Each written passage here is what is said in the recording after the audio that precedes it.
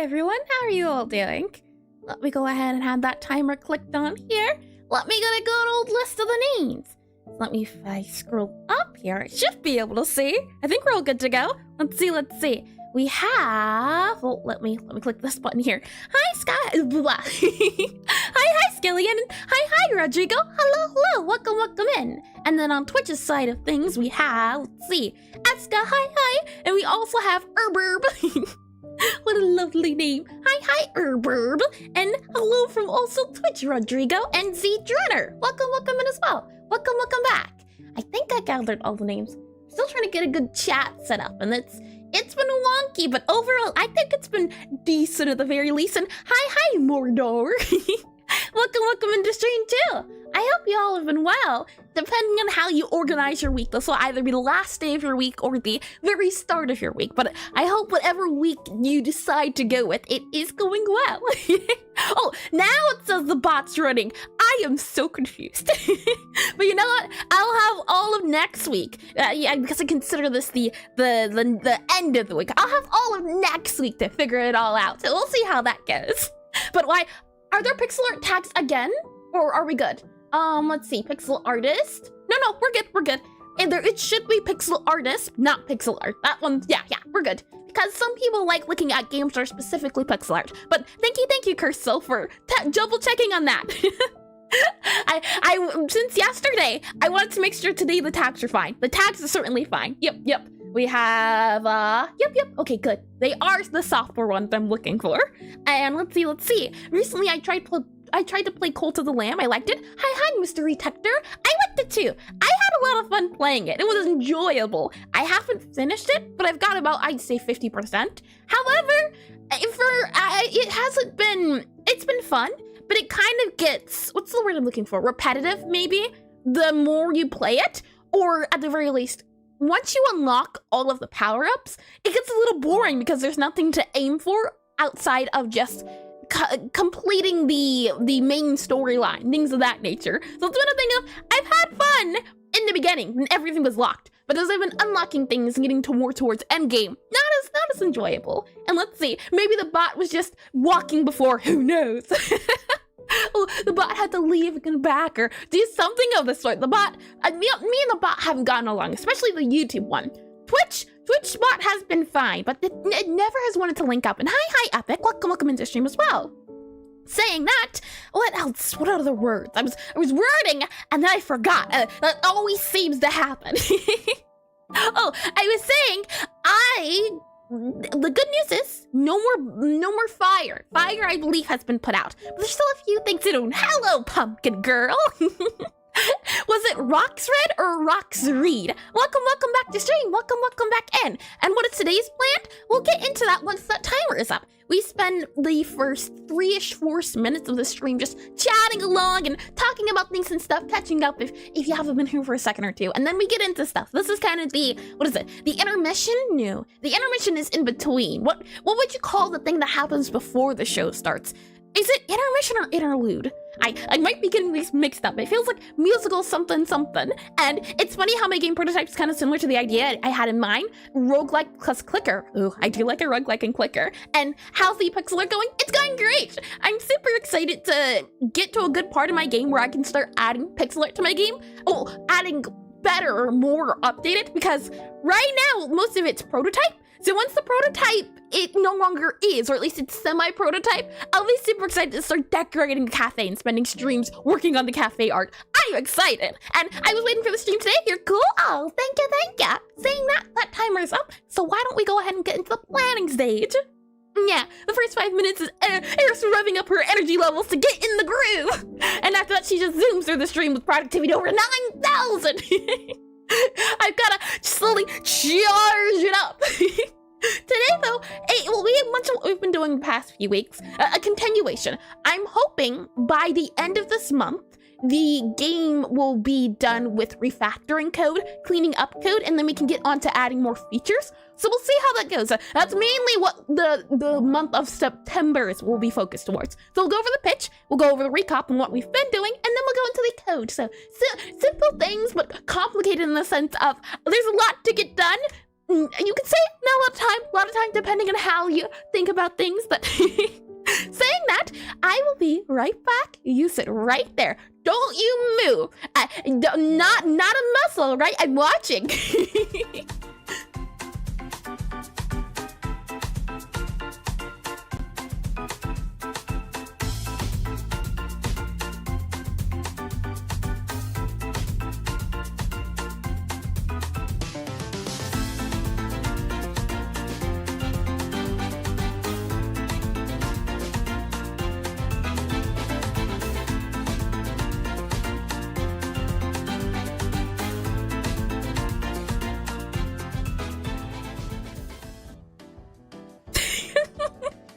Can I breathe?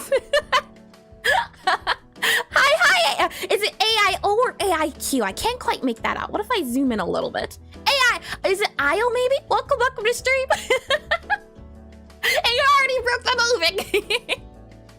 Saying that, fancy meeting you here. You're in this weird officey area. If I had to guess. And hi, Unreal Studios. Welcome to stream. And there's no doors, there's no windows, there's no stairways. It really is just you and these elevators. And you've got some place to go. And I'd say maybe about a minute, 30 seconds. I don't make the rules here. But since you're here, and since you have conveniently some time on your hands, why don't I fill up that time? Since you're here, I'm here, you're here, I'm here, you're here, I'm here. So why don't we chat for a bit? Instructions unclear. I suffocated. I would at least expect all of you to be able to hold your breath for at least like 20 seconds. Minute, pushing it. 20 seconds, I believe in you. Saying that though, welcome to the elevator pitch, a section I like to do at the beginning of stream where we spend a bit of time where I try to explain my game to you. It serves as a way, if you haven't been here before, to get an understanding of what my game will be about. If you haven't been here in a second, to understand what it's been about as a processing. IO just followed. Is it IO Mayo? Possibly, or is that the other account from YouTube, I'm guessing, but thank you for the follow regardless. And it also serves as a way for me to get better at explaining my game in a small amount of time. And now, I'm sure you're certainly curious what that game is. And is the Twitch chat not showing up on screen? Hold on. IMAO just subscribed. Thank you for the subscription on Twitch. Hold on, let me double check. It's not showing up, so I just want to make sure. Okay. But thank you, Io. Thank you indeedy. And IMAO gifted Bobby _the_octopus a sub. IMAO gifted a tier 1 sub to Bobby _the octopus. 5. Thank you for the 5 gifted IMAO subscribers gifted on Cribben Twitch. a sub. IMAO gifted a tier 1 sub to Cribben. We'll give it a second to do the words before the elevator pitch. And hi Grabs, thank you for the follow. And hi TV. IMAO gifted a tier 1 sub to Scrappy Kuma. Oh my goodness. Let me move this guy down here so I can see things a little bit more. What's going on? IMAO gifted a split mango a sub. IMAO gifted a tier 1 sub to bit so I can still be heard. And what is that game? I'm sure you're certainly asking. It is Necrotype Cafe, a rhythm typing cafe game. So once these the audio's good to go. We'll get started. And thank you for the follow, Grabs. welcome in as well. And again, thank you, Io, for all of these subscriptions. So, the name of the game is, I have 45 seconds to convince you that my game is a great game and you should go play it. You like those rules? Let me move this back up here a little bit and let me put on the timer. So once that timer reaches 45 seconds, we'll go ahead and get into things. So again, thank you. And I'm sure you sold already. Hi, Rule Heath. Welcome to stream. Welcome in.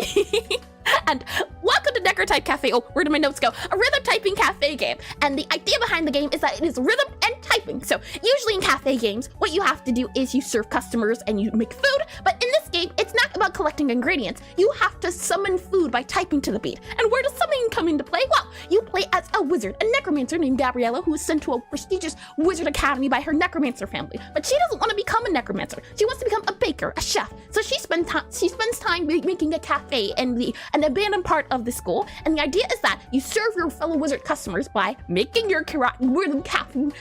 Words! I know! It's a rhythm-typing cafe game set in a magical fantasy setting.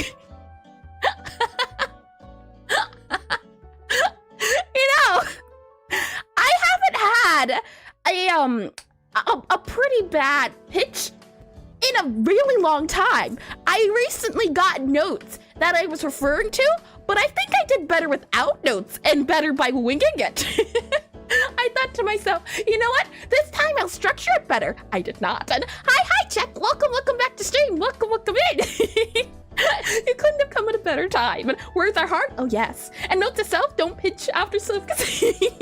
I am certainly a little flustered, but you know what? Where words fail, actions take place. So, since my words weren't too well, and I can certainly understand that, why don't I show you what the game currently has to offer? How about that? So, saying that, let me go ahead and take off my business suit, get on my programmer outfit, and let me go ahead and grab my programmer assistant Bobby here, and let me go ahead and show off the game. So let me go into, let's see, Obsidian here. And who needs words when you got attitude? Unfortunately, the Obsidian browser has not refreshed. Oh, never mind, we're good to go. Lovely. Okay, let me move, let's see. Twitch goes up here, and then you go, OBS goes here, and then from there, you are clicked. Audio should be playing, so we should hear it in just a second. And hi, Devil R. Welcome to stream. Welcome back in. Let's see. We be there, grab you there. Audio, are we all good to go? Is it all clear? You should be able to hear it. Lovely. And then if I go ahead and click on full screen here, I go ahead and do small screen, big screen. Oh, it works. Lovely. And we have a hype train, I see. Yeah. It's thanks to, let me get the name again. Mayo. It's quite lovely. They are very generous. So, play the game. All you have to do is first start off with calibration. So if I click start here, you'll be able to see. If I click, hold on, audio, are you working? Aha! I'm glad I checked. Now you should hear it. Great! Alright, so I click start here, and on space, I have to hit the skull. Space,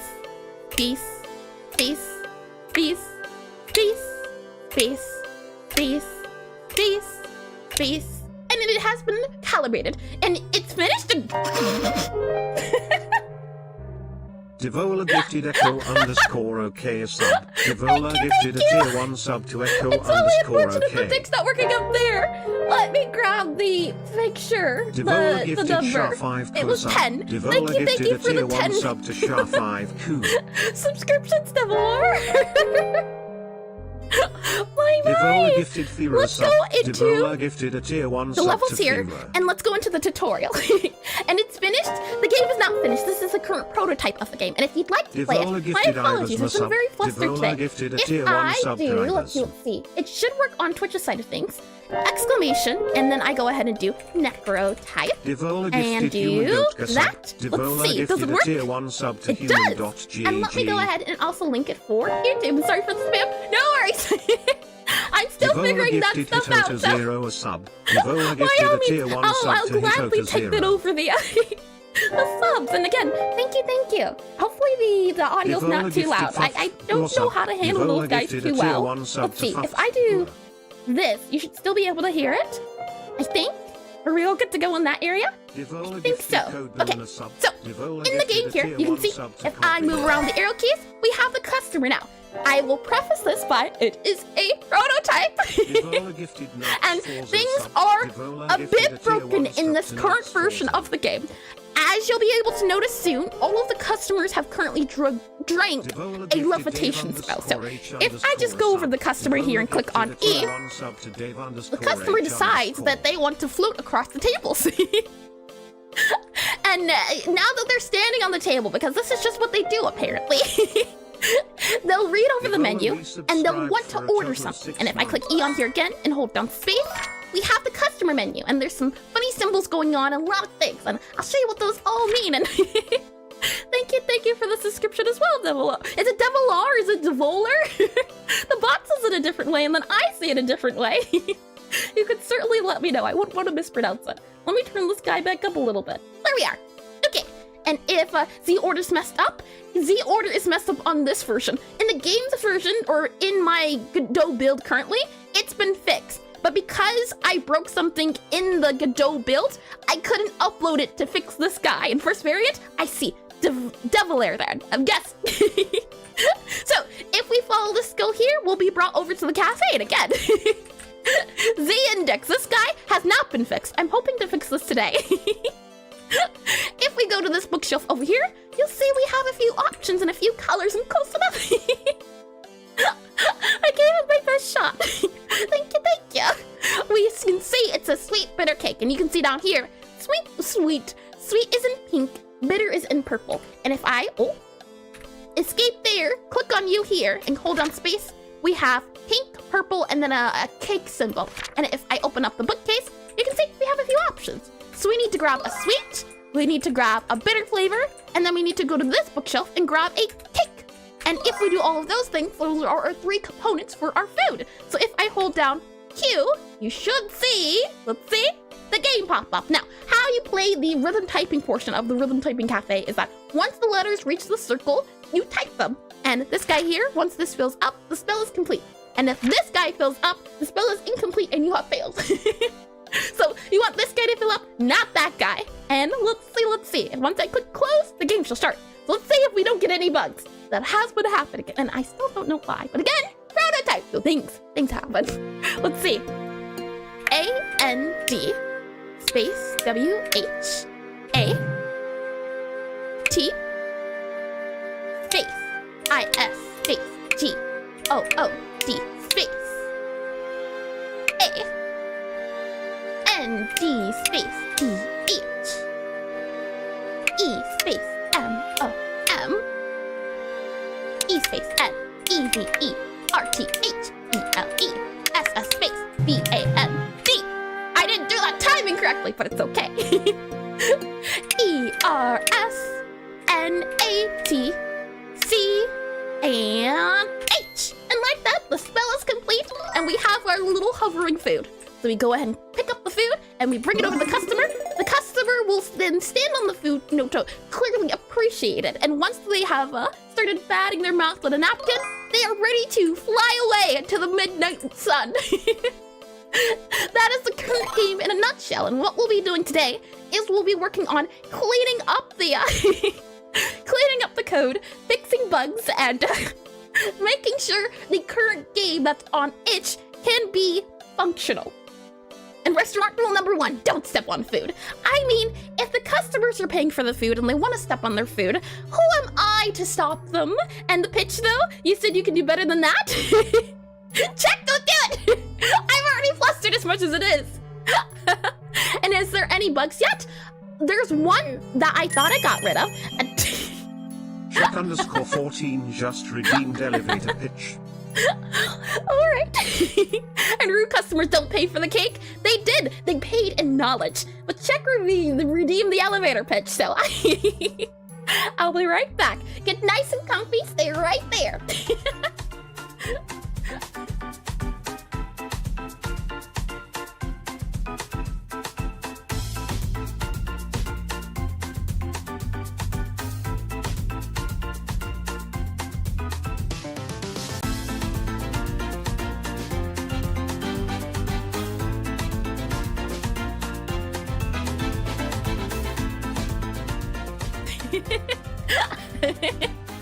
Hi again!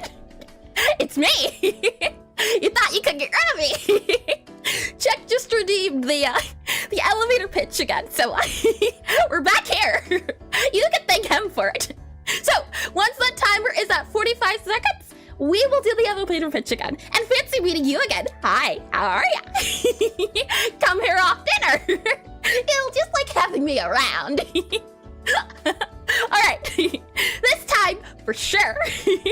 Are you ready? Welcome to Necrotype Cafe, a rhythm typing cafe game where you play as Gabriella, a necromancer who's been sent by her prestigious necromancer family to this prestigious wizard academy. But she doesn't want to become a necromancer. She wants to become a baker, a chef. So she decides to open up a hidden cafe in the wizard school where she serves her fellow wizard customers, her fellow wizard students. And the idea is that not only is the cafe sim, but the twist is it is a rhythm typing game. Where does the rhythm typing come into play? Why? Instead of gathering ingredients to create your food, you have to summon it by spellcasting. And spellcasting is done via poems. So you have to type out poems to the beat in order to create food in a whimsy matter. And as you go along the game, you have to do different typing speeds, and it's supposed to be available for all typing speeds, all rhythm speeds, all sorts of things, and scene. See what happens when I don't read off of my notes.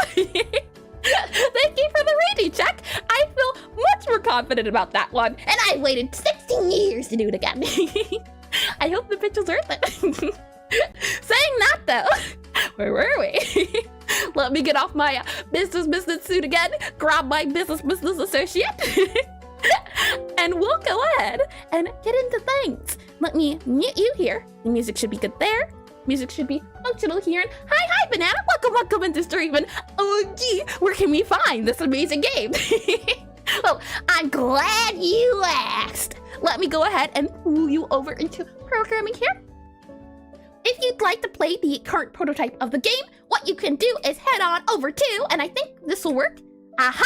Lovely! You can head on over to the edge of the game. The hope is that once the prototype is good to go, a demo will be released on Steam. But for right now, since things are broken and being in development, if you'd like to take part, you can try the game out on the edge and let me know what you like, what you don't like, and if you find any bugs. Saying that though, what is today's agenda? I'm sure you're asking. Let's go back into Obsidian. I'm pulling you all over the place. Once we're back in here, let me go ahead and hide the sky, show the sky here. We have a to-do list. Many to-do lists. You can ignore all of those things. We are looking at this guy down here. There's a few visual incorrect things going on. We also have a cleanup I'd like to do overall. We also have other visuals. We also have other visuals and debug tools. These are things I'd like to do before we get back into refactoring. So let me get some of my drinking water and take a breather. And then we can get started. And the manager, indeed, I'm the manager of the place. All right, let me get my drink and then we can continue. Let me make sure I didn't miss any comments or anything of that nature. Let's see. Rude customers for cake. Nope, I believe we're all good. Good, lovely. Drink time then.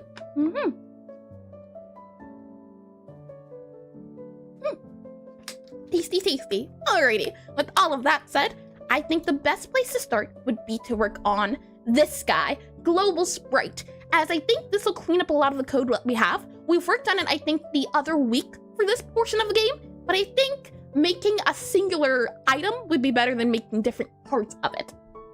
And things are broken in game? Yes. Everything is broken. However, it is no longer on fire. That's the important part here. So let's go into programming. And what is this to-do list software? I've been searching for a good one. Well, I'm glad you asked again. You should be able to do, let's see, FAQ like that. And I don't know if it's gonna work for YouTube. No, it does not. That's okay. I should be able to copy this guy and paste them on YouTube like so. There you go. It is called Obsidian, like Minecraft Obsidian block.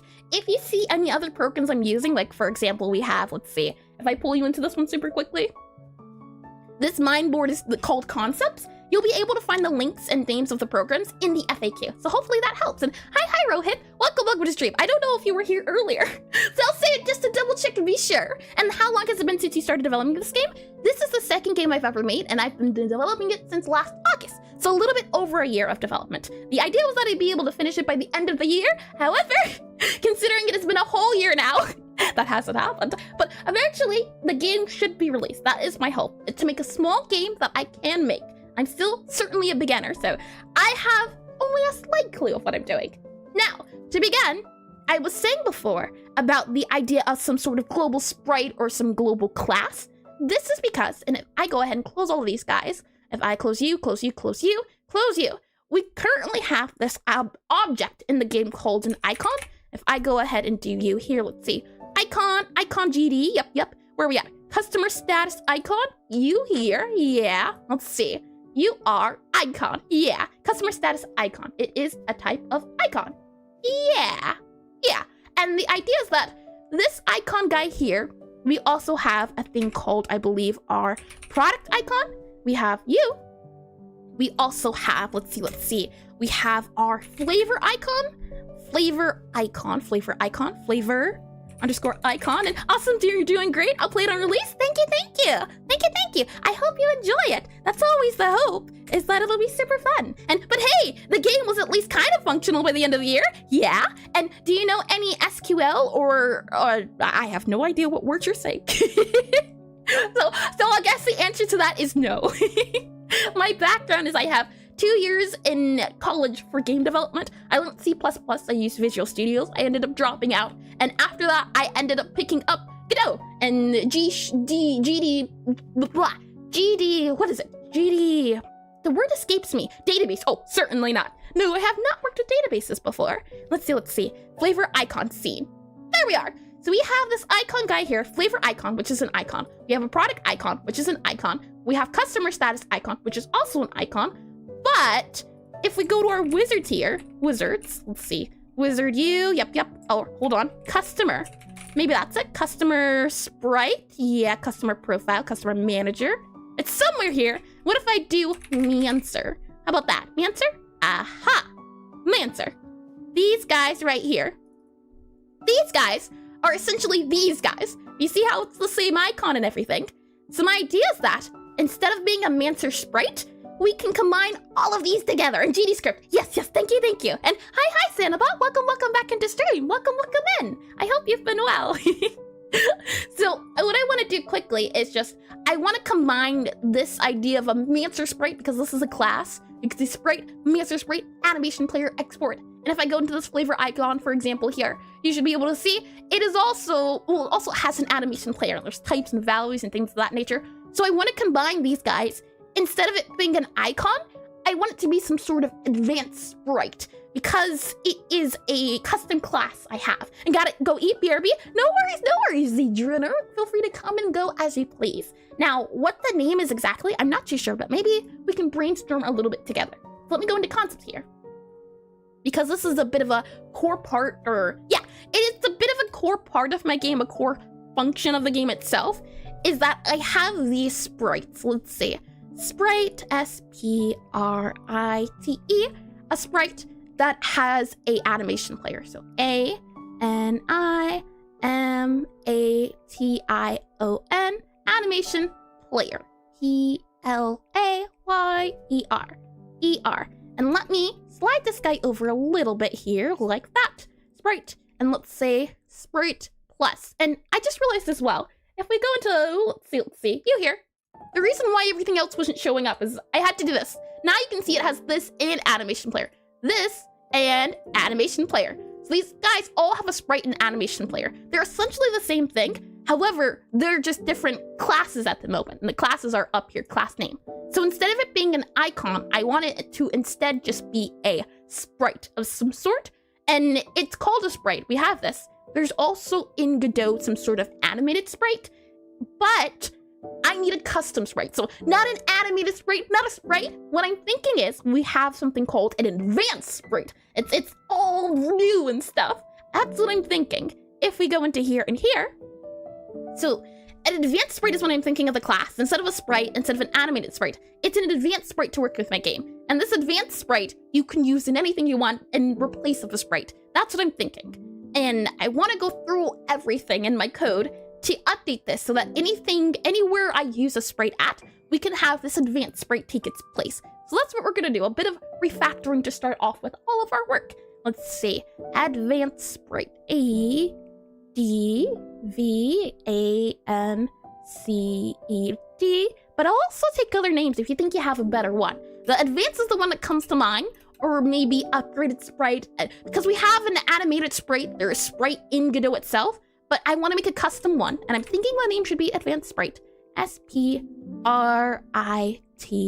R-I-T-E. And it does a few things on its own, and I'm thinking of redoing it just because I think it'll make the code cleaner. And going forward, if I ever want to use this guy again, I'll already have the base plate for it. So that's the hope of doing it this way. So let's go into Obsidian here. And then from there, what I'll do is, I'll make sure we did do the backup. I don't think I did it before the start of the stream, so let me make sure I do it. Yeah, okay. Any changes? Many changes. Excuse me. Let me clear my throat. Oh no, my throat! Ah, hold on. Okay, we're good.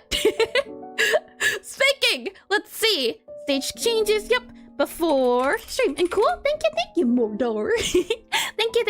Let's see. You here, commit and sync. Lovely, okay. So let's go ahead and combine these guys together, and then I think we'll be in a better spot for cleaning up code and things of that nature. Right now, I've been calling them enums and types. This is what the system I had before, and it was like the idea of set icon, icon type, all of these guys. I'm not sure how I feel about this, but again, we can make our own guys and go from there. So what I'll do is I'll start off by copying this icon, since it is the bare bones of what I want it to be, and then what we'll do is we'll say, let's see, all of these guys, we'll go ahead and collapse them, and then we'll set a common folder, since this will be a thing itself, and we're going to call it folder, and we'll do ADVANCED. Malby just followed. Thank you to Malby, I believe. Thank you for the follow, and welcome into stream. Welcome into code. I hope you've been well. Let's see, advanced sprite, and from there we'll have it as a color of yellow. Usually I set yellow as our assets. So yellow it will be, and then we'll do a create new, or actually, no, we'll right click this and make a new script. And I'll call it for now ADVANCED, advanced underscore, let's see, SPRITE, advanced sprite. And from there, what will have happen is we'll double click this. And what I'm thinking is it can extend, and I'm thinking it can extend not a node 2D, but a sprite 2D. Sprite 2D, and the class name is going to be ADVANCED, advanced sprite. And this, I don't want to have any type or anything. I don't think that should matter. All it should really have is some sort of value and animation player associated with it. That's the hope, at least. So, how can we do this? A value animation. Right now, this is how I currently have it set up, where we take an enum of some sort and we translate it back and forth. This is, you could think of this as sort of like a helper script in my game. For example, people will have a universal script for signals, and I have a utility one. If I go into this here, this is my global script. So I can use this script anywhere in my game. This guy also needs to be clean. It should not be this big. But you can see, for example, we have cheats enabled debug messages, change controls. These are things that are generally in the game that I might have to check overall in my code. So I'm thinking maybe that should be the case for this guy, or not that guy. Where are we at? I'm lost. Let's see. Icon, progress tab. We don't need you. We don't need you. We don't need cafe. We don't need customer. We don't even need you. We just need this guy here. So an advanced sprite shouldn't have a type. The type idea was that we did enum to enum, and it was discussed on if this was a good idea, if this was a good idea or not. And the truth is, I'm not quite too sure. I like the idea of the advanced sprite having a type, but it also feels like it shouldn't be this way, so to speak. So I'm wondering if there's a way we can modify it, or should we just keep it the idea of adding on? Because as we go on in this, it might get to this long. Should I add more types in my game? I don't think I'll need to, and I don't think it'll be this long. But if it does become that case, that's what I'm not too sure about. But for now, I'm gonna worry about the now and just replacing everything so that it's all in one area, all in one spot. So what I'll do is, let's see, type new type. Why are you angry? Icon.type.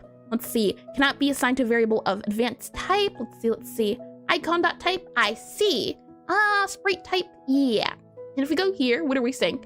Icon, icon of you, icon.type, I see. Yeah, you are going to be, not icon of type, you're going to be advanced sprite, advanced sprite.type. There we are. So to start off, anytime we use icon, we'll replace it with advanced sprite. Or actually, now that I'm thinking about it, this code itself might not even need to be icon, but it's fine. What we'll do is, I believe icon is used in currently 3 places. I believe we currently use it as our flavor, our dish, and our product, and possibly our customer status. So if I click on new customer status icon, it should be, if I hover over this guy, status icon. So if I click this guy, it is icon. Yep. And if we go, let's see, into flavor icon, and I slide this guy over, it should say icon if I click that guy. So this guy is an icon. And let's see, you're an icon. And if I go into, not mancer sprite yet, worry about that in a little bit. We'll focus on our product guys first. And our product icon is icon. Good, okay. And from there, what we'll do is we will right click this guy and click detach script. And then we'll go into our advanced sprite script here and attach it. So now it is advanced sprite. There we are, and save it. And in our flavor icon, we'll do the same. So go ahead and detach. We'll go ahead and attach it. And we'll go for all of these guys and detach and attach. We're just doing a little bit of refactoring to start off. So let's see. Detach like that and attach like that. Save and save. Good. And from here, if I click this, type none, value, 0, all of these guys. Let's go ahead and set them. This should have automatically an animation player like this. And also I'm thinking, should it be a node of some sort? A custom node? Is there a duplicate node we can do? And hi, do you think it's stretch time? Stretch time happens every hour. So stretch time, unless you have a Twitch routine, but stretch time should happen, I'd say, in about 20-ish minutes when the ad starts. The stretch times are ad breaky to give us a bit of a break. Let's see. For this guy here, what I'm thinking is we could possibly make a base advanced sprite. So for example, here, what I'm thinking is we make a, let's see, scene. And we're going to call it our ADVANCED, advanced sprite. And it's an advanced sprite scene. So if I do this guy, it should say advanced sprite. And then from here, what we're going to do is we should be able to do change type. I'll make it a advanced sprite. So if I click on this guy, advanced sprite, and from there, we should also be able to add an animation player and do like that. And then this guy should be linked. So if we ever want to make an animation sprite, all we should have to do is duplicate this scene. And we should just be able to copy and paste is the hope, since these guys will all be linked up. And this guy will be our different types. So for example, here we have, let's see, icons. And then we can, depending on what they are exactly. And then for example, since we'll have wizards, I can also do wizards, W-I-Z-A-R-D-S. This will be where all of our sprites are kept, depending on what they are. So hopefully this won't be too bad, depending on what we'll need them for. I'll go ahead and save this guy here. And let's continue on refactoring. So we have our customer status icon. This guy needs to be set, but it is an advanced sprite. You can see it here now. We have flavor icon, advanced sprite, and product icon, which is also advanced sprite, which is lovely to see. And if we go ahead and click on these guys, they should be good to go. So all we have to do here is make sure our product icon is product. And this no longer needs to be our product icon. What we can call this instead is our product, let's see, product sprite. I think that should be fine. Calling it that instead, because it is a sprite, it's just a modified sprite. So for this, we'll call it product sprite. And we'll also move these guys to their new places, their new homes. So we have down here, let's see, product, where are we at? Product, or let's see, icon? Where are these guys being kept? We have product icon and flavor icon. I see. If I do, let's see, flavor icon GD, yeah, you shouldn't be a thing. We don't need, oh, nope. We only want to delete the flavor icon. Can I do that? Right click and click delete. Flavor icon GD, yep, remove. There we go, because that's not needed either. We just need our product icon, and this guy needs to be moved to, and it's going to be moved to common, advanced sprite, and it's going to be icons, and move it. And then we have our flavor icon. We should be able to, let's see, right click it, move it, and move it also over to icon. So these two guys should be good to go.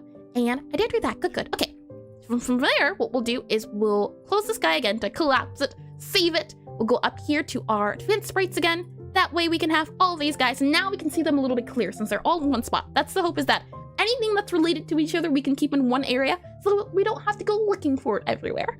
Let's see, I can go ahead and rename this guy, and it's instead going to be our flavor sprite.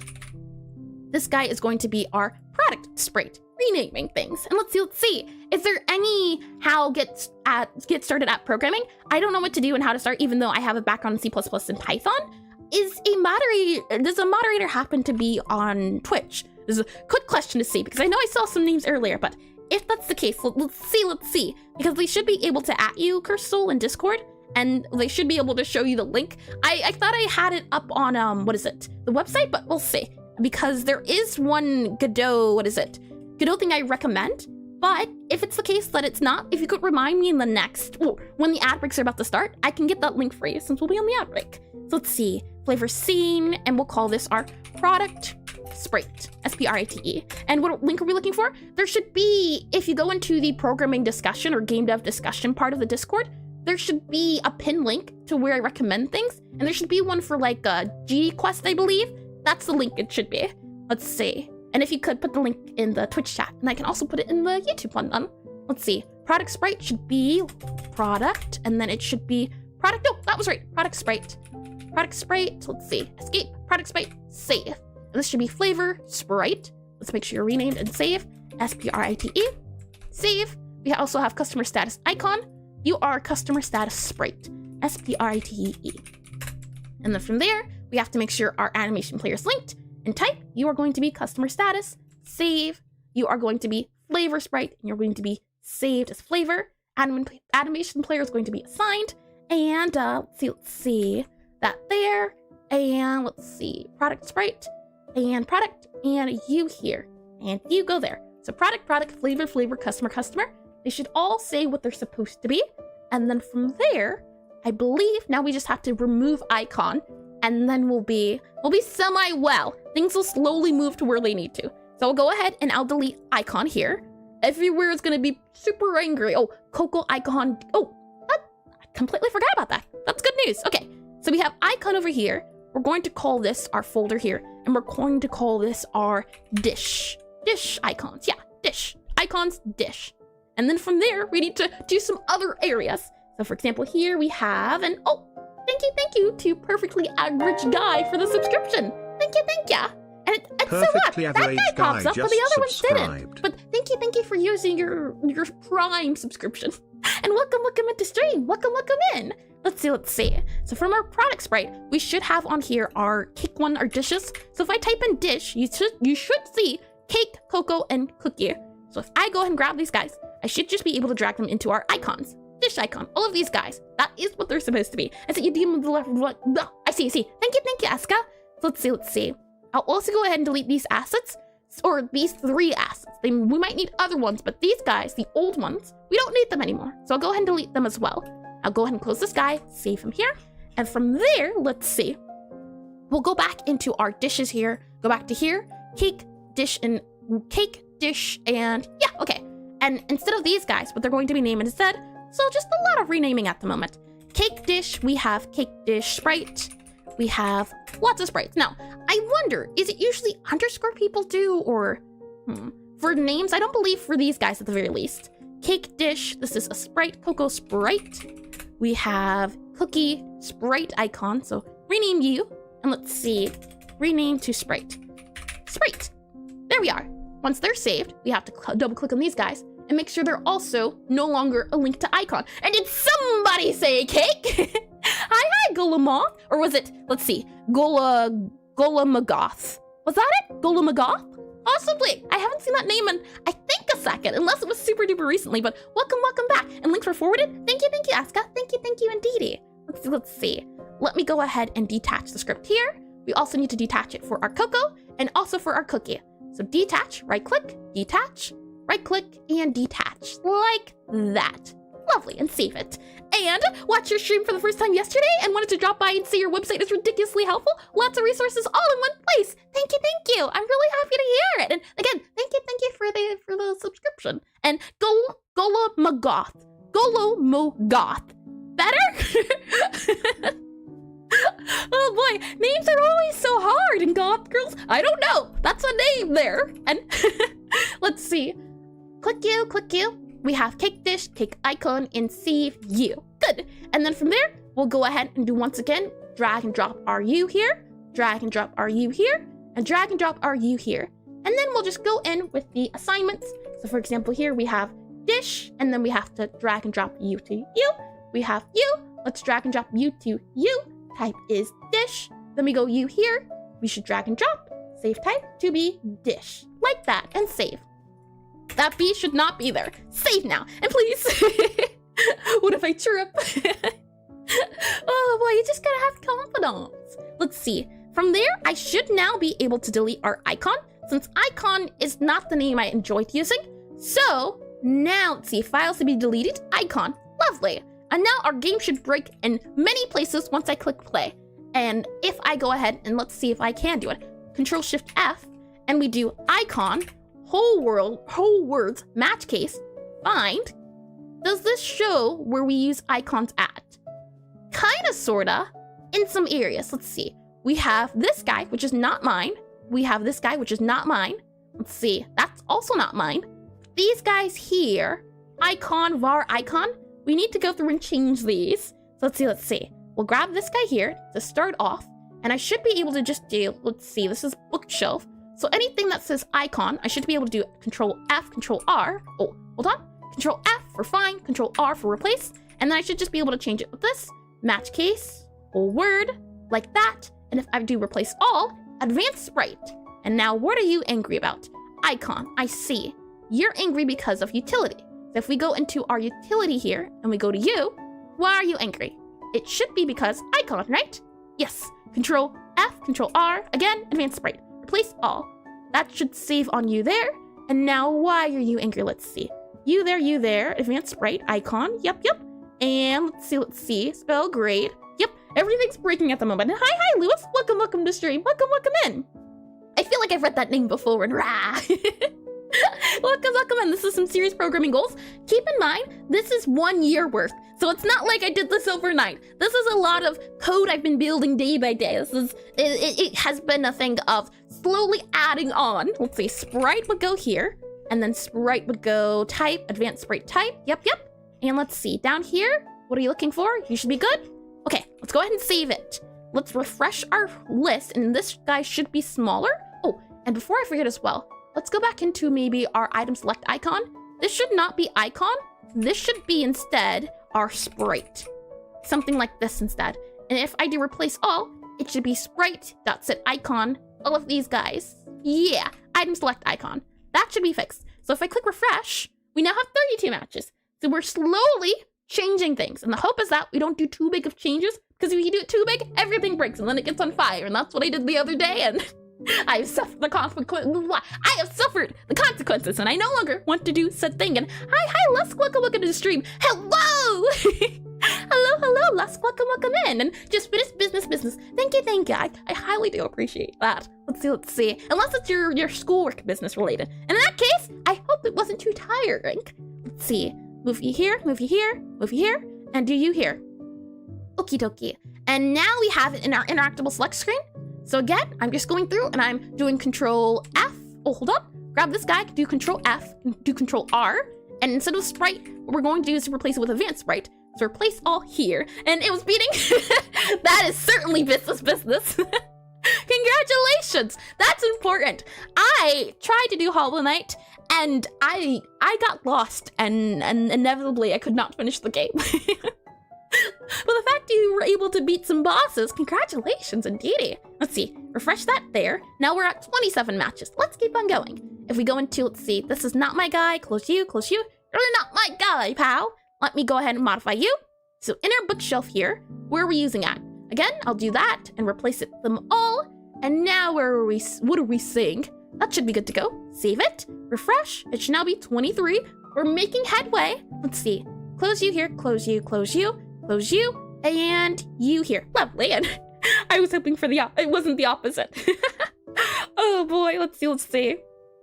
And I did write that, same. Oh boy, I'll click on you here. We have icon, all of these guys here. So our icon should be replaced to replace all. And then from that, we have icon in lowercase. And this guy is going to be renamed to sprite, sprite, and replace all. So now the sprite should be renamed. And in this, our sprite UID, and oh, I see. Your icon should be at icon, like that. Item manager, yep. And then if we scroll down here, what are we saying? Let's see. New item initialize. And it's angry because, why are we angry? Could not resolve an external class initialize. I see. New item, where are we at? New item equals item.instantiate. Why are you angry? Oh, I'm guessing maybe it's because it's an item. Possibly, we'll see. We'll refresh. Where are we at? 20 more matches to go. Let's see. Close, and let's see. Dish should no longer have our icon here. I think there's only 2 guys we have to worry about. So let's see, icon should be replaced with sprite. So go ahead and replace here. We'll go ahead and replace this to make sure this stays icon. And then we'll make sure that our icon that is big should be sprite. So Control F, and we'll do Control R, and we'll make sure your advanced sprite replace like that. Now are we good to go? Hopefully will be the case. And a good balance, I would say. And hi, Moonrider. Welcome to stream. It's been quite a second. I finally got around to being able to watch stream. Well, welcome in. I hope whatever you had to do wasn't too tiring, or maybe it was a lot of fun. Either or, I'm happy to see your name again. And we truly appreciate your stay. Yeah, I do agree. Let's see. Refresh. We have 18. Okay. And if we scroll down here, we have customer progress tab. Yep. You need to be modified. And right now it's icon dot. You need to be advanced sprite dot.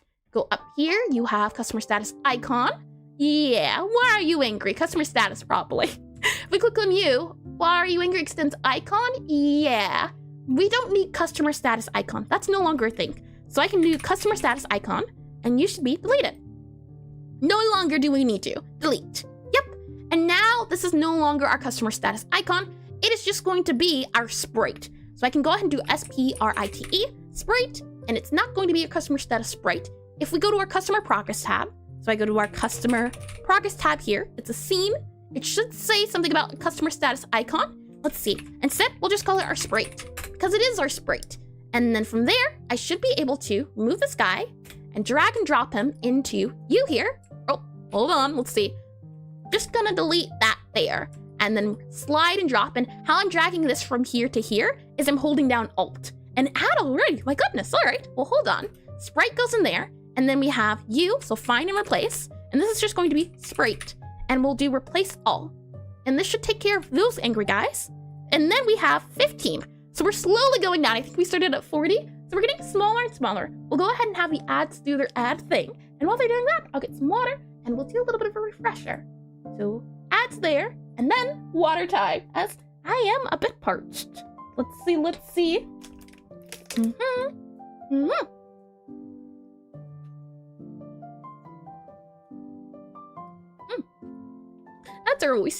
Ads are always water's always super tasty, especially when you're thirsty. Okay, let's get into those stretches then. My hope is that by doing these stretches on the ad breaks, I get into, and you get into a better habit if you don't already have it, of doing more stretches in your day-to-day, as your body was not meant to be sedentary. So for our stretches, we'll start off by going to the right, and then we'll go a little bit to the left, and then we'll go backwards, and then we'll go forwards.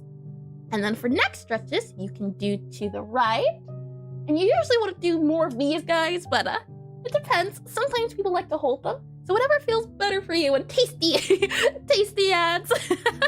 It does feel like something Spamton would say in all those getting ads. The good news is, at least I can pause. And breaking my body every day is not healthy. It sounds to me, Crystal, like you could use a little bit more stretching in your life. Now we'll go to the left. Let's see. Left. That one feels good. Left. Next up, you can go up. You can go down. That sometimes is super helpful. Another one you can do is go to the right, and then you can look down. That one's good to hold too, if it feels good. And then you also have left, and then turn down. And one of my favorites is just left here and right here. So we're doing any of those. I want to definitely get more stretches down. And another thing that is recommended by your optometrist, I believe that is the eye doctor, is that every 30 minutes is take this with a small grain of salt. Every 30-ish minutes, or maybe it's every hour, you should be pausing to spend a few seconds looking at a far corner of your screen so that your eyes remain useful. And thank you to, is it Abrava8D? I can try again if you'll let me, but thank you for the follow and welcome in. I don't tend to get names right, so I can certainly, I think weekly. Let's Heba. Let's see, right, and a little bit more on the left, and I believe it's somewhere around 20 minutes. You know what, that does sound right. 20 minutes, I don't know where I got 30, oh, I guess it was in the middle, wasn't it? I think I said 20, 10, 30, I think I said 30 minutes. Or 30 minutes to an hour. I got a little bit over, but 20 minutes does also sound right. And especially for people that are always working on their computer day to day. It's important. And Eva's fighting with swords and pole arms? Oh, that sounds pretty neat. That sounds super cool. I've always wanted to try fencing before. I feel like it's pretty fancy. Let me get a little bit more water, and then we should be back from the ads. Alrighty, tasty indeed, and welcome back from my ad breaks. We just did a little bit of a stretch, so now let us continue. Let's go ahead and save this guy here, and we're down to 15, so let's keep on going. Let me go ahead and see. So now we're in items, and we have an export var called icon. That's not needed anymore. We can go and do find, replace. This icon should be advanced sprite, replace all, like that. And this new icon should be find, replace. And it's going to be new underscore sprite instead, like that, and do replace all. Save like that. Lovely. And then from there, if we refresh again, We're down to 10, slowly, and I'm sure this is going to break. It's already going to break regardless, but it's gonna break hopefully a little less than what it would have had we not done this in the beginning. We have icon panel here. So let's go ahead and move you down here for our icon. Instead, you're going to be find replace. You're going to be sprite. And let's go ahead and replace all here. And no, he was not fencing. It's like calling Dota 2 players LOL players. Oh, no. I know it's not fencing. I'm just saying like a sport that involves a sort of weapon. That was the comparison. And hi, is it unrandom? Ooh, I don't know anything else. Maybe it's Spanish. Welcome into stream. Welcome in. welcome in. And let's see, it's like, oh yeah. And I've heard 30-30-30 rule. Every 30 minutes, look at objects 30 feet away. Yeah, that's the thing I'm thinking of. 30-30-30. And hi, Darth. Welcome into stream. I don't know if I said welcome into you earlier, but welcome again, if so. Yeah, that's the rule. 30-30-30. 30-30-30. Yeah, that one makes sense. I'm not sure if 30, is it 30 feet away? Yeah, 30 feet away. That sounds right. Yeah. Let's see. Icon here is, let's see, replace. You're going to be advanced sprite. And then our icon type, find replace, is going to be our sprite _ type. Like that. And replace all. Like that there. That should be fine. We're just slowly replacing them. New words will be used because I think it'll make it easier on us. Next up, we have these guys here. And then we should be good to go. So let's see. We have advanced sprite. Icon can be anything. Let's see. Gonna just rename that so it's not on the list. And then we lastly have icon.product.eu. So let's see here. We should just be able to do find, replace, paste for advanced sprite, replace all, and now refresh. Anything else? Let's see, icon.type.flavor. I think we're good. It's still saying icon.type. Oh, save it. There we go. And let's see. What if I don't use freedom units? Do I stare at my feet? I don't know units to begin with, so I always just think of it as look across your room. The furthest point in the room you can do, just do that. And hi, Betty. welcome back to stream. Welcome in. Hi, Eris. Hope you're doing well. I'm doing great. It's always a great day when I get to program or really do anything stream related. So welcome in. Let's see. Refresh on this guy here, and we have okay. I believe it's going to break, but that's okay for now. Let's go back to our cocos. Make sure these guys are saved.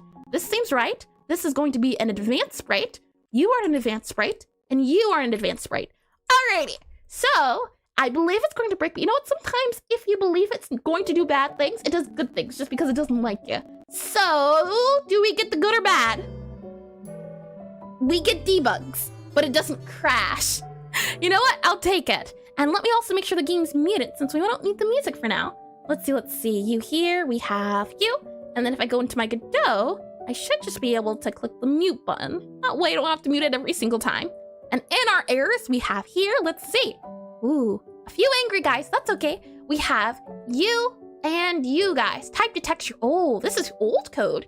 Interesting. Oh, another thing. Cannot assign constants of array object to array int. Let's see if we can figure this out too. I got help. Let me get the name. I believe it was off of Discord. Name. Yuzux. I don't believe I'm saying that correctly, but YIZUX. They recommended I search up the keyword of int in the brackets. That might help me with something that's getting assigned. And I'm back. What's new? Welcome back. We just finished going through all of the name replacements in the code, but it's breaking, which is okay. This type to texture here, we can remove it because we don't need it anymore. That's why it was giving us our error here. And for this guy, maybe what we can do is to Control Shift F. So it allows us to look through all the code in our game. And then if I do int, find in, let's see, whole word match case, find. Okay, so this didn't work, which is unfortunate. I've been getting a debug for this guy down here, but I don't know where it's coming from. It's because I'm hard casting something, but it hasn't given me any bugs, which is scary. And hi, Jarrett. Welcome back to stream. Welcome in. I've been working on my sprites on the game, man. It takes forever, but I'm getting better at coding with thanks to Ezra. Thank you, Jared. I'm glad to really hear it. The thing is, once you figure out a system, you'll be zooming. But it's the trial and error to get to Sid's system. That's a little bit tricky sometimes. So let's go ahead and click on play here. And let's see if it's going to be angry at us. No longer is it angry. So that's good news. And let me go ahead and click on the game here so that it pops up again, which is always nice to see. We go into here. Okay, it's a little angry, just a little angry. Why are we angry? Let's see, customer progress tab, order icons. Ooh, Order icon not found. Okay, let's go to our customer progress tab. Oh, I see. Order icon. You are now, I believe, order sprite or something of the sorts. Where are we seeing our order icon at? Dish icon, sprite icon. Do we ever use order icon? We do use it in a few places. We use it in order icons.hide. Okay, for now, we'll remove these guys since I don't know what they are. But if they're important later, we'll find out. So, you know what? For now, we'll just remove you. There you go. You'll be okay. Okay. Oh, hold on. Where are we at? Order icons.hide.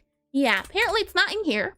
So, we'll remove it, and then we'll probably need it back. We'll see. So we'll go ahead and save it here, and then go back to you. Go into you here. Okay. So far, it's not dying on us. Step 1.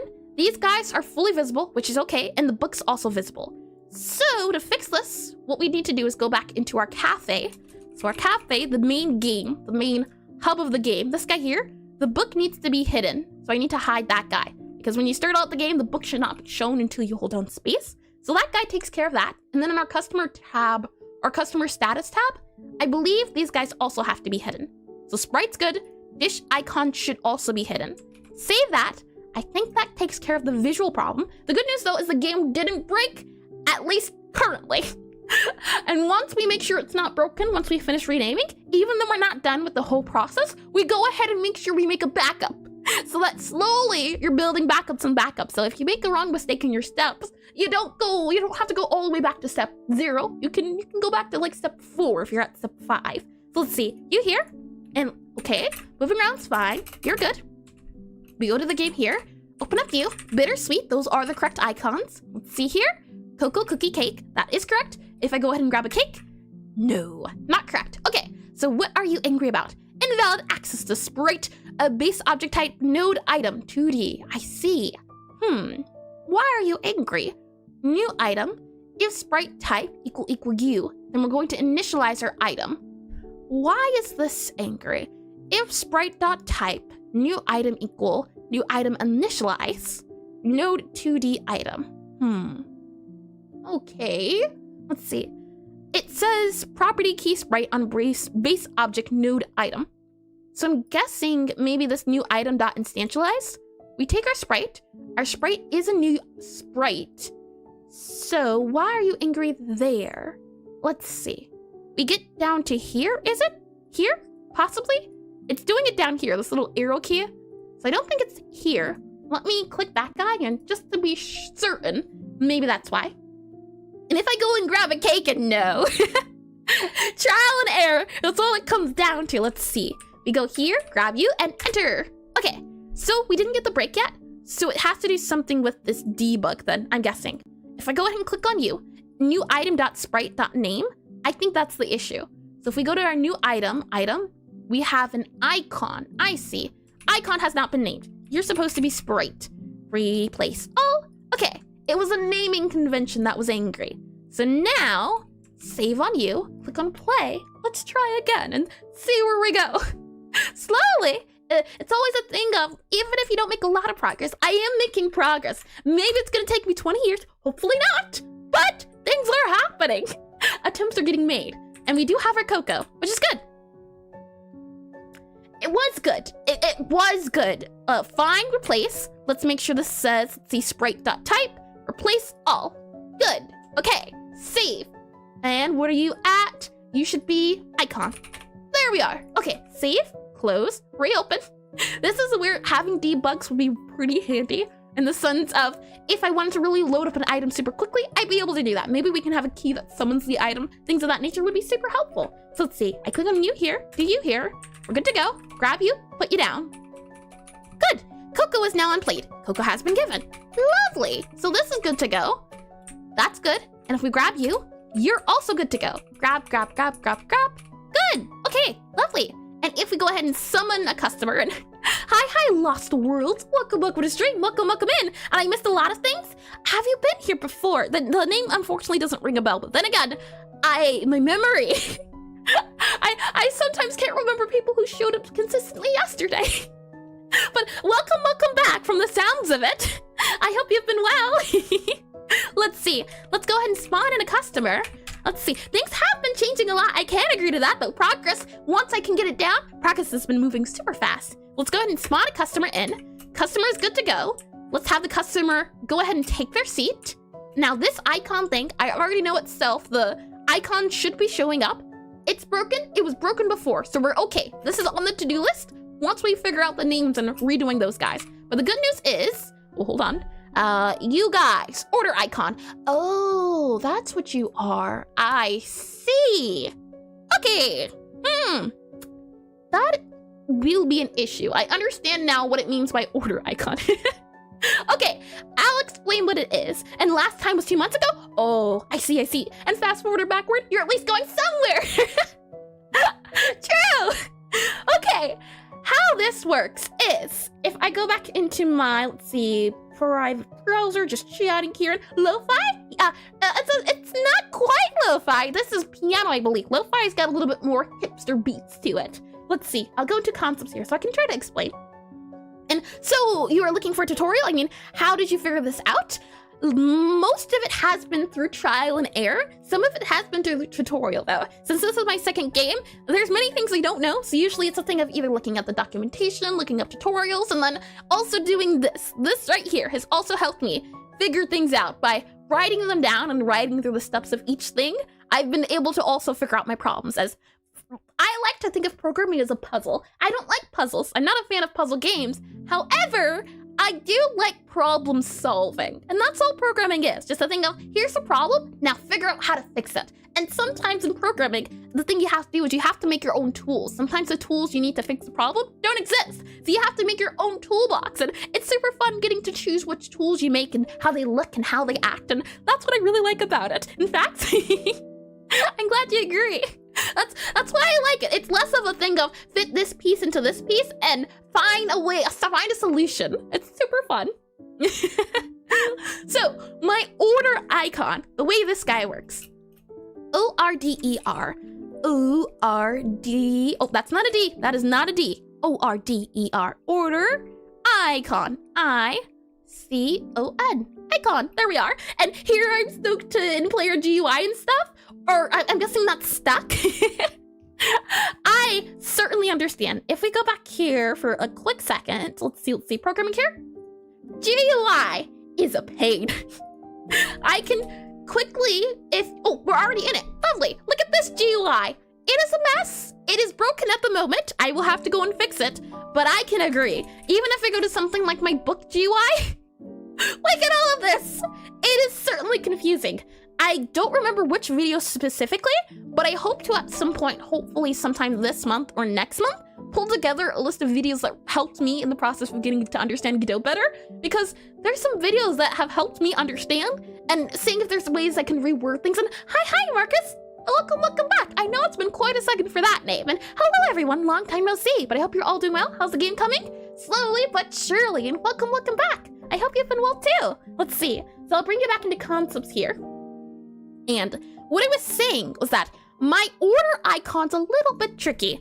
If I do order icon here and I grab my icon atlas just to show you, I go into my file manager, I open up this guy. We might have to do a little bit of texturing today. Let's see.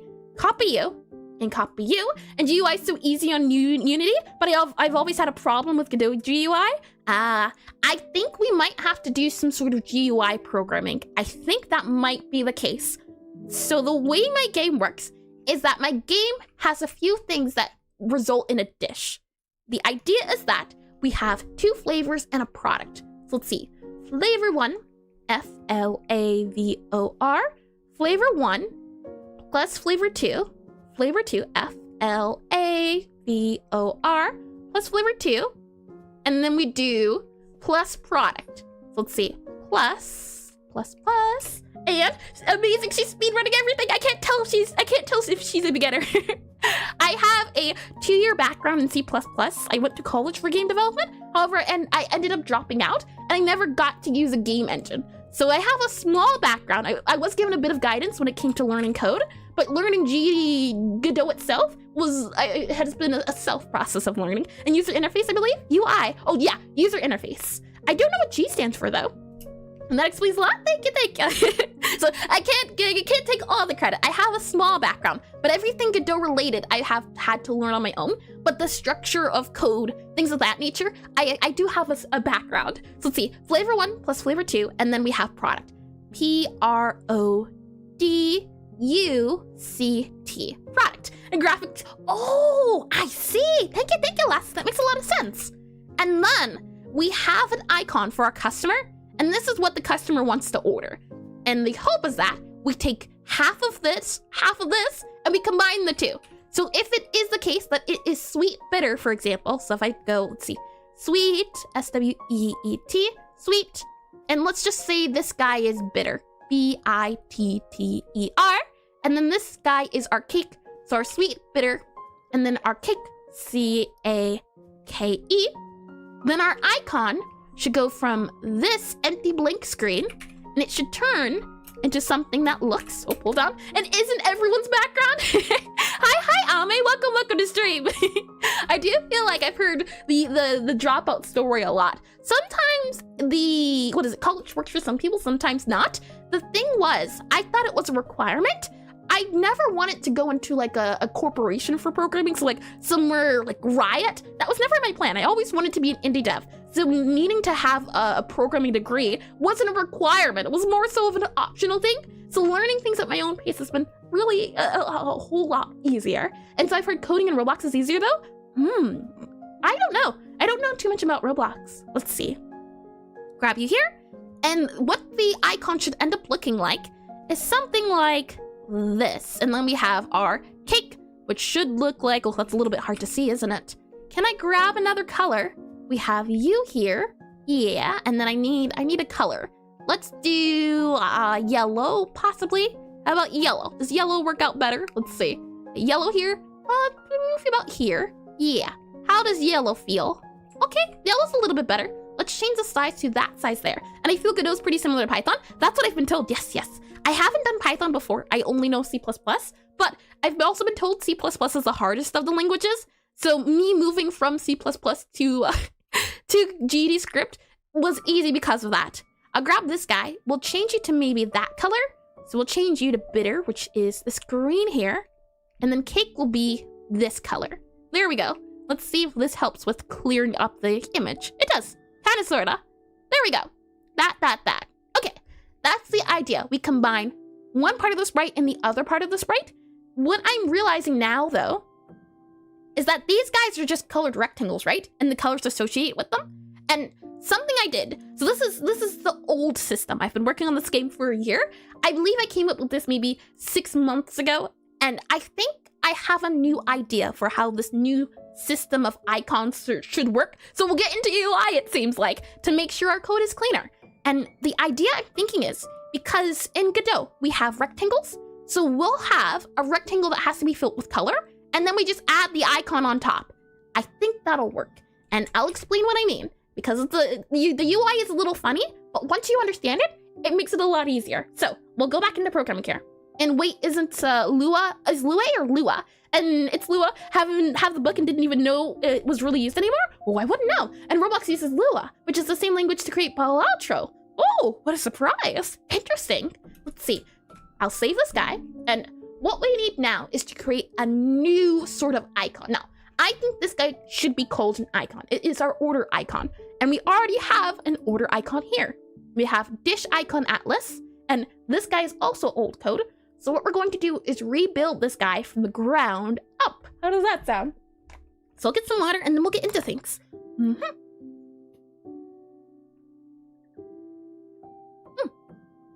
Tasty. Okay, so to explain things, we have two sprites that represent two halves of a whole. So for example, if I hide this guy, it removes the half. And if I hide this guy, it removes the half. And in looking at this now, this feels very duct tapey. But the good news is, I know better now. And the good news is as well, I tried back then. And here's a new idea I think would be better. Instead of doing these two sprites, we'll remove it. And we're going to make these guys, let's see, remove you as well. These two will be rectangles. So we're going to have a rectangle, and we're going to have two color rectangles in this sprite here. And the sizing is going to be, let's see, first flavor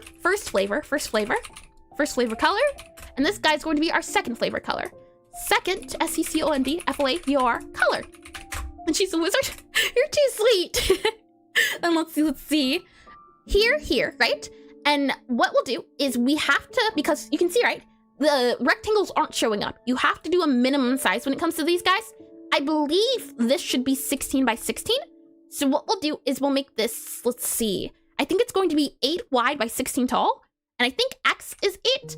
And then if we do 16 tall, so let's see. 16? You can see we have a little guy here, which does not show properly. So something here has to change, or at least the sizing. We have transform, shrink center. What if we do no shrink?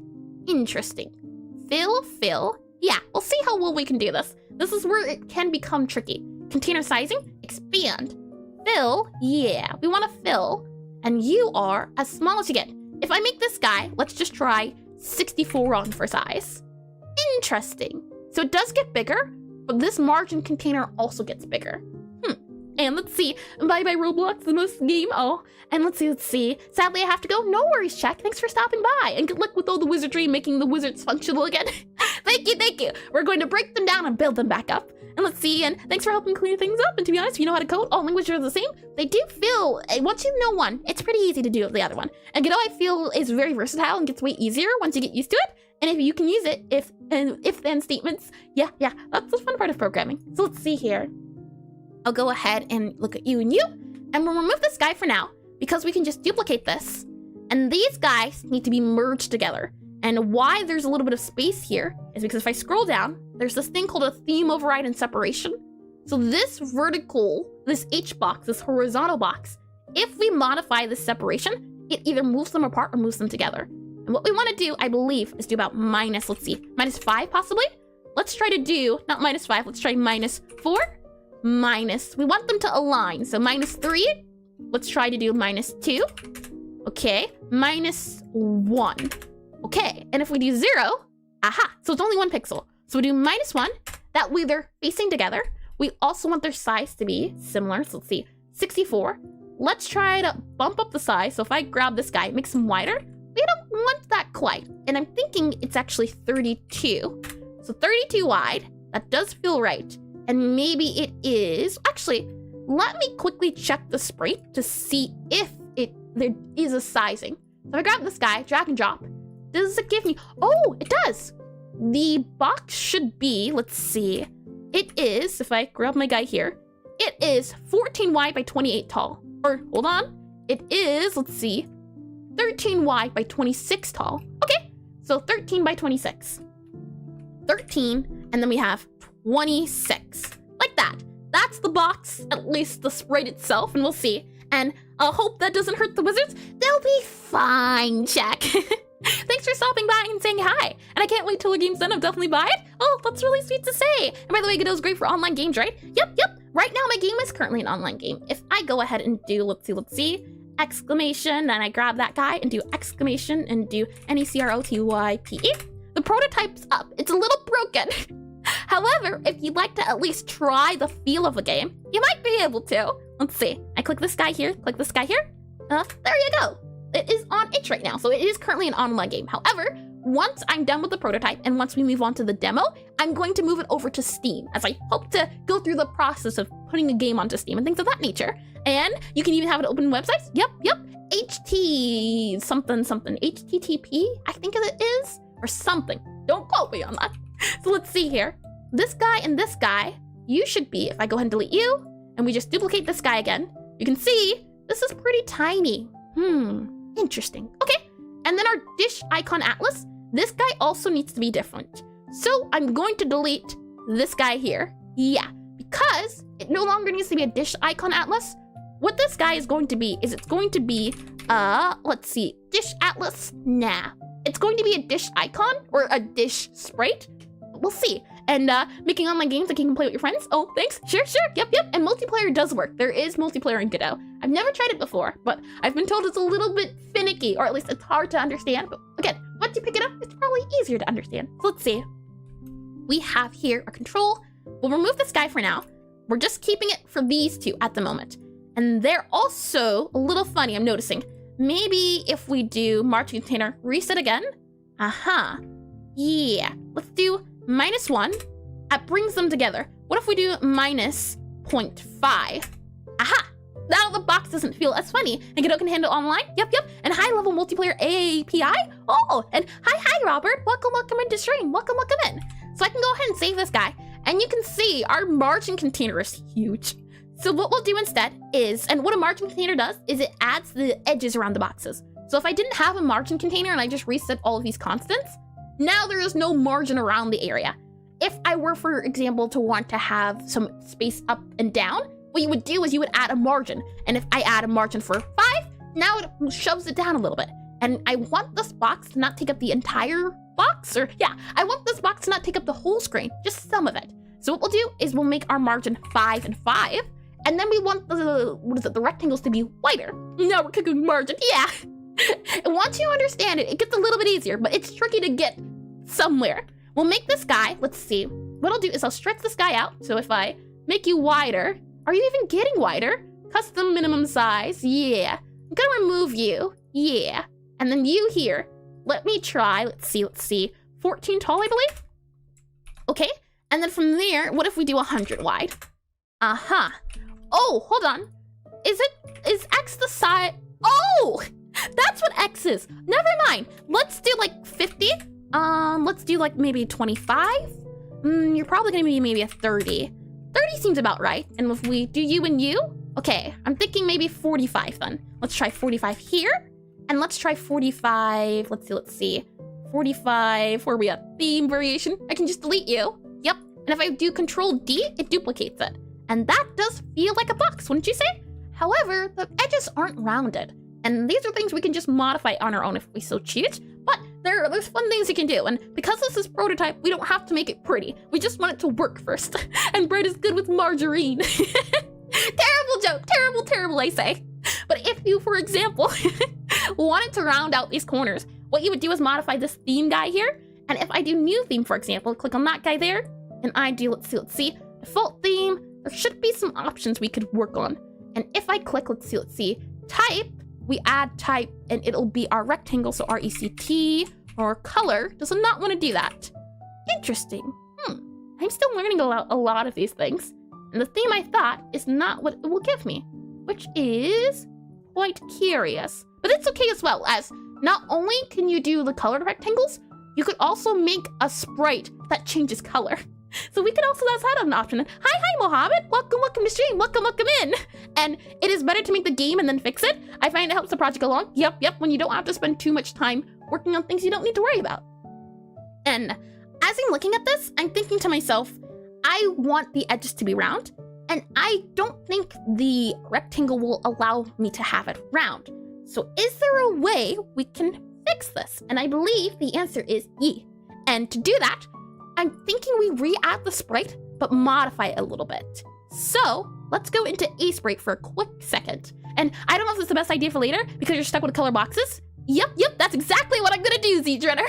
We're on the same mind length. I'm gonna make a white circle and separate into halves and then use the modulate from the code. Yep, and how is life? Life's going great. And so making the game offline first and adding the online code, oh, I would not be able to tell you, unfortunately. I don't have any knowledge of that. What we'll do is we'll go ahead and add a sprite here, and we'll just make 16 by 16, like that. And then we'll go ahead and make this guy, let's see, you here. We'll make a big pixel circle. We can always modify this guy later, like that. And then from there, let's see, I'll go ahead and I'll separate this guy from one chunk. So we have half of a chunk. I'll make our sprite, and we'll go ahead and change the sprite size. So the width is going to be 8. And never mind. It is canvas size that we need to change. Width needs to be 8, like that. And to make sure it's where we want it at, I believe you have to do left arrow, like that. And then from there, we have our left and our right part of our circle. So we just have to export these guys, and then we drag them into Godot. And if we want to change the sprite look later, we will have the option to, which it will be nice. So I'll go ahead, and what I'll do is I'll hide this guy first, and then I'll do File, Export as. And this is going to be our, let's see, flavor icon, and we'll do flavor icon left, and I'll make sure you go into, let's see, let me go ahead and bring it back into this guy here. I didn't show anything wrong, but I like to be better safe than sorry. So let's see, I'll use the file, go ahead and drag and drop into you. Let's see, where we at with customer tabs? Common book, all of you guys, you should be fine to go in here. So let's see, go here, lovely. And you are going to be flavor icon left, and you're going to be saved as a PNG. And then we're going to need as well flavor icon right. And go ahead and do that there. And let's see, I would Lost World help first get game made, then work on the code. Oh, I did write that, good. I'm developing a game too, but without an engine. Oh, best of luck. I have made a game in Visual Studio before, but I wanted to learn an engine. So I'm a little bit of the opposite side around it. Everything is pain when it comes to coding. Very true. Let's see. We have flavor icon left, and then I'll go ahead and export this. And then we also have flavor icon right. I'm gonna do file export as flavor icon right. So RIGHT. And we'll set this to be where it should be. Yep, and export here. Lovely. And if we go back into Godot, we should now have our flavor icons like these guys. And oh, they do look a little funny. We should be able to drag them into where our colors were. And then we should be able to see about, oh, undo the delete, undo. How do I undo? Undo. Control Z is usually my undo, but it won't let me undo. So I guess I have to re-import my left. So let's see, left and file, export as, flavor icon, left. There we are, export, like that. Okay, good. And then let's see. Hi, checking up on you. Well, hi, Mr. Detector. Welcome back in. And use Python PyGames library? Oh, I wouldn't know. And let's see. I did read that too. And did read that. Good, lovely. So I'll go ahead and I should just be able to drag and drop these guys into where they need to go. So this guy should be able to go into you here. Why are you not? Oh, the game is loaded. That would be a first thing to not do. I'll select both of them and then I'll drag them into where they should go. But now you still don't want to. What if I do that? I see. Well, that works too. We'll go ahead and delete these guys. Delete you and delete you. Yep. And then from there, these are both underneath. And we're back to the whole margin idea. So these guys here, now why are you a little funny? If I do separation, does it allow that? Not quite. Interesting. So this is our left. Can I reset the position? Reset. If I reset the position here, reset. These guys aren't on a control. I think that's why they're angry. So if I were to add a control node, then I make this guy the parent of this guy. It should now not move unless that other control node moves. So if I do here, that there, hopefully that works out. And then from that, we need another control guy. Let's see, control and control. And what, you made your game in VS Code. I see, Visual Studio. And it can be similar to making a game in Visual Studio and then going for Godot. Interesting. And fun fact, my game dev path started with a little bit of JavaScript game, after which I realized I better jump into... Yeah, mine was mostly the same. I had a taste of making a game, realized I wanted a whole engine, and then did the whole engine thing. Let's see, we'll reset the transform, and I think this should work out better. So now these guys are in our flavor icon panel, and I believe now we shouldn't be able to move you around. We can, huh? Let's see. This guy should be locked, so I'm wondering why. Interesting. What if we just lock you like that? And then we do that there. Now we can't move you around. Okay, we'll see about that. And engine brother. Let's see. Go back to you.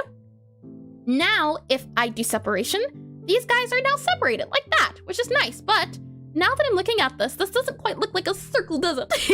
And hi, Big Cat. Welcome to stream. Welcome in.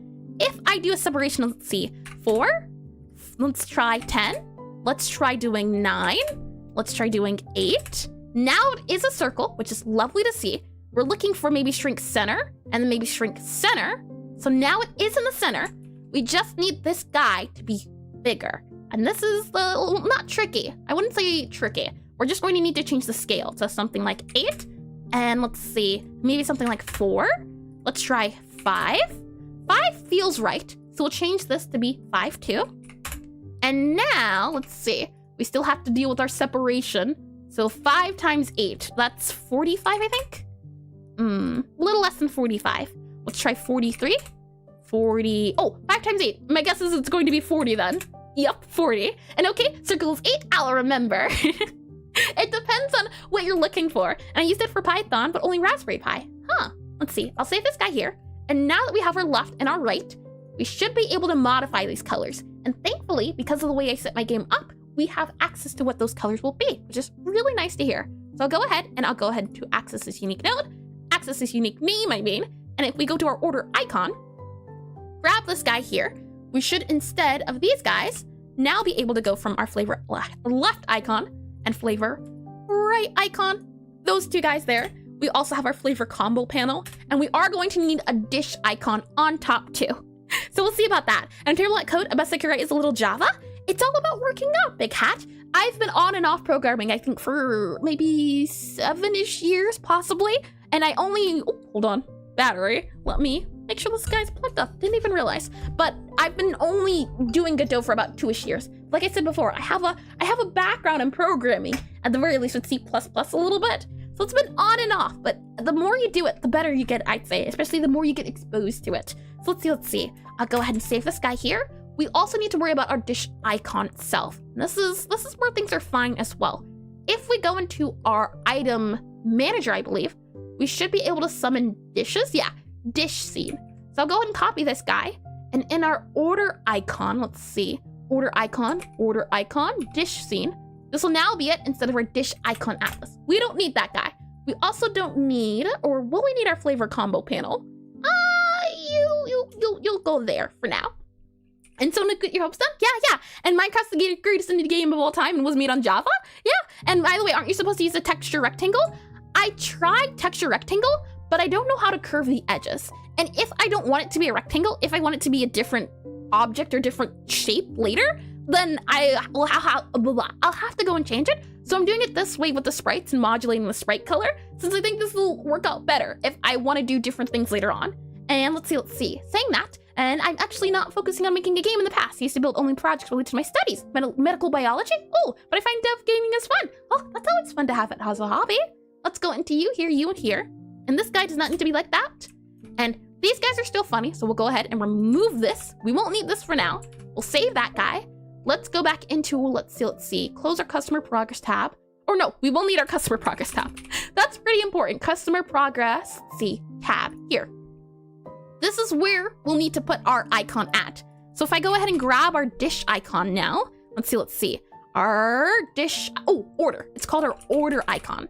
And if we go ahead and drag and drop our order icon, scene, this guy here, this will be what it shows up now as. And the good news is, once this shows up, this means the customer's ready to order. And we can also modify the size here too, which will be great. So if I go ahead and let's see. Also, why is this showing up without the background? Interesting. This should have a little bit of a fun background behind it, but it does not. I wonder why that is. And it's okay, make the first ever pixel art visual novel?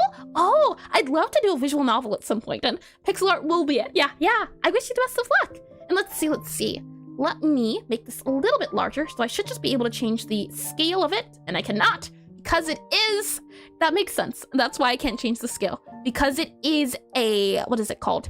It's a control node, so the scale can only be changed by the parent. And if it's a child of a child of a child, then you're not going to be able to change the scale of it, which is okay. So go ahead and save this guy, and this will be the guy we use to show the order that the customer wants. This is the guy that we show for, let's see, when they're waiting on things. And this is the dish icon. I see, dish icon. What are you, dish icon? You are, oh, you're our order icon. I see. Okay, in that case, I'll remove you, and we'll call you our order icon. That's better, where it needs to be. Good. And this is, let's see, our order icon. Yep. And if we go into our code here, it should not be in here anymore, which is a little unfortunate. All that code I deleted earlier that I said, I won't need this will be fine, and now I do need it. It's okay. This is a-okay. Let's just go along and see where this guy would need to be hidden and shown. If we scroll down, we have connect customer panel. We have, and this is the guy where it happens at. It gets connected and things of that nature, and that's good to go. This guy should certainly be .hide because the order is not ready yet. We also have disconnect, at which case this guy will also be .hide.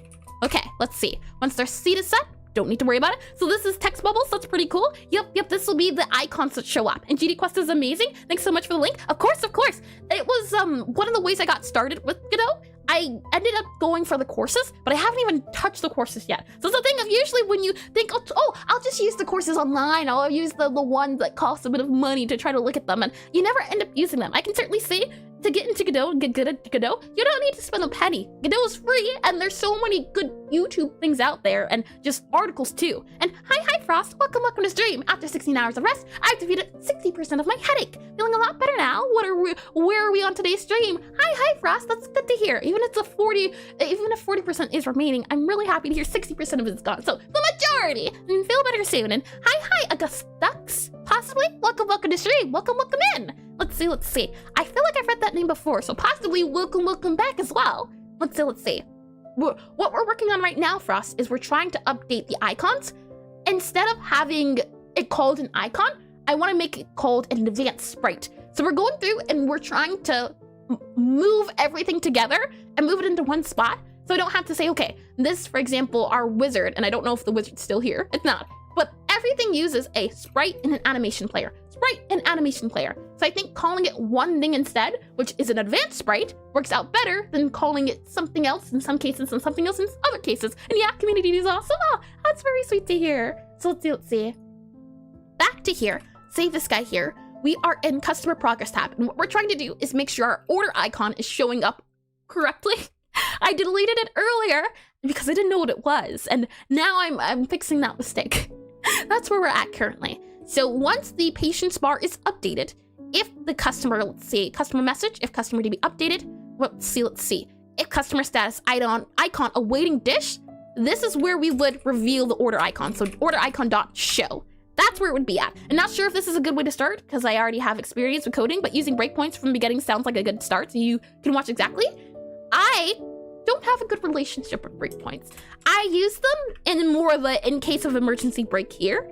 What I've noticed at least is I have a hard time using them because I never know where to use them, because sometimes in the game, it's a process of you have to go through certain areas and there's a lot of skip. So for me, my debug is usually print here and let's see what it prints out instead of the breakpoints. I find printing better than breakpoints, but if push comes to shove, I will use breakpoints, but they're more of a last resort for me. And what technique you use for lighting? I don't have any technique. There's no lighting or any light engine on my game at the moment. And oh boy, I won't need this code, right? Yep. And I'm fascinated just listening. Definitely outside my area of expertise. I hope it's not too brain twisting to listen to. So let's see, order icon dot show. So the hope is that this order icon dot here, let's see, sprite dot set icon, yep, and you are there. When our order icon is dot show, we also want to do order icon dot, and we're going to make sure it is some sort of instantiation. So let's see, order, and we have our order icon. So let's see, order icon, we go into the scene, our order icon, there should be a function of some sort called set icon. And that's the function we're looking for. Go back into this guy, so our customer progress status. It's going to be set icon. And then from here, we're going to need our dish type. So I should be able to do, let's see, customer dot desired dish type. Let's see. And then I should also be able to do customer, customer, let's see, customer dot desired flavor combo, like that. And the hope is that we'll be able to fix this function, but for now, we just want to make sure this is working properly. So, shall we give it a test to make sure our order icon can at least appear in the game and it's not crashing anymore? We did have a crash. So let's go back to here, our customer status icon.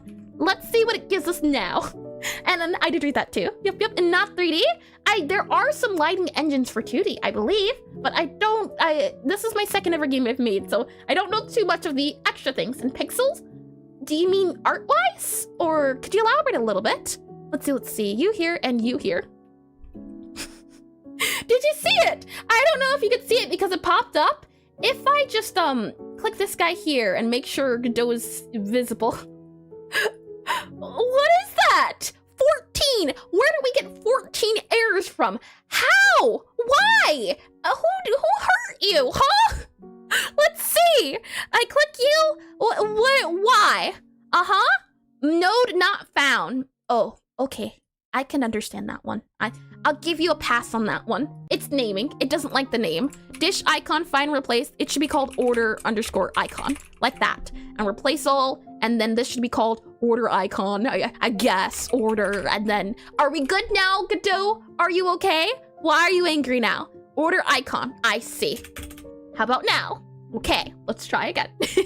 And let's see. To that one chatter on the red platform, in my experience while learning how to use the debugger is useful, it's important to go through all phases of the debugging workflow, from printing to using a debugger to using your own custom testing workflow. And as tempting as it is, you can't go your whole life simply printing everything. I know, Frost. That's why I said the breakpoints are in case of emergency break. I will use them if push comes to shove. And its existence is pain. Hopefully not now, we'll see. And just try it. You can tint white sprites and texture rectangle. I believe so, yes. Well, that's what I expected. You should be able to tint anything. And hi, the triangle. Welcome to the stream. Oh, you should also be modded. Let's see. Hold on. Let me do. I'm not modded. VIP. Let me rephrase that. VIP. Let's see. /VIP at the triangle. There you go. I like VIPing any streamers I come across, and I happen to rate that I really enjoy the stream stuff. So there you go. So let's see here. Welcome. No, Lusk. Oh boy, let's see. I know about the modulation. I've done the modulation before. For example, I use the modulation in my screen in my let's see. Enforce the mod. Oh boy, yes, please mod me. I promise I will not misuse my power. Wink, wink, nudge, nudge. If I go to my spellcasting, let's see, minigame screen, so my spellcasting screen here, do you see how there's a box? What I can do is, if I want to modify the look of the rectangle, you can even modify the alpha, and you can do all of this from code too. So I do know that, well, oh, we can't see it. Oh, wow, that's a bit of a thing, but you can see the colors up here at the very least. So I do know about it. So let's see, go back into game here. Go back into you here. Oh, you here. And what I wanted to see was, oh, there's no errors again. So let's go ahead and spawn a customer now. And as that one Keyblade wielder would say, okay, I believe you, Snile. Let's see. I want to spawn a customer. And so far, the book is okay. And we're just looking for that white circle to kind of appear. You know,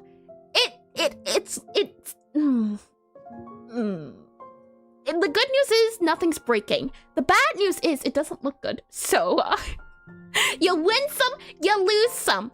I kind of wonder, if I keep the game open, can I just modify it in here? Perhaps, perchance.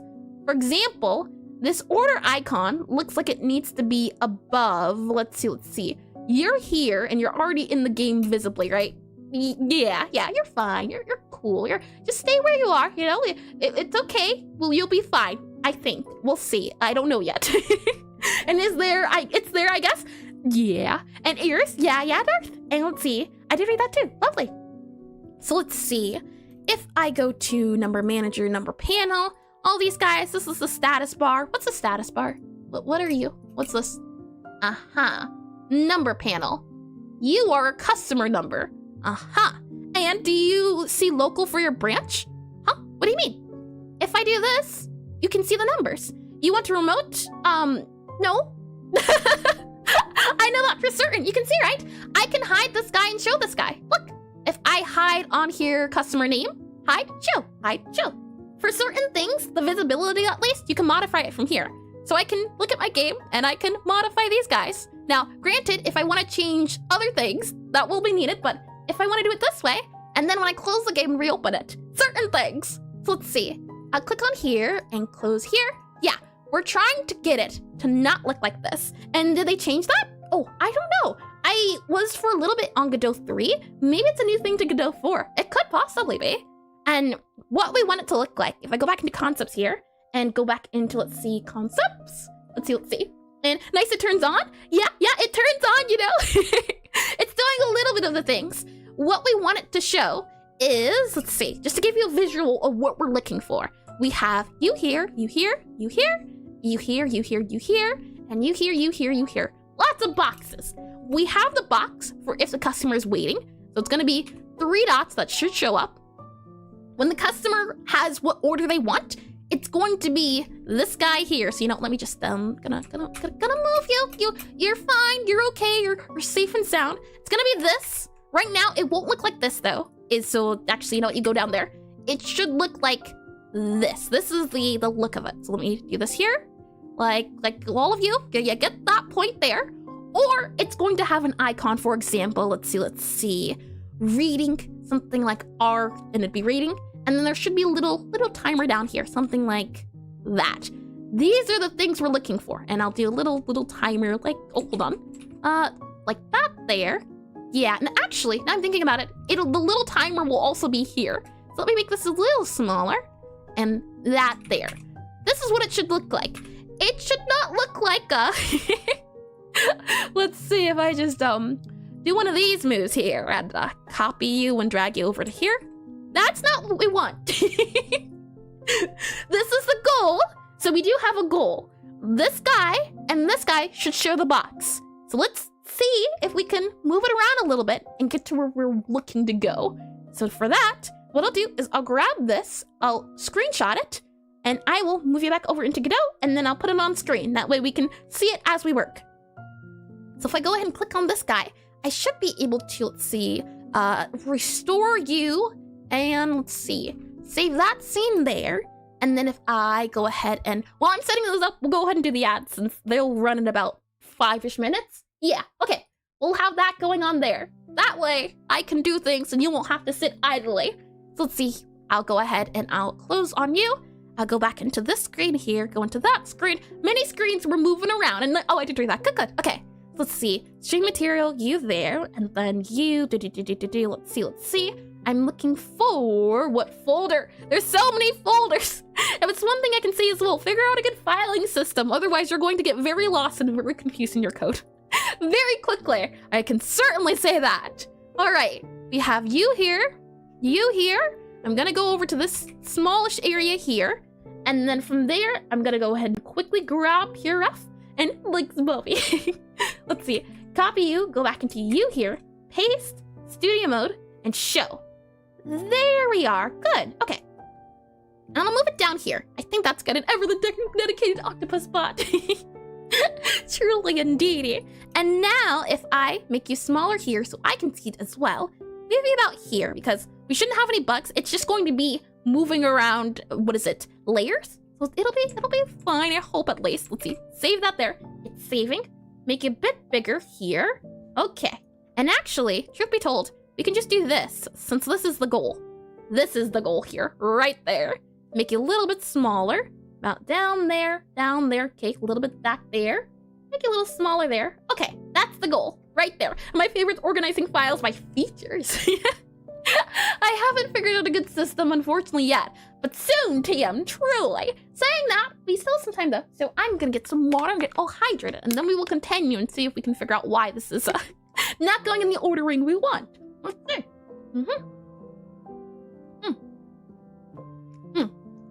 There we are. And let me also get a little bit of juice. And then if we still have a little bit of time, let's do some neck exercises. Exercises! There we are. Word.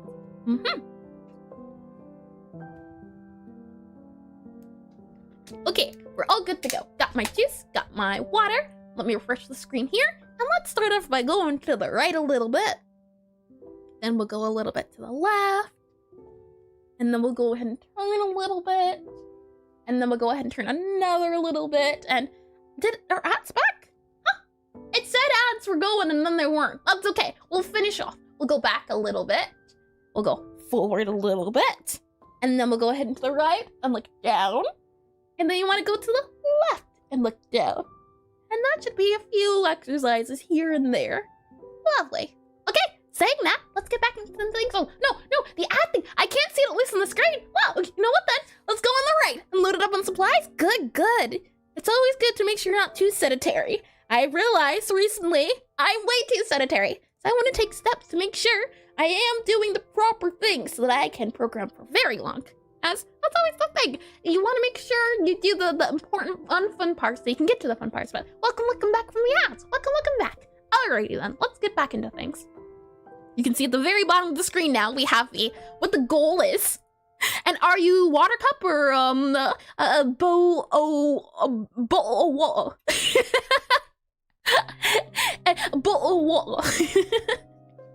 That's the type of person I am.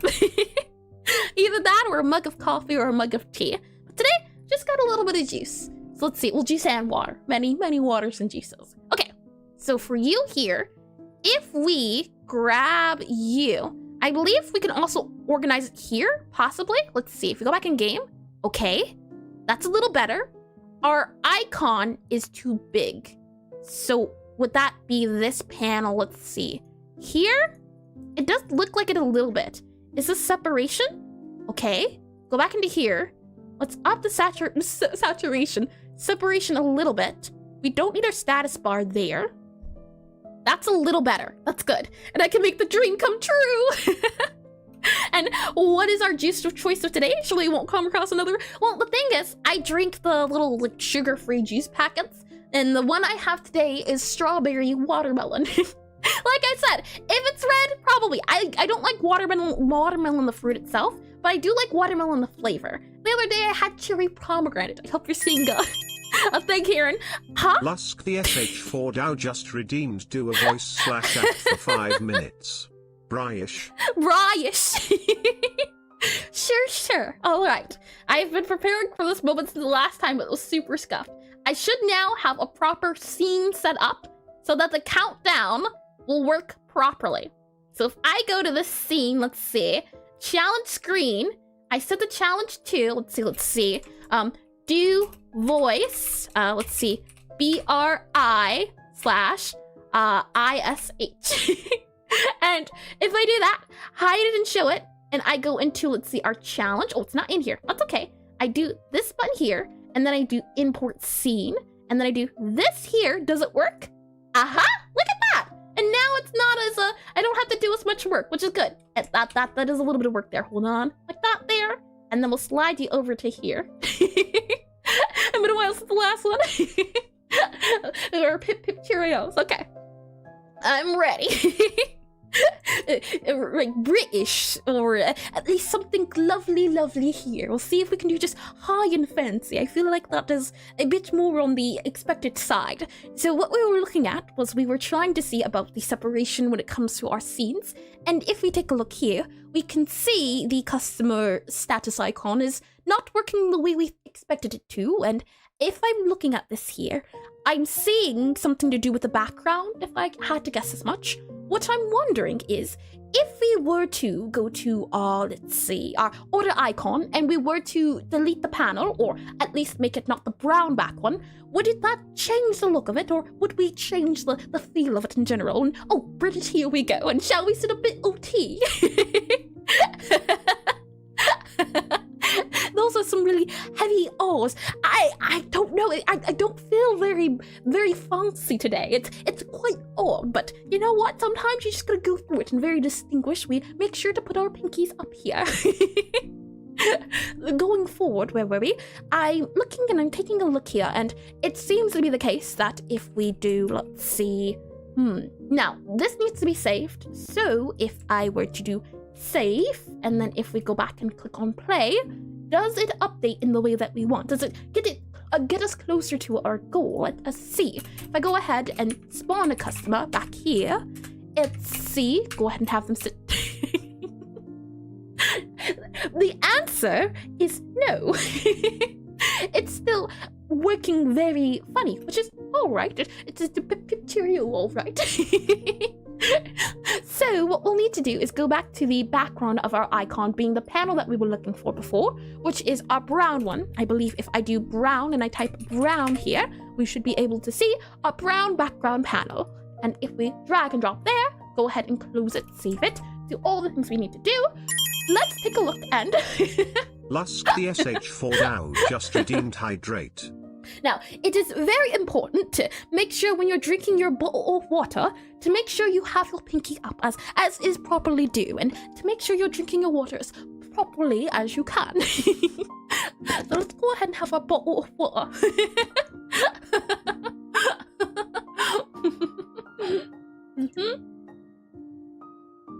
And let's see, and I have returned, Your Highness. Welcome back in, Rodrigo. I hope you've been well. So, well, let's see, and welcome back, Epic. Welcome back to stream. And looking back here, we can see that the icon is still not what we want it to be. So if we're looking and we're having a look-see here, we can see our flavor icon what we want to happen is we're wanting it to look like this here, but it looks more something like this, which you can say is not the way we want it to look. So if we go to our customer progress tab, what I'm thinking is, first we remove everything and then we build it from the ground up. That seems to be a better case than going around here and there and trying to figure something out. If I go ahead and, oh, maybe we can do it here too. Hold on. Let's see. We have our customer progress tab, which is this guy here, and it does not include our timer panel. If we were to add perhaps a vertical box, and good afternoon, gentlemen, and I can hear Eris holding herself back from getting excited and high-pitched. I'm trying to not laugh too much so that the timer is not a whole of me laughing. I believe to fix the problem, what we have to do is add a V-box, a vertical box. And if we click on create here, if we were to move it up to our margin container and we were to insert our customer progress tab, so I'll just move it here and it will be, let's see, we'll just call this V-box for now, our V-box within a V-box. If we drag and drop that V-box here, and if we drag it into a V-box under a V-box, so if we were to drag it under there, it seems to be a little bit better, and Eris's face muscles working overtime to save her from laughing. I'm just trying to think very serious thoughts. From here, V-box. I know nothing of this V-box you speak of, but now they're not overlapping as much, which is good to hear. From there, we'll have to do our separation again. So if we go into our theme overrides, constants, if we slide the separation up, if I click on this guy and we slide it, it now works out a little bit better on the look we're going for. So if we were to, for example, make our margin container better, or if we go here, we make these guys wider, we should be able to overall make it center stage like what we see on screen. So what we'll do is we'll make our top possibly like 10, or possibly so as. I kind of went Valley Girl there. Possibly like this, or maybe a little like this. Challenge over though, welcome! I'm free. So I'll go ahead and I'll hide that guy there. It's coming along in box within a box, indeed. That's all GUIs are. Box within a box within a box. So what I'll do is I'll copy this guy, paste and paste and paste. It seems to be the case. We'll remove our bottom, right, top, and our left. We'll have to make our top margin something, let's see, 30 here? Like that. And that's important scene trick, something I gotta ask you about. Sure, Frost. I will, if you can remind me on Discord, I can happily answer it. It's something I did recently, so I'm really happy it worked out. So we'll add 10 here, and you can see, right, our margin container doing the work it's supposed to. We're slowly making the box work for us instead. And if I do maybe 60, there we go. That's a little bit better. We want a square though. So maybe we can do 50 here. That works out a little bit better. And for our right, maybe we can make it 20. We can make our left 20. How does that work? I don't like the way that looks. So maybe, let's see. Oh, that's right and bottom. Yeah, okay. You're supposed to be 20. You're supposed to be 20. That's not 20. 20 and 20. And I did that good. Okay. Maybe we can go for, margin container. Can I change your sizing? I cannot. Can I change your custom minimum size to like 50 by 50? Maybe that will work out better. So it's a square. Maybe 100 by 100? Maybe 500 by 500. I want to see some changes, okay. Oh, let's try 250. Okay, let's try 200. Okay, let's try 150. Okay, 150 by 150. And then if we remove our margins again, what are we seeing? So now our top just has to come down by like 50. Okay, come down by 40. There we go. And our left and right come in a little bit by 10 maybe. And a little bit 10 here. Or bottom 10, sure. And 10 you. Let's see. Okay. Doesn't that look more like the picture? That's good news.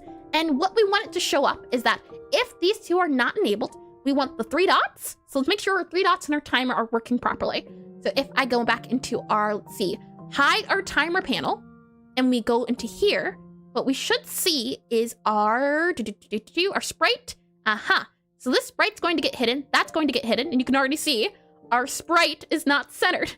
So if we reset the position, we reset the scale, and we make our sprite underneath a control node. Let's see here, a control node. This guy here should help us with ordering because the sprites themselves aren't controlled. You can see they're node 2D. And if we do that guy there, now I'm pretty sure that our, oh no, this is fine. This is an advanced sprite. That makes more sense. And our control node guy here, if we go ahead and do our layout, we make sure, let's see, transforming, customer sizing. We want it to be center. Can we make you center? There we are, lovely. Okay, from there, we need to make sure our sizing is good to go. So our scale, let's try for like a 50, okay? Let's try for 10. How about 10? 10's okay, 10's decent. How about a 5? I'm thinking 7? 7 I'm okay with. 7 is cool. And our position is good. Our control position, let's see. Shrink center, fill and fill. Yep, we're looking for it to be centered. So our transform, all of our centers here. What if we do expand? We want this guy to appear in the center. And if this guy is, let's see, shrink center, okay. So this guy just has to come down a bit. Can we do that? We'll see. If this guy is hidden and shown, it shows up in the top. And I think that's also because of our timer, if I had to guess, which is interesting. So what I'm wondering is, how can we do this? Because when this guy is disabled, it works properly when our timer panel is here, the separation. And so this is Godot, right? What made you go with this game engine? I like the way it looked. I liked the idea of node systems and these colorful colors here. The look of Godot itself pulled me right in. And the fact that I think for something, oh, it's also open source, which is also important too. And good night, Rudy. Good night. Welcome, and goodbye. I hope you have a lovely one. So let's see. If we go back here, what we're looking for, and oh, Larry the Slap. Thank you for the follow, and welcome into stream. Welcome in. So let's see. With all of that said, the reason why this guy stays here is because our panel or our V-box should be some sort of center. Alignment, center. There we go. Better. Just followed. Thank you to, is it Bowie Abdullah? Possibly. I could try again for that name. I'm known to butcher them, but welcome to stream as well. Welcome in. And V-box, so I don't know.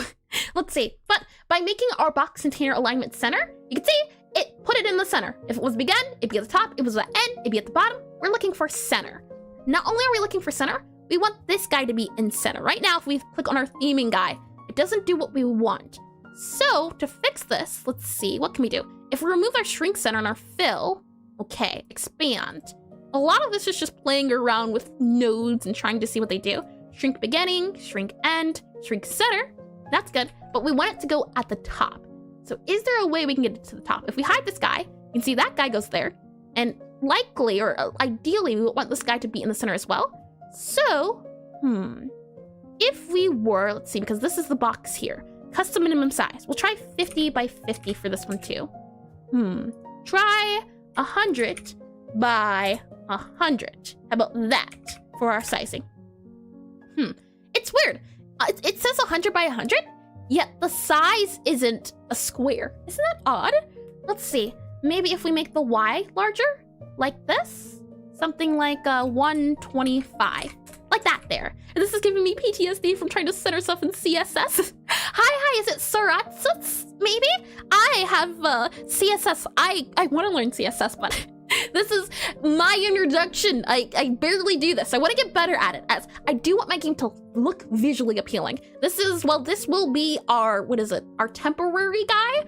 I want it to still feel nice since it's gonna be a temporary for a good while. So let's see here. This guy needs to be in our center, and I'm guessing our margin container, this is why it's angry. If we do that, and we make this guy 10, I see. And if we remove these guys again, are you center? Interesting. Save. And hi, Ansia. Welcome to stream. Are you doing CSS? And how are you doing? And how's chat? Nope. We're doing, what is it called? GUI. And everyone getting PTSD when seeing a page of code. Oh boy. Let's see. We're doing good though. We're just ordering. I'm trying to get this guy to get in the center to look like this guy. So we're trying to make this symbol look like what you can see down here. So let's see. Save that guy there. And this is at the center of our screen. So if I were to do, let's see, enable this, that appears. So we hide this guy, show this guy, it does appear at the center of the screen. That's good news, right? And frameworks like Tailwind make CSS significantly less abrasive. Ooh, I really am gonna have to get into it at one point. And I just came by to say a quick hello, but good luck with everything. Thank you, and hello, and goodbye. Thanks for stopping by, Ansia. I hope whatever you have to do is a lot of fun. Or if it can't be fun, hopefully maybe it's relaxing, but not much of a stressful experience. But unless that's what you're looking for. So let's see here. Save. And when our timer panel is enabled, okay. So this guy still has to be a little funky, but I think we're going in the right direction. Kinda, sorta. Because when this is disabled now, interesting. We want it to look like this now. And this is too tall. We don't want tall. Are we looking? I see. Thank you for the work at least. Let's see. So, nicely. If our bottom is like a 10, that does help a little bit. But this guy, our separation is a little bit too funny. I think that's the issue. If we go back to the container and our separation, we remove it, that's better. And if we hide this guy, so hide, let's see, hide you, and we hide you, show you again, then you're funny again. It's a lot of funny business I don't like, and I don't appreciate it. What if we, because order box is in VBox for some reason, and I don't know why, this guy is in a VBox. Why are you in a VBox? It shouldn't be in a VBox. It should more or less be in here. Yeah, I don't know why you're in there. I don't think you're needed in there. And delete you. Delete, hold on. Do you have any children? Okay. No children. Good. Making sure first. Okay, remove you. Good. And hello again, I'm back. What do we say here? Welcome back. Hello. Right now, we're still working on GUI. I do find it's tricky and, oh, did I delete something? No, we're good. Okay, good. And so, our sprite and this control guy here, if I remove our sprite and just move you to that there, can that work too? Is that fine? Sprite, are you okay doing these things? Will you be fine? I hide sprite, show sprite. Yeah, the sprite won't play with the panel unless you put it in a control node. That's why I added the control node. And let me just double check as well. If I go into control node super quickly and I'm just looking at these guys, color rectangle, panel, rich text. Okay, let's do just maybe a center container can work as well. That will put it in the center of the node. So if I grab this guy here and I just drag and drop and move you here, that should also put it in the center. And I enable you, center. Okay, and our margin container, that was the guy we were messing with initially. And our VBox is center. You should be center. What if we reset your position? Yeah, but you should be alignment center. So if we go back to our center container, use top left.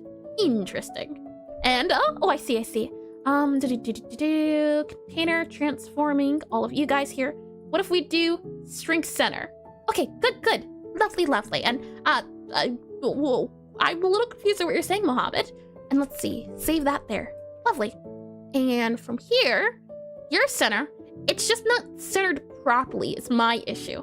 Our order container or order icon will look like this. Maybe we can do a custom minimum size of also 50 by 50, so it knows what it's getting itself into. But look how it gets shoved down. I don't understand that, which is interesting. If we move you up here, interesting. It looks like a blushing egg. He's just a little guy. Let's see. Our VBox controls all of these guys, which is important. And we have a timer panel container. Okay, I'm not sure though. I'm not sure too. I see. Well, that's fine. Let's see. So our timer now, when it's enabled, now we need the margin container. This is where we want the separation. So if I do a separation of like, let's see, maybe 20, I think that'll be fine. And if this, let's see, if our center container is disabled, nah. Okay, what we would want to see is something like this. And then our margin container would fill in the rest. So now we go back to the box we were at. Let's make our margin like this guy here, 20, maybe another. Now, this might be a case where maybe we have to change the constants itself in the game. I would hope not though, but we'll see. This could be maybe 30 instead. Maybe 40 could possibly be, let's see. And then we have, I believe, 10 on the other areas.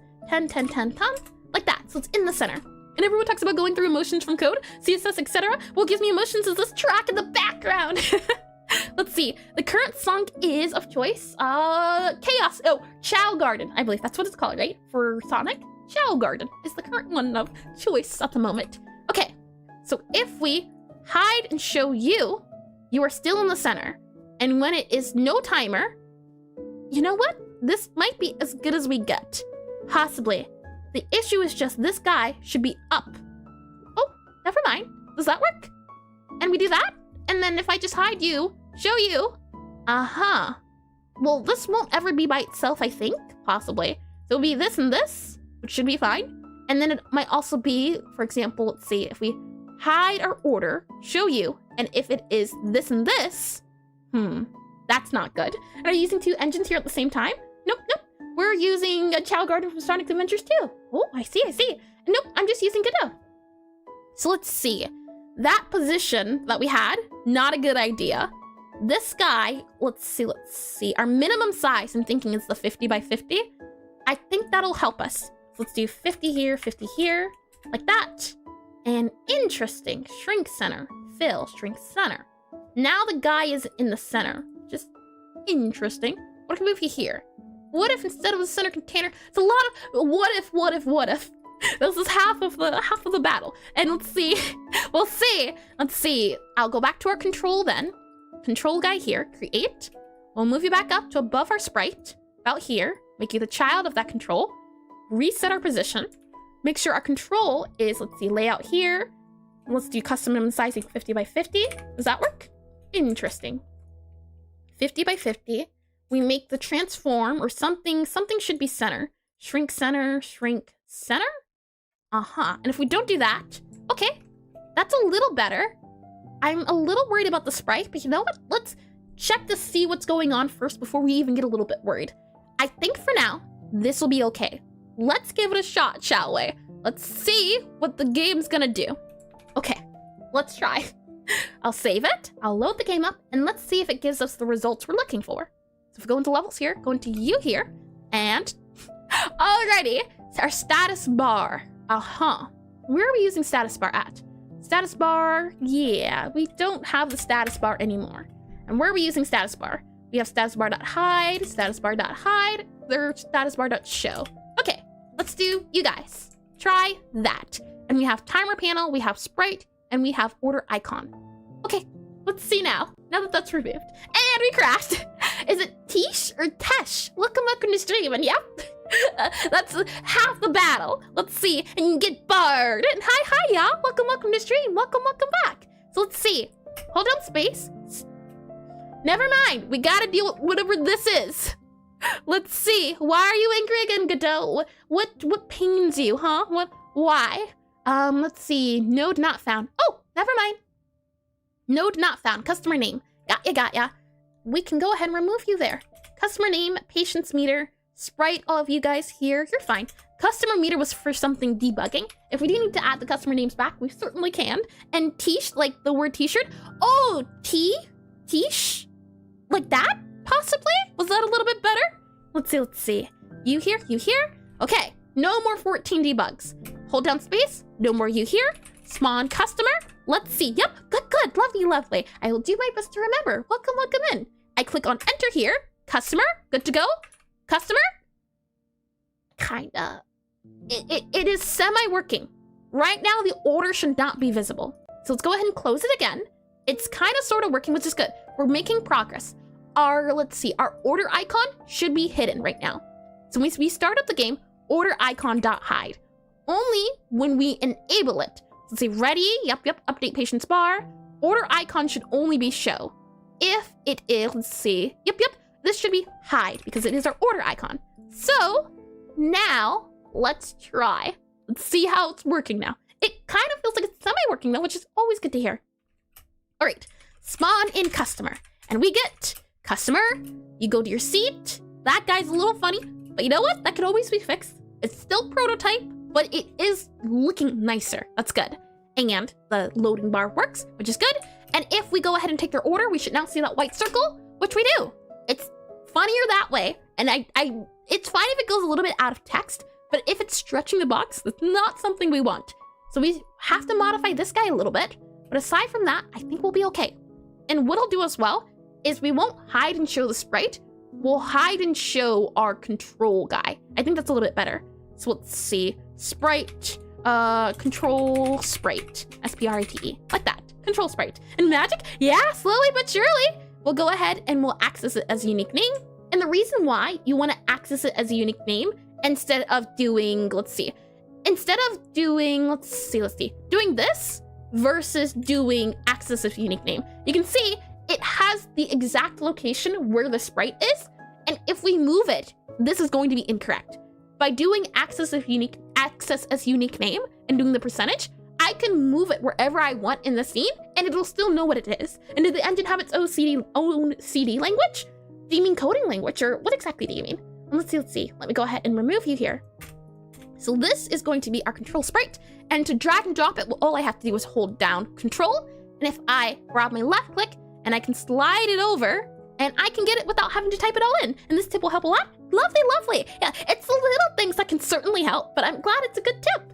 Let's see, control sprite. Now, this is the guy I'm thinking will help us because he's the owner, and I'm guessing if we disable him, that'll make the game a little bit happier than enabling and disabling the sprite itself. So we'll make the sprite visible. We'll go ahead and hide control sprite. And anytime we use sprite, we're going to do instead control sprite. Hide and show. Oh, local UID. Yep.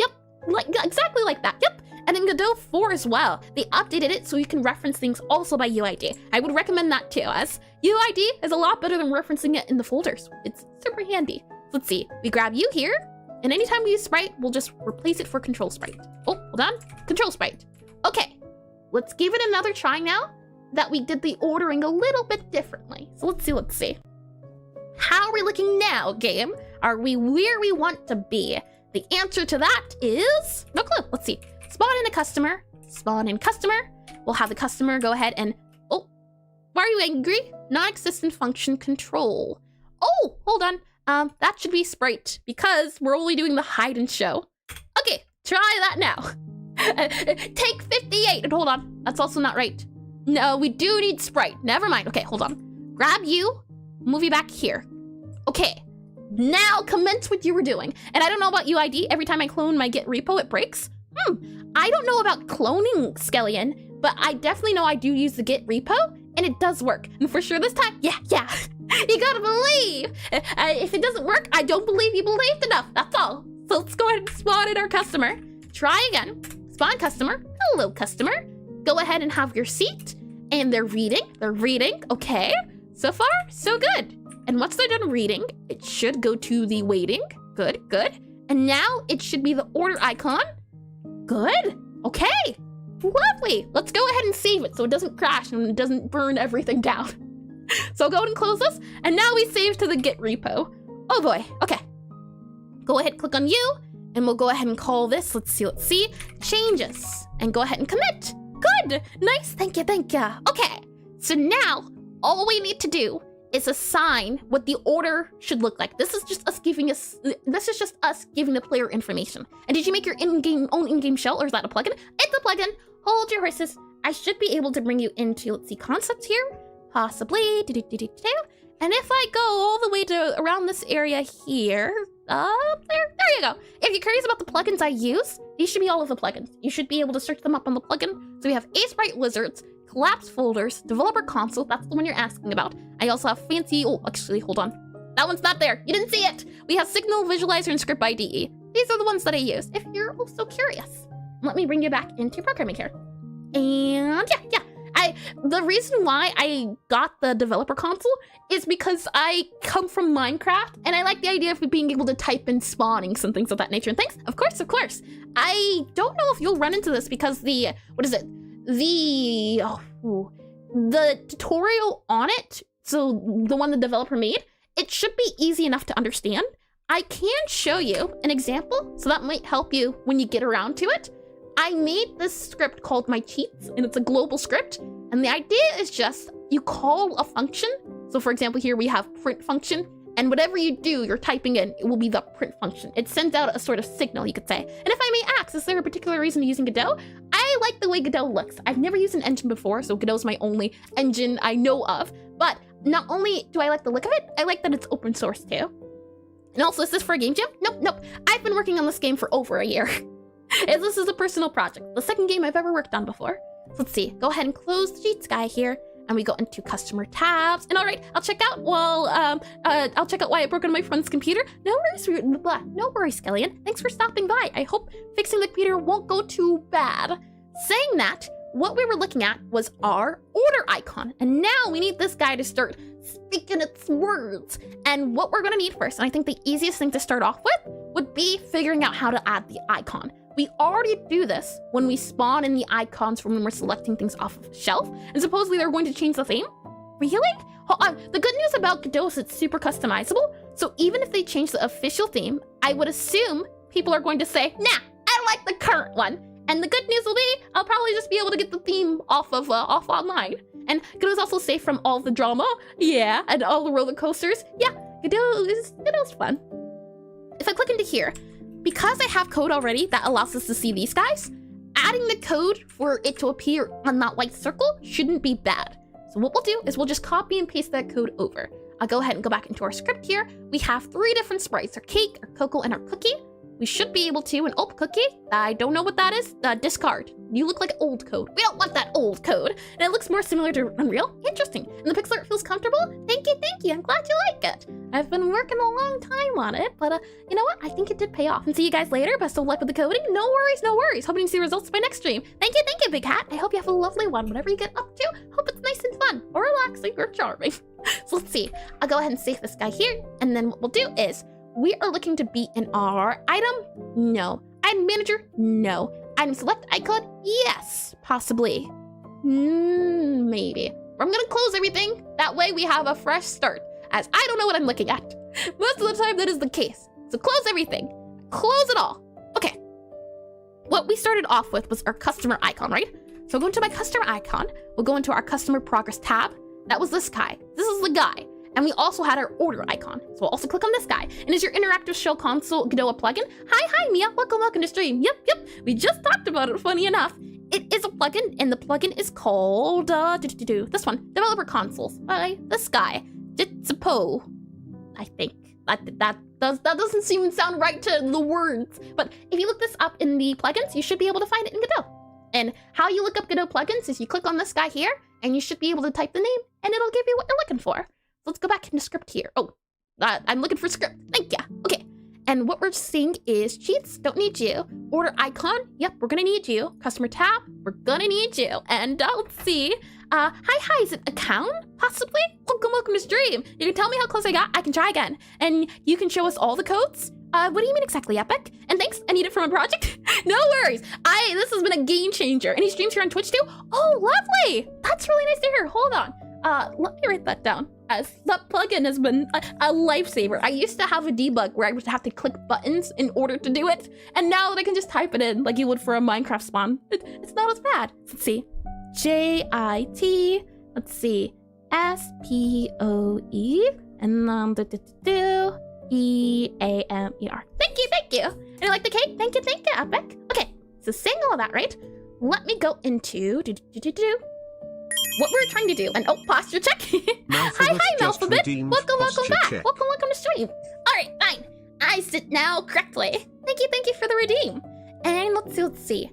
Looking at these guys, we want the icon to appear. How I have the icon currently set up is if we go into, let's see, I believe it is a screen. So if we just search screens, we have out of game screen, spellcasting minigame screen. Nope. We're looking for some sort of interactable select screen. That's the guy. This guy here is responsible for all the screens. I'm gonna go for now. Thank you for the good vibes. Thanks for coming, Lusk, and hello, developer. Hello, Malphabet. Welcome in. And I hope you have a good one, Lusk. Gonna play RPG for a few hours. I see. Well, hope you get some well-deserved rest then. I hope it's a lot of fun. So let's see. In our interactable select screen, this is where we're spawning, or we should be at least, spawning our icons and things of that nature. You can see item select icon preload. And we have our products and our flavors. Yep, and what we need to do is find where we're using our dishes at. So it's not this one, it's probably going to be in our item manager. So if I go to manager, I should be able to look in our customer manager, icon manager. Where's our item manager?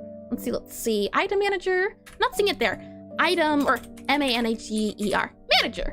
Where are we at, manager? Customer, state manager, item manager. There we are. That's what I'm looking for, which is the dish scene. Good, okay. We eventually made our way around to it, which is really nice to hear. We have our dish scene, and we also, I believe, need our item.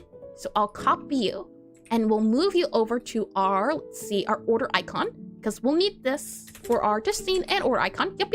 And this is going to be our icon of choice, or rather, not our icon, right? Different thing. We need it to be our sprite. Our dish sprite. Let's do that instead. We want to go move away from icon. And also, this is item. Yeah. unless item, we'll see. We'll see the code. I worked with it yesterday, or the day before yesterday. And what's the name of this background music? This one here is, let's see. It is called National Park. It is, I'm guessing, it looks like Legend of Zelda. If you're curious about the music itself, I should be able to do, let's see, exclamation, MUSIC. There we go. That should let you know about who made the music. Game Chops, there we are. It's a lot of Game Chops music. All the music you hear is by that person. And it's all usually the piano ones. And it's from Pokemon Heart Gold. Well, it might be now. No, this one's Sonic as well. The last one was Legend of Zelda. This one's Sonic. So let's see. Let me go down here. We have dish item scene. And in our item manager, when we are creating your dish, so down here in create dish, what we have to do is we do dish and then we set the values. And then we add the dish as a child. So what I'll do is I'll go ahead and copy you here. We'll go ahead and save you. And we'll go back into our order icon. And hi, sweetheart. Welcome back to stream. Welcome in. What's up, giggle mug? Not much. How about you? I hope you've been well. Let's see. So in our set icon, what we'll have currently is we just have this new dish set value add child. And this, let's see.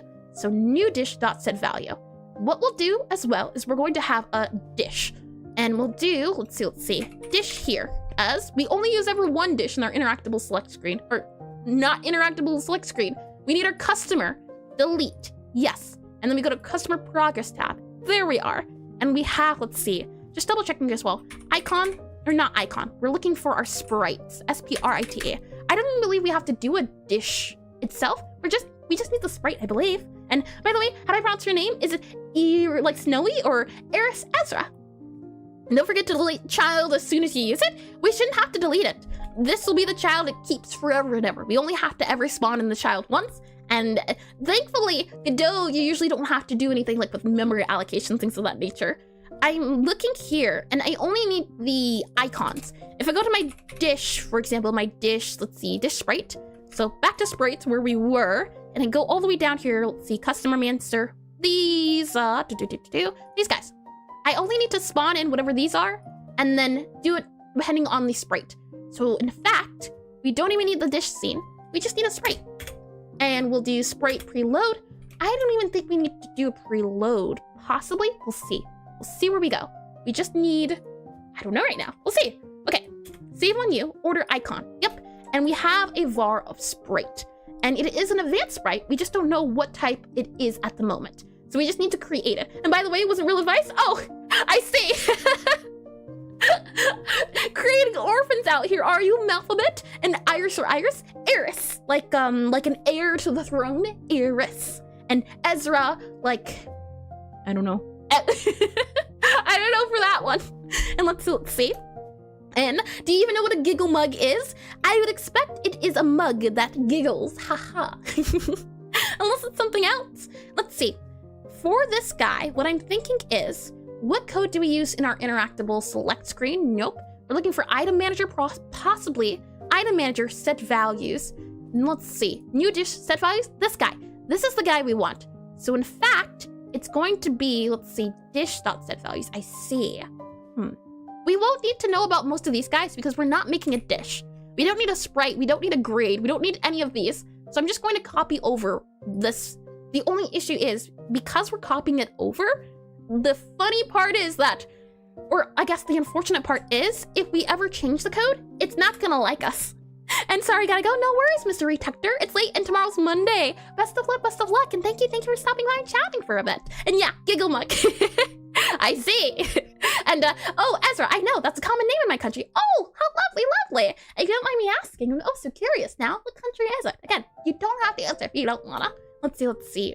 Item manager, that there, and hi, K Dragon Dev. Welcome to stream. Welcome in. And let's see. Well, welcome back too. And a mug face that giggles during which people are often smiling. So close enough. Wink. I'll take it. Lovely. Let's see. We have item manager. Yep, we're not using item manager. We're actually using the dish. And in our dish here, we just have create icon like that. And our sprite equals create icon like that. Okay, good. And we have a sprite here, or we should at least. Yes, lovely. So we'll just take this code, copy and paste. Isn't it from the ninth planet? Isn't it from the ninth planet Eris? I believe it is a moon. A moon, I think Ezra? Oh, it's one of the two that are a moon of, I think, like Jupiter, if I'm not mistaken. Let's see. We'll go back into our order icon, and we'll grab all this code. So we have an @export var called sprite. So we'll go back to here, @export var, and call it sprite. And now that I'm looking at this guy, and hold on, let me just remove this. Because we use this code twice, my concern is that maybe we should make it an overall custom sprite. That might be handy so that we don't have to worry about if we change this. If we change the code here, we'd have to know to change the code elsewhere. That's what I would be concerned about. So this code here that we have, should we make it its own thing? Or is it okay to just be fine with this?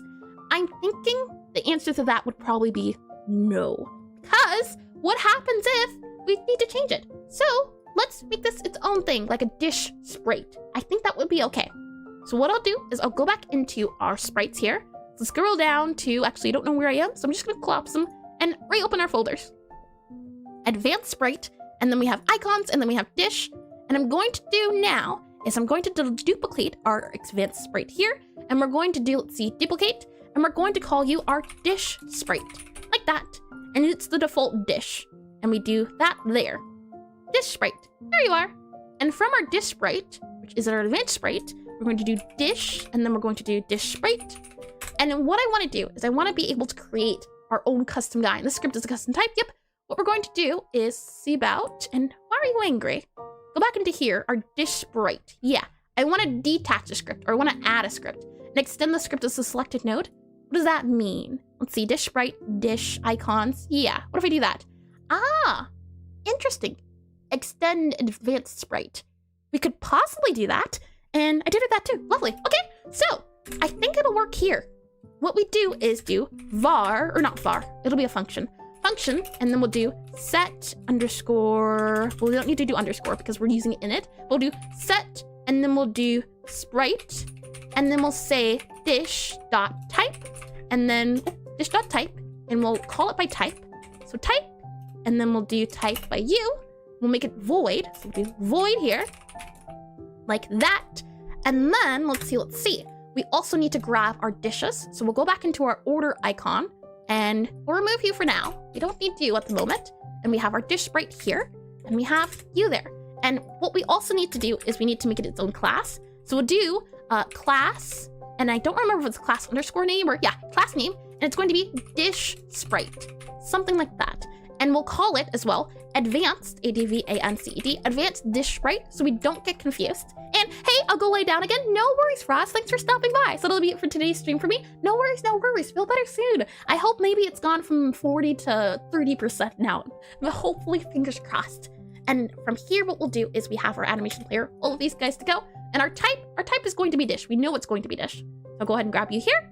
And our type should be dish. But we shouldn't have to worry about this, at least I'm hoping. But we can also set it here. So type equal to dish, like that. And from there, we have all of these guys that are getting preloaded.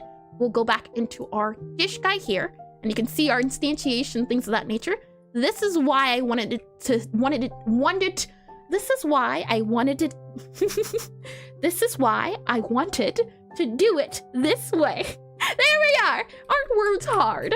And then we have set icon, and we'll go back into our dish sprite here, and we have all of these guys. Okay, so we have that copied over. We just need to do match type here, like that. And then we'll go to our dish sprite here and that there. So right now, these are the current types we have. And we have create icon.instantiate, and then we set the create icon, I believe. Let's go back to our dish here. Yeah, var create icon. So we'll set a var called create icon, you there, and then we create it. We create icon and do dot set icon. And why are you angry now? New flavor combo. I see. We'll do type, and let's see, dish type, and we're going to need the flavor combo and things of that nature, which shouldn't be too bad. And let's see, it's still 40%, but I should be still to go for the test. I see. Lovely. Okay, that's good to hear. Again, I hope you don't have a need to push yourself. If you don't feel well, you don't feel well. So just let me know. Let's see. I'll go to here, var create item, and we have along the lines here. What we're going to need as well is we're going to need the type and the flavor combo and the dish. Yeah, dish type and flavor combo. So I'll grab you here. Then we'll go back to our dish sprite, And we're going to also grab the flavor combo. So this, and this needs to be a comma, like that. And by the way, why are you using UIDs? Why not just regular resources? Ooh, that's a great question. UIDs are better because, and I say better in big quotation marks, I think they're better, but you might not find them better. Would you rather do this, or would you rather do, let's see, cookie? So cookie here. There's this option, which is to do it by resource, or to do it by this option, the UID. Why I prefer UID over doing this is because if I ever want to move this guy to, for example, a different folder like this, now I have to go and find anytime I use the sprite, anytime I use this, I have to redo it. I have to change it. Gotta go back and code. By using UID, you never have to change it because the location doesn't matter. You're looking for the thing itself. But because this is location specific, now you'll have to change it anytime if you were to do a different location. Let's see, back to here. There we are. And to set the UID, all you have to do is right click it and it should say copy UID. It doesn't show up on the screen, but you should see copy UID. And that's very much fair. Of course. It's a new thing I believe in Godot 4, if I'm not mistaken. And don't UIDs get regenerated sometimes? I would not know. I'm still new to this overall, but it could be the case. It hasn't regenerated on me since upgrading to Godot 4, or whichever one where UIDs became a really solid thing. I haven't had a time when I've had to redo UID, and I've used the UID in a bunch of places. So if it does get regenerated, I'm gonna be in a little bit of trouble. However, would you rather do it at that time or do it when you gotta do it every single time you want to move it? In that case, maybe there's some positive and negatives for both. And I wonder if UIDs are based on file names. I wouldn't know. And UIDs are only something I recently learned about and run into it before, but I do agree. I see. Interesting. Recently or in like an older version of Godot? Let me go ahead and move this guy back down here. And right now we have our cake, cocoa cookie, all of these guys here. And once we do var create icon, we set create icon equal to you. And then we do self equal create icon. Like that? Does not work?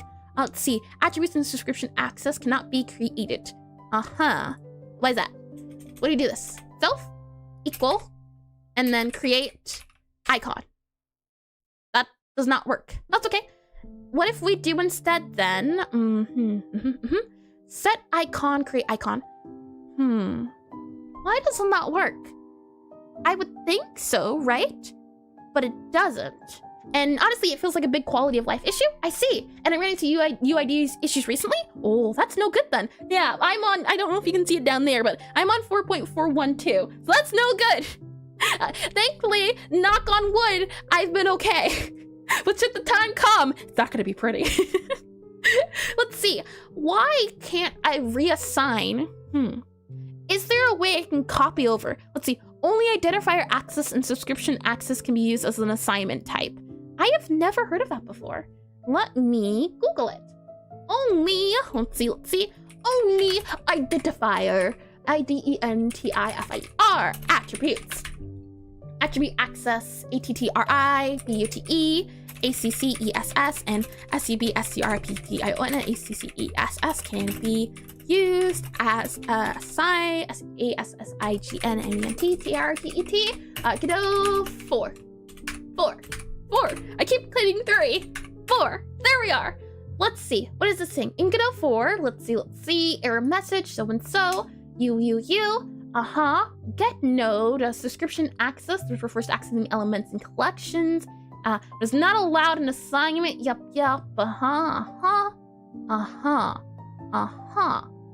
For sure refers to something. To me, it should not be some script. I don't know what that means. Problem with saving and loading resources. How to assign variable to self. Is that possible? Godot 4. How to assign variable node to self. Does that work? Can we do that instead? Maybe what we can do is do... Okay. Possibly, can we do self.instantiate? Does that work? No, that definitely doesn't work. Okay. Create icon, var create icon. We don't know what the icon is yet, but we instantiate it, which is making a new guy there. And that's what I'm wondering about. Why so angry, huh? you gotta do all of that. If we do var create icon, set icon instantiate, new flavor type. This makes sense so far, but we can't set the self. And my concern is that we can't grab what we need from it, because why these guys are different is because their animation player, all of those are different. So if we were to set them as different things, it's a little bit hard to know how to do it. And what are you trying to do? What I'm hoping to do is, because we have 3 different sprites and they're all an advanced sprite. And that's what this guy is here. And because these are all dishes and I don't know which dish I'll need to use, I made a dish sprite so that whenever I want to create a dish sprite, all I have to do is do set sprite with the dish type. And then once I figure out what dish type, I set that dish type as the node, the dish sprite. But the issue is, it doesn't want to set it as itself. It seems to be the case that you can't set, maybe because it's a variable, you can't set a node as a variable, possibly? That could be why.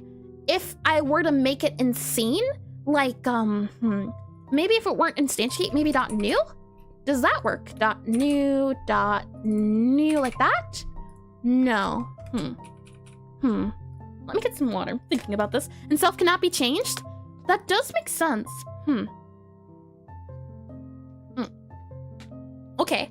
In that case, maybe we can reparent? Possibly? Do you think that would work or no? That could be a little wonky. But maybe... You might have to instantiate from a parent object.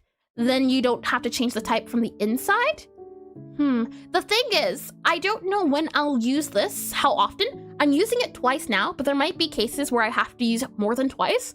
And I try to go for the rule of 3. Right now, I'm creating a dish icon in both the dish and also in the order. I might need a dish icon in other places. For example, maybe in my book, I want like an index of like a collection of dishes you can get. Then that's another place where I would need to have a dish icon at. So it's important, I think, to make some sort of dish icon so that I can have an idea. And what I'm wondering as well is, could you just do something like,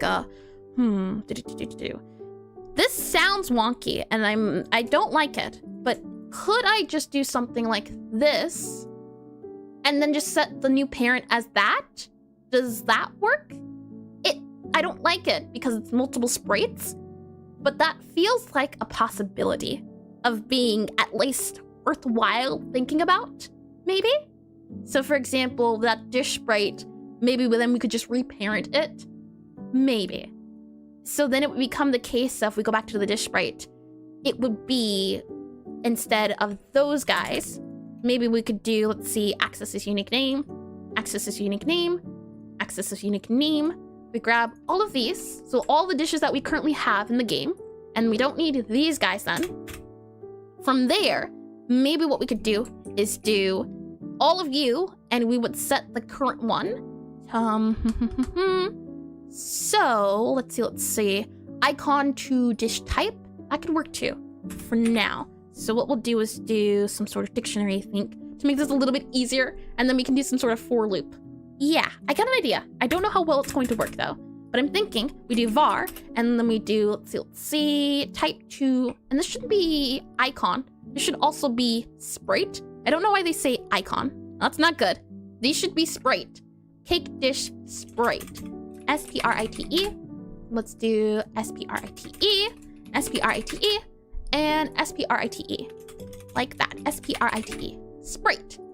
And then from these sprites, we have var, sprite, and then we have type to sprite.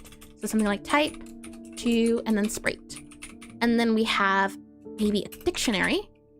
And this is going to be a dictionary of, dictionary of, let's see, dish.type to, and I think it's comma, and then it's going to be advanced sprite, like that. And then we do equal, and then I think it will possibly allow us to do, for example, dish.cake, like, dish.type.cake, type.cake. And then we'll do this, and then we do cake dish icon, cake underscore dish underscore icon, and that should also not be icon. We'll work on those. I'll remove you like that. and then grab you again, grab you, move you here, like that. So they're all the sprites, and then copy you. So you're there, and you're there. And then your cake, your cocoa, and then your, that's not cocoa, and that's cookie. And after that, once we do set sprite, what we'll do is for type in sprite.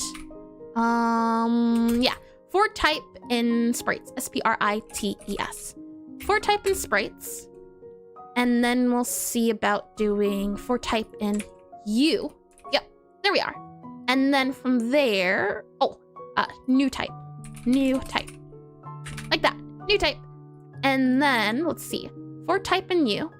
And after that for, what I'm thinking is, if type equal, and then we'll do new type, pass, else, and then we'll go ahead and have it do type to sprite, and then we should be able to do type, and then I think it's possible to do .qfree, because we don't need it. We don't need it if it's not what we're looking for. And then after that, we'll take we shouldn't have to do that. We'll do the set icon. So I'm thinking after that, we'll do, let's see, for new type and type icon, we'll set this as the parent. So then, how do you set it as the parent? I think you can. Set new tree node, Godot 4. Let's see. How do we do that? Yeah, add child.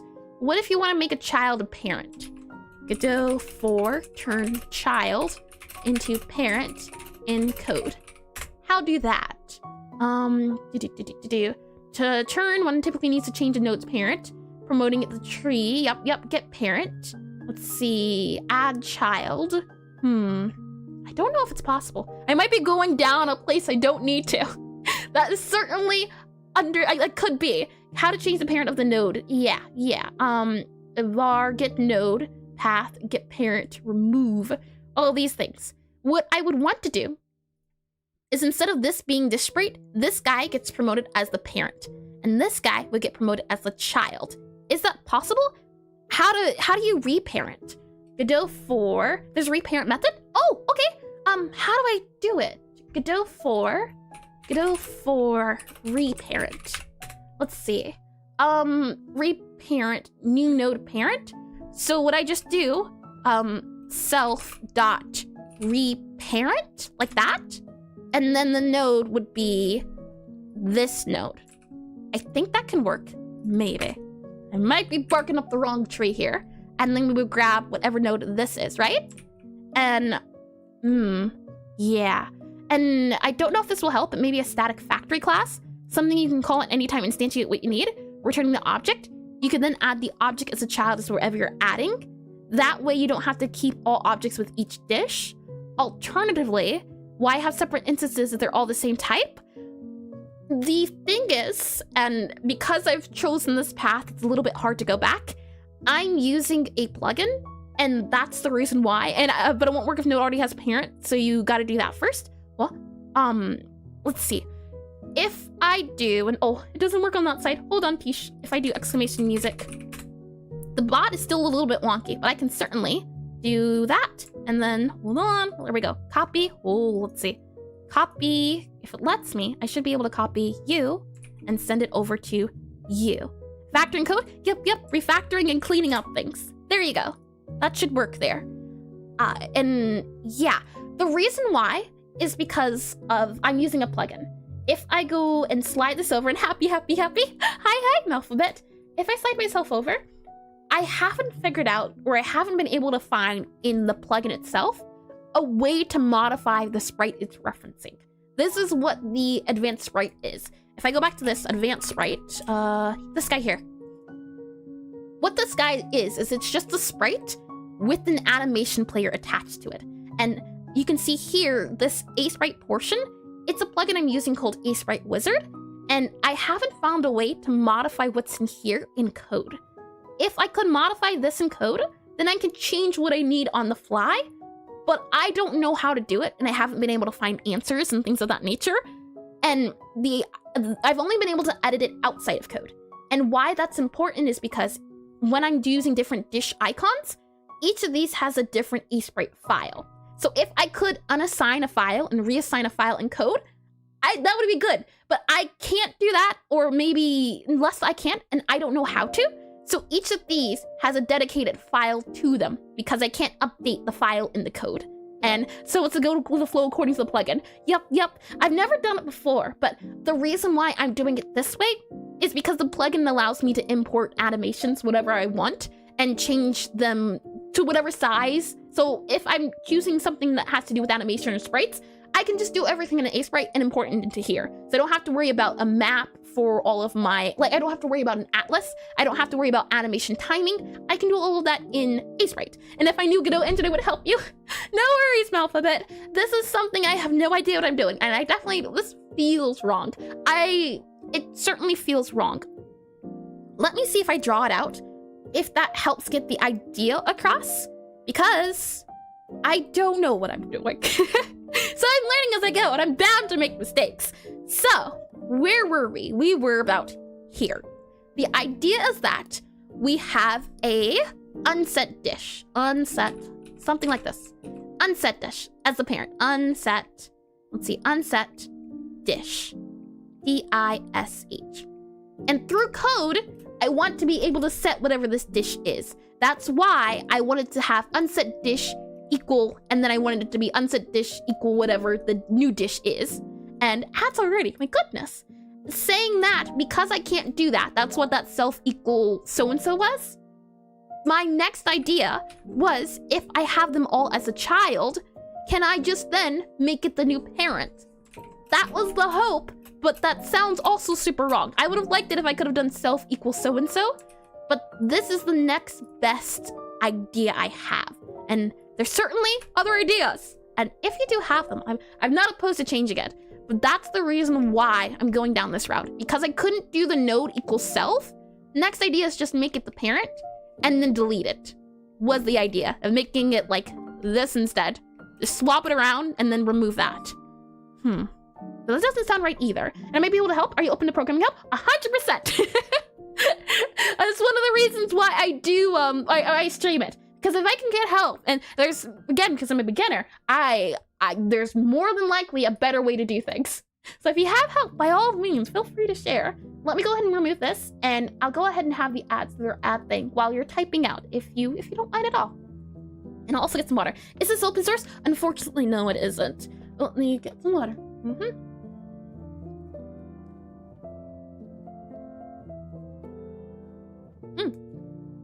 Not water, it's juice, but it's still, well, it's water, it's juice pack mixed with water, just about.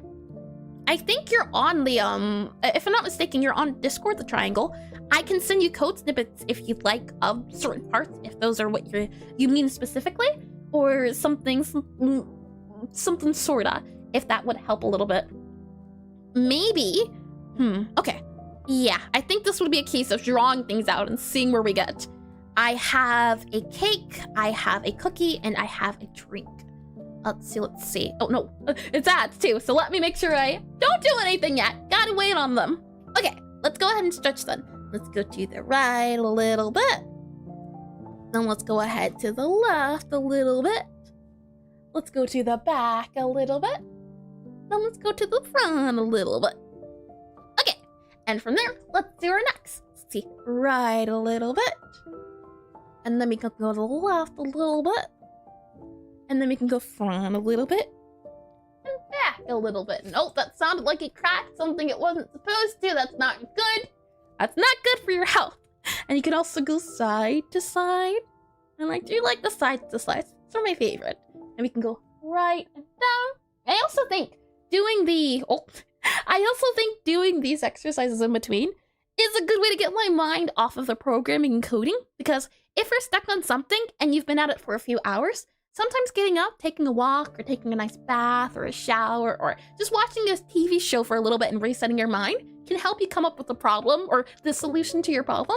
I've heard it said, and I don't know if it's true, but it sounds nice at least, that your brain is working even when you're not using it.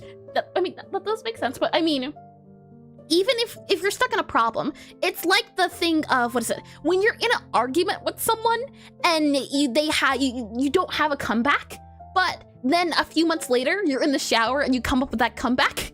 It's that sort of thing where your brain has been working on that comeback for all those months to come up to that moment, but you weren't even focusing on it. And Art just walking better my spine, Art just walking better my spine can't do anymore.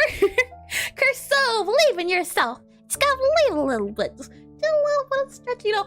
Hopefully the more you do it, the more flexible you can get. I've heard that too, is that even if you were not born flexible, you can still become flexible, which is nice to hear. That's the thing of, if you just do it a little bit at a time, eventually it'll get easier to do. But I've been trying my best not to even think about this. Just thinking about stretching, doing about the necks, and classic data transfer from out in the galaxy.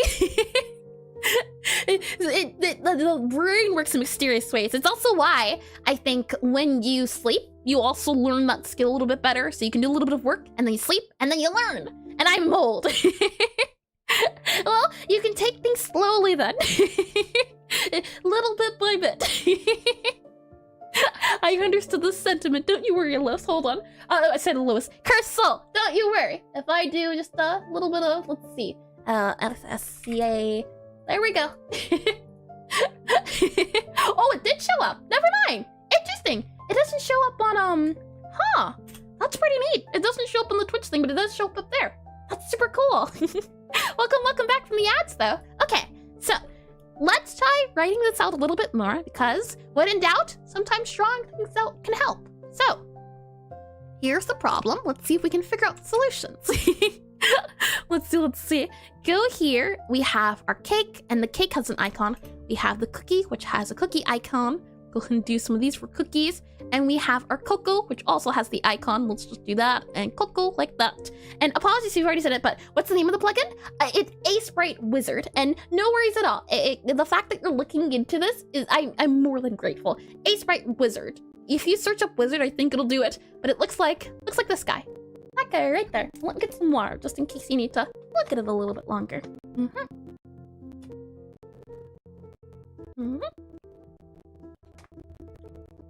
The very sole purpose of today's stream is because we're re-implementing the system to work with this plugin.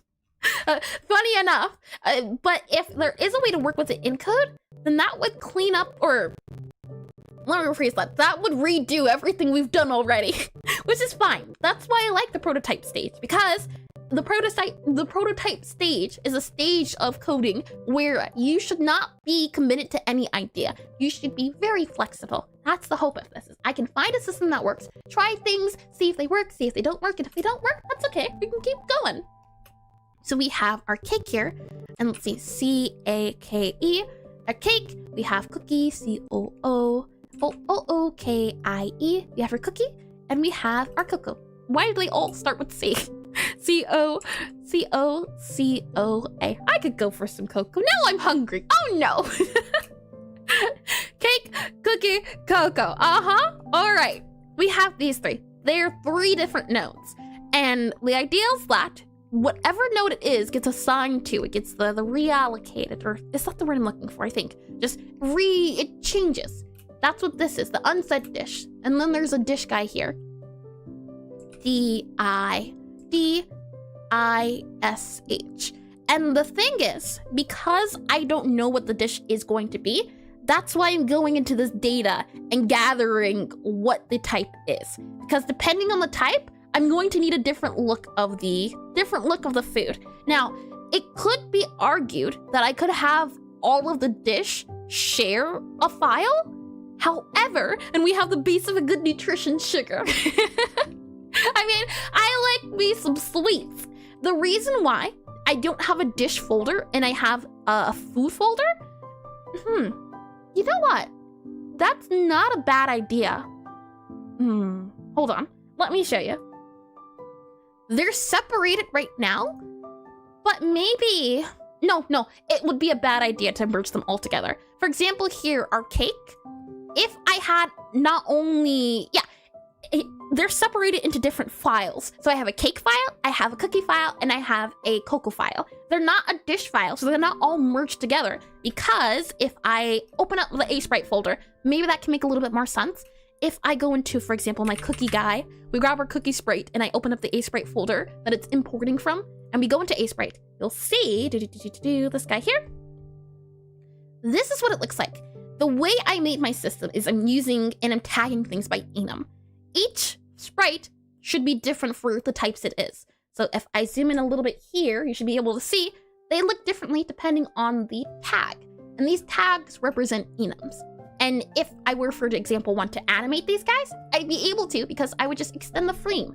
The reason why I'm thinking this would not be a good idea to make them all into one folder is because right now, all of them, they're all separated by bitter memory, sweet memory, memory, things of that nature. And if I were to put them all together, then I would have to do cookie, sweet, cookie, bitter, and change these words here. And I don't quite like the idea of that. I'm not too happy with that idea. I would be able to then import them all and then choose depending on the type, but ideally I don't want to go down that route, but it is an option. I have to acknowledge said option. So I'll put it on the board. Let's go back into concepts. It's not the prettiest option, but sometimes you can't work with pretty. Sometimes it's just gotta be. So we'll put on here, let's see, merge all folders together. Merge art plus files together. Merge, M-E-R-G-E, merge files, F-I-L-E-S, files together. T-O-G-E-T-H-E-R. Merge files together. That could be a possibility. Maybe. Are there any other ideas? Let's see. Aside from merging them together, there was the idea of reparenting. So let's explore that a little bit more. Let's see if it gives us a dead end or if there is a way to do it. Because another thing is, sometimes duct tapey is the only route too. As long as it works, that's step one. Maybe we can make it pretty later. Sometimes you can't. So let's go down that route of reparenting. Possibly. Let's see. Can you make the node tree the parent? Let's see. Godot 4. Can you make the scene parent tree? Maybe there's another way we can do it. And could you have one simple parent that figures out which type of child it should create itself on the base? Could you have one parent that figures out which type of child it should create for itself based on the type? I think I get what you're saying. Hold on, let me grab your idea. Let's see. Are you saying instead, let's see. I'll post it here. Could you have one simple parent that figures out which type of child it should create for itself based on the type? So instead of having, let's see, instead of it being unset dish, it would instead be, the thing is this dish holds the code of what it selects. So maybe if it's just unset, let's see, copy you here. Okay, could you have one simple parent? Oh, hold on, let me subtract that guy here, subtract that guy. Okay. One parent that figures out which type of child it should create for itself based on the type. That is kind of what it's doing already. The issue is, how can I explain it? This is tricky. If we go back into programming here, I'm wondering because, what's the thing? Right now, if we go into, let's see, game here, script, yeah, you here. In our advanced sprite, maybe we can make it go here. Is it a possibility that we can make the type in here, where we choose depending on the guy? But that would still not be able to work well, because even if it's an advanced sprite, dish sprite, and we move the function to here, we would still run into the issue of the sprite itself needing to be loaded and unloaded. So no, I don't think that's a pathway we can go down either. And a parent that figures out which type of child it should create for itself based on the type. Yeah, my worry was that if the code is used a lot, so if this guy, let's see, if we had sprite, nope, dish, this already works, but if I ever want to use this code elsewhere, I would have to copy and paste. And what if I want to change the code? Then I'd have to change it everywhere. I have a second use for it now, and my worry is that I'm gonna have a third use for it, fourth use for it, because this is the icon of the dish itself. I feel like it would be a good idea to think ahead. I used to do this and it was a really bad thing because then I would never get to the ahead part. But in this case, I think it's good to think about the future because now it works and I can just copy and paste this and it will work. But in the long run, I really don't like the feel of it. So, right now, maybe there's a way we can make a child based on the idea, right? Maybe what we can do is go for maybe utility or something, or is there a way to make a, would it be abstract when you use a function outside of a class? If I go into here, because I know there's the, what is it? I know there is the global ones, but I'm thinking, what if for like utility, we were in here and we made a function called create dish icon, and then it will return a node of some sort, or maybe we could even say where it should be parented at, and wherever we call this function at is where it'll happen. Maybe that can work, possibly, where it creates an object and now it just needs to know where the object needs to go. And maybe doing it that way is a route we can go. So let's see. Instead, it would be function. Let's see, function. And maybe what we can do is as well, we don't need you guys, we're gonna need the other guys. So we need to go into our dish sprites. We'll copy all of, we also have our own already vars on all of you guys. Do we need to know about you? I mean, utility can know about you. You're fine. So we'll go back into you here. And I usually like keeping my variables at the top, but just to try this idea out first, we'll start down here. And from there, what we'll do is we'll go ahead and grab all of our sprite scenes. We'll go into you here. And I don't think it'll let us preload because it isn't an object. Yeah. Okay. This is okay. In that case, maybe we can have a node in our game that can spawn in items or spawn in different things and reparent them, possibly. But that still feels a little wonky. It's okay to be wonky, but is it the wonky we want? Maybe it's okay. Maybe what we can do is have go into here, and in our cafe, it could be something we use for utility. So what I'm thinking is, in our utility, and let me go into concepts here to try to explain what I'm thinking a little bit better. What if it, and I think this is what, I don't know how to say it. Saratsu was saying about a parent that figures out the type and creates it itself. Possibly something like that. So we have our cafe, and in our cafe, we have a something. And this something has a function that creates dish icon, create dish sprite, create CREATE, create dish, DISH, dish sprite, SPRITE.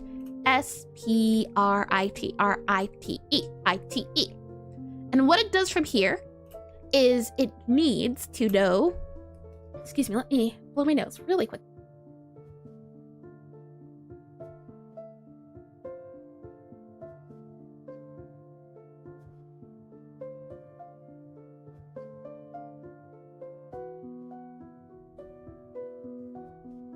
I think we're good now. I have to say, I don't really like the liquid sanitizer. The foamy one's more fun. But I'm thinking we have a function that this thing knows how to do. And it knows that it can create a dish sprite. And then this dish sprite, so let's see, dish sprite, we'll give it a different color, then gets reassigned outside of it. So it does have to be a node, but it is a node that can be created. It gets created in here, and then it gets assigned down the line. And where we're at in, let's see, wherever we need it to be. In this case, it might be the customer orders or our item manager, ITEM, item manager. And we'll use this color since I'll use that color up there. So item manager, MANAGER.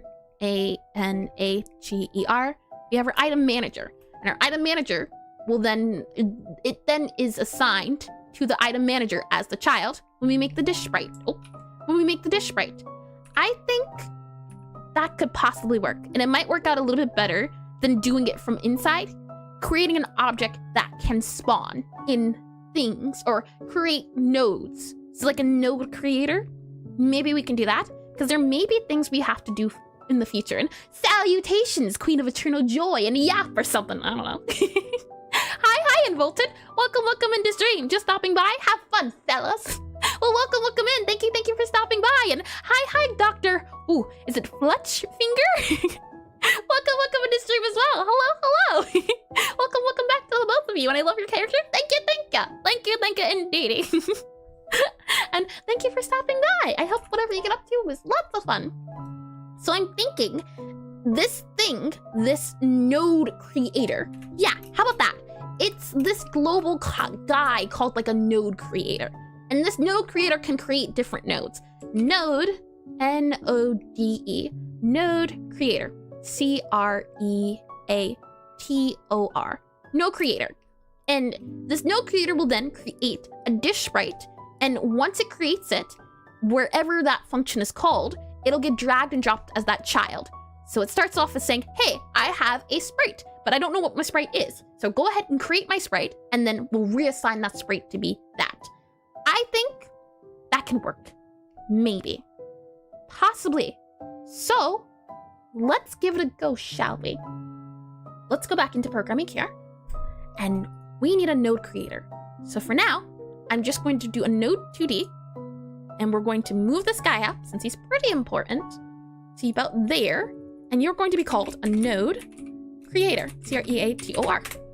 And in our cafe, we're going to need to attach script, and it is called create node creator. And this node creator needs to either be a class or a something. This node creator gets loaded into the scene, so we know for a fact it needs to know about these sprites. So let's go ahead and drag and drop these guys. Now, how can we use these? We know it can't be a global function. And just out of curiosity, are you working on multiple monitors? Yep.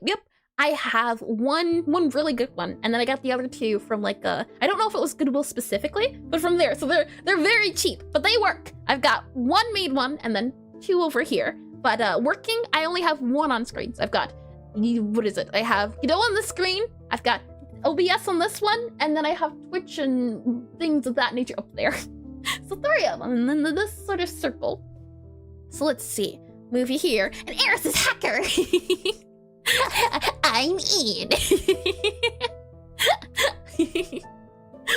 So let's see. We'll go back into our order icon here, and let's see. Nope, we don't need you at the moment. Set sprite, dish sprite. Yep.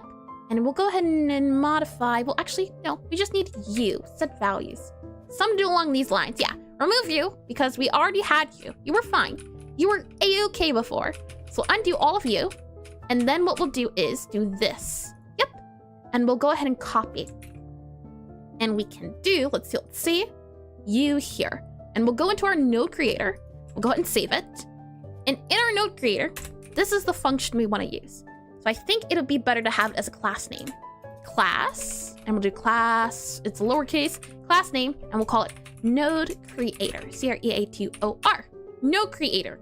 And then from there, when the game loads up, we'll have this node creator go into utility as a global node creator. So we have a node creator, and on function ready, function, and then we'll do underscore ready, we'll have this guy say utility dot node creator, and then we'll go ahead and set to self, like that.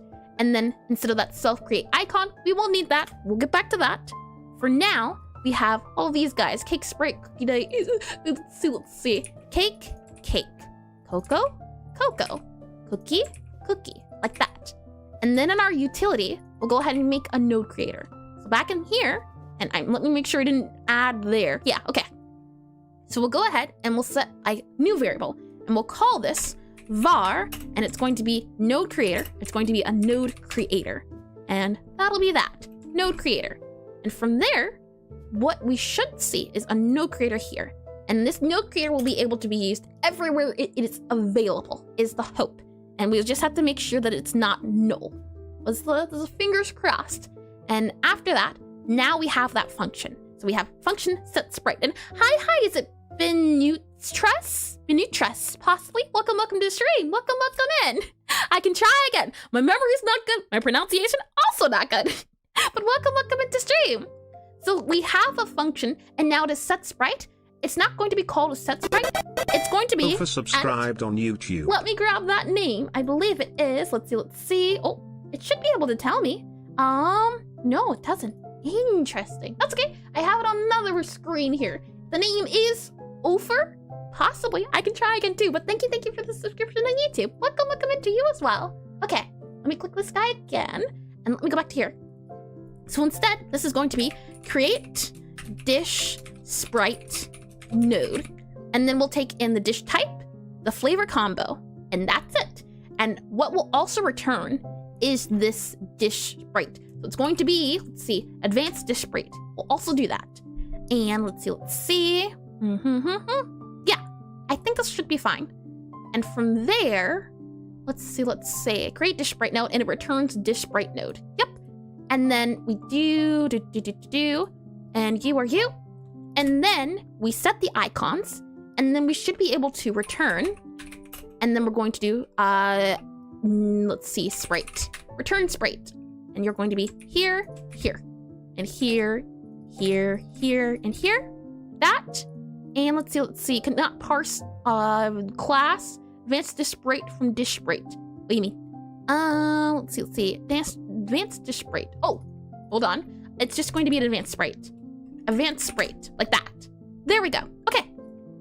So that should be good to go. From there, if the match type is not that, we'll return null.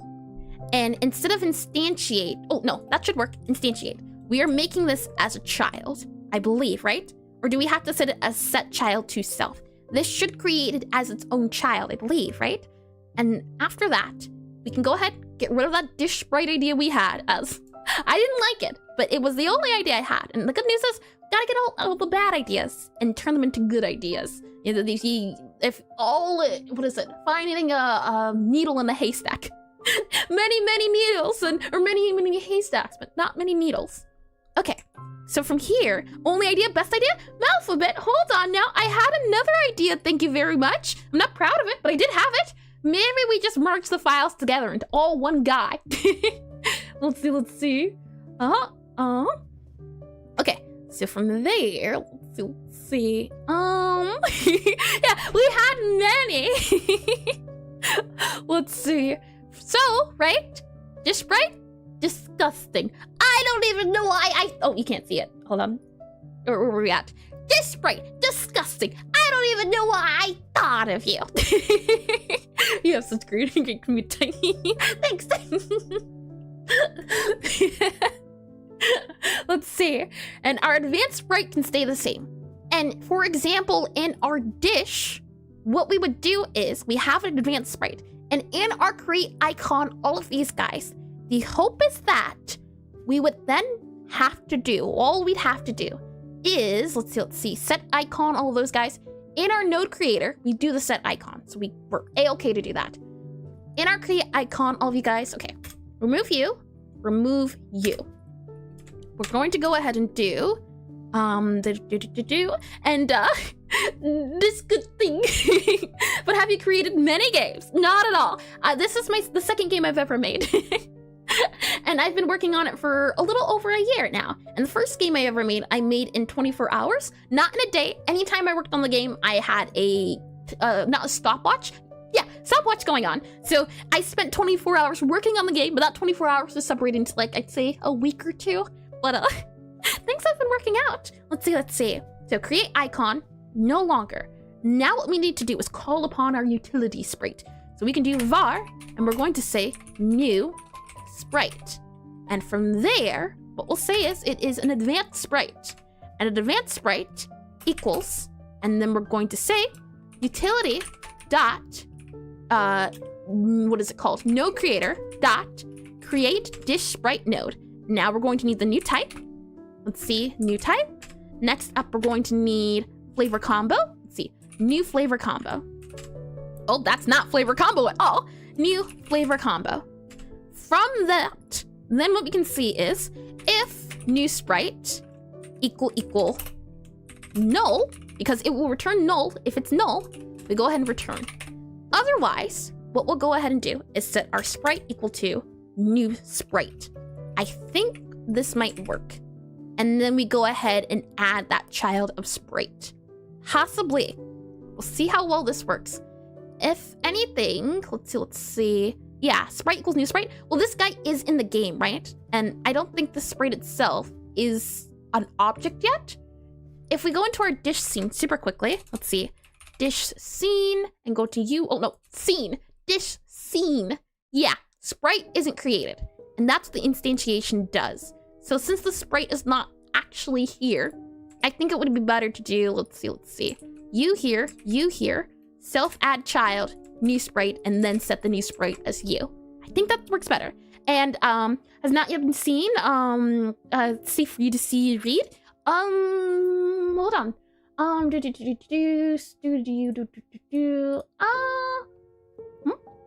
Playable characters overpowered. It can transform to Goku Mastered Ultra Instinct for Mako Machine. That is an interesting one. That's a superpower. Multiple. Let's see. I wish you luck though. Oh, or you said you already did it. Yeah, app game. Interesting. Saying that though, let's see. Okay. Is there anything else that's angry for the moment? We have no creator. We have order icon. We can go ahead and remove you again because you're angry. That's okay. We do you here. Okay. Are you okay, game? Do you need assistance? Let's see. Let's give it a go. If I go into you here, you into here. Oh, hold on. You there. There we are. That's pure rough. That's not Godot. That's Godot. Lovely. Okay. And then let's go here and here. Okay. In the game works so far. Let's go ahead and spawn in our customer. Actually, we just need to spawn in a dish. Spawn. Hold on. Spawn dish. And it should give us a dish. Look at that. So the icon does work.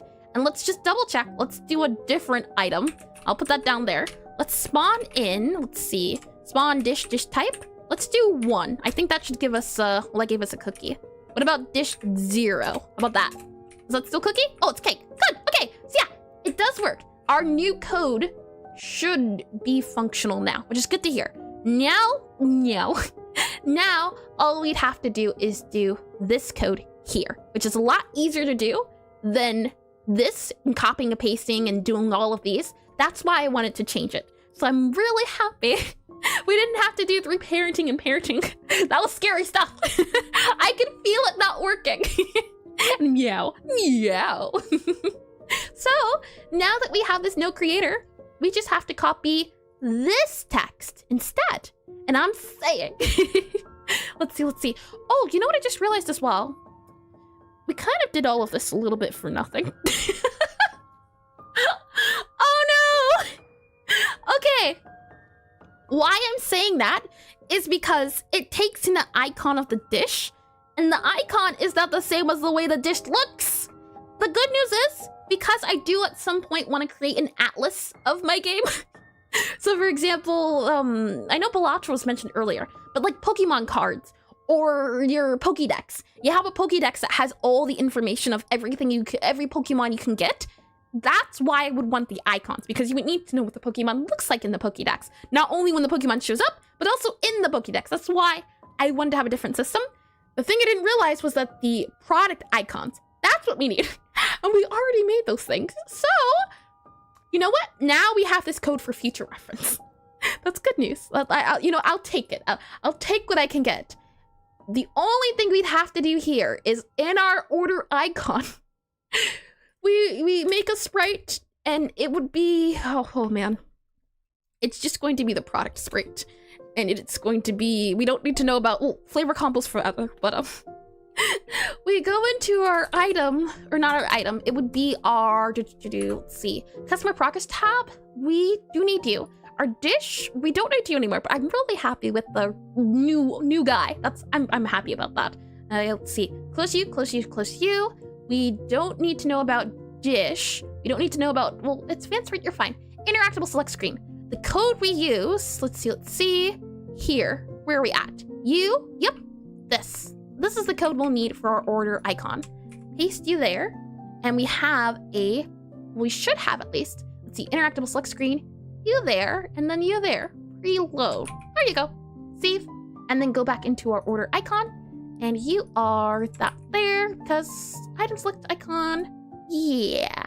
Don't want to call you item select icon though. You should just be an icon. So I believe I should just be able to do, because you're not an icon. It should be var sprite. And it's going to be an advanced sprite, like that.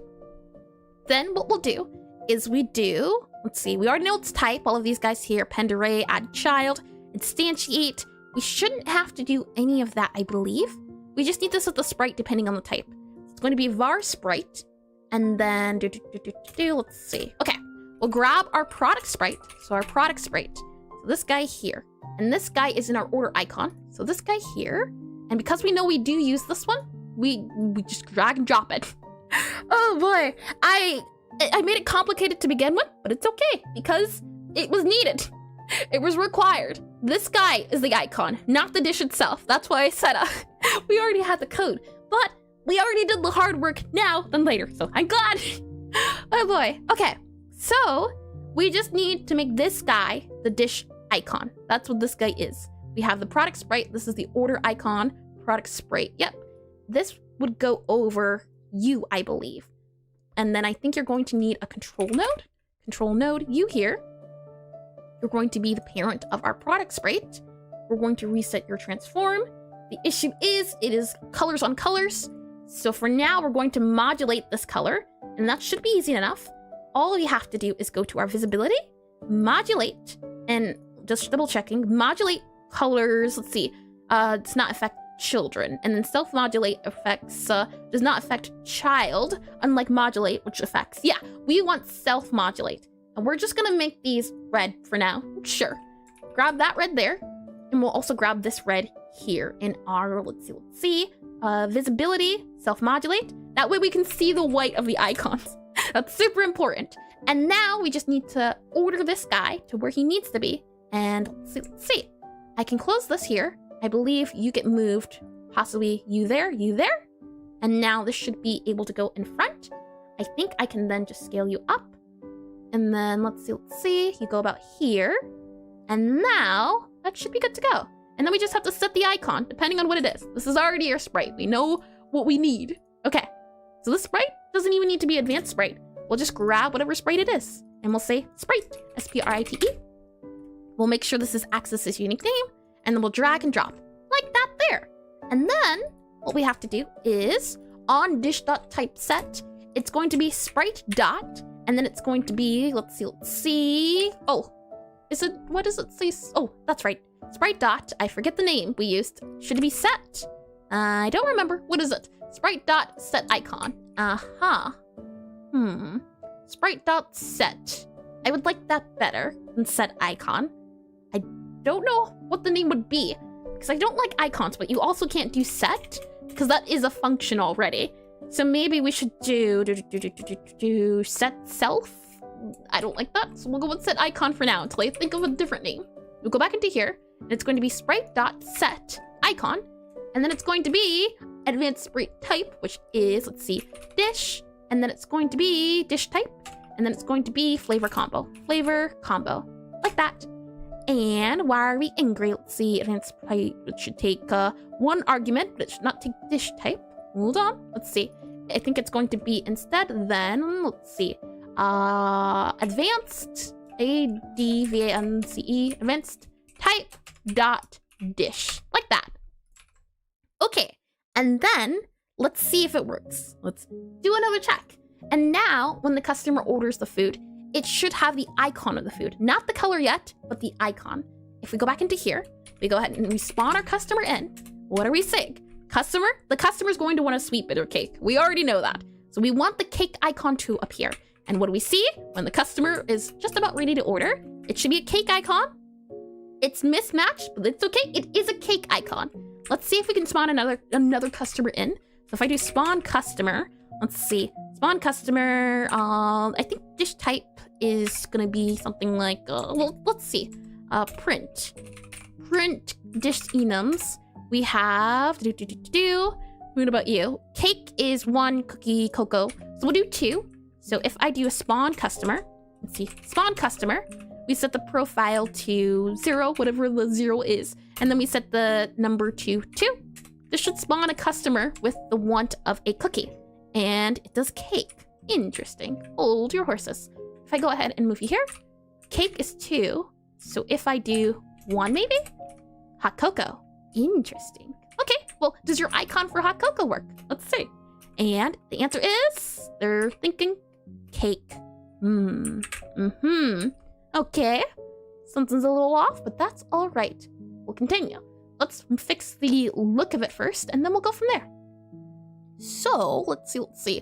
Sprite.set. All of you should be good to go. We can go ahead and save it here. And you are running for this guy here, so you should be fine. And this order icon set icon should also get created when we do our interactable customer progress tab. When we do set icon. Yep. Okay. And type status. Oh, I see. Hold on. Set icon. We do set icon twice. Interesting enough. There you go. That should be that there. Okay. So let's see. The sprite needs to be in the center, which it is not. So if I just reset the position, save it, does that reset where it needs to be? Let's see. Let's do another test. There's many tests going on here. So go ahead and spawn our customer. Spawn customer. I also need to make it so their test size or test speed is faster than this. That would be good. That way it's not as much waiting, as I made sure their speed was super fast. Okay. So I'm guessing it just needs to be slid over a little bit, possibly. So something where, okay. Control, layout, transform, sizing, center. There you go. Okay, try now. I just want to make sure it looks. And then let's see if we can do the icon. So spawn in the customer again. Spawn in customer. You are hot cocoa. Okay. Bitter hot cocoa. Can you even get hot cocoa? Hold on.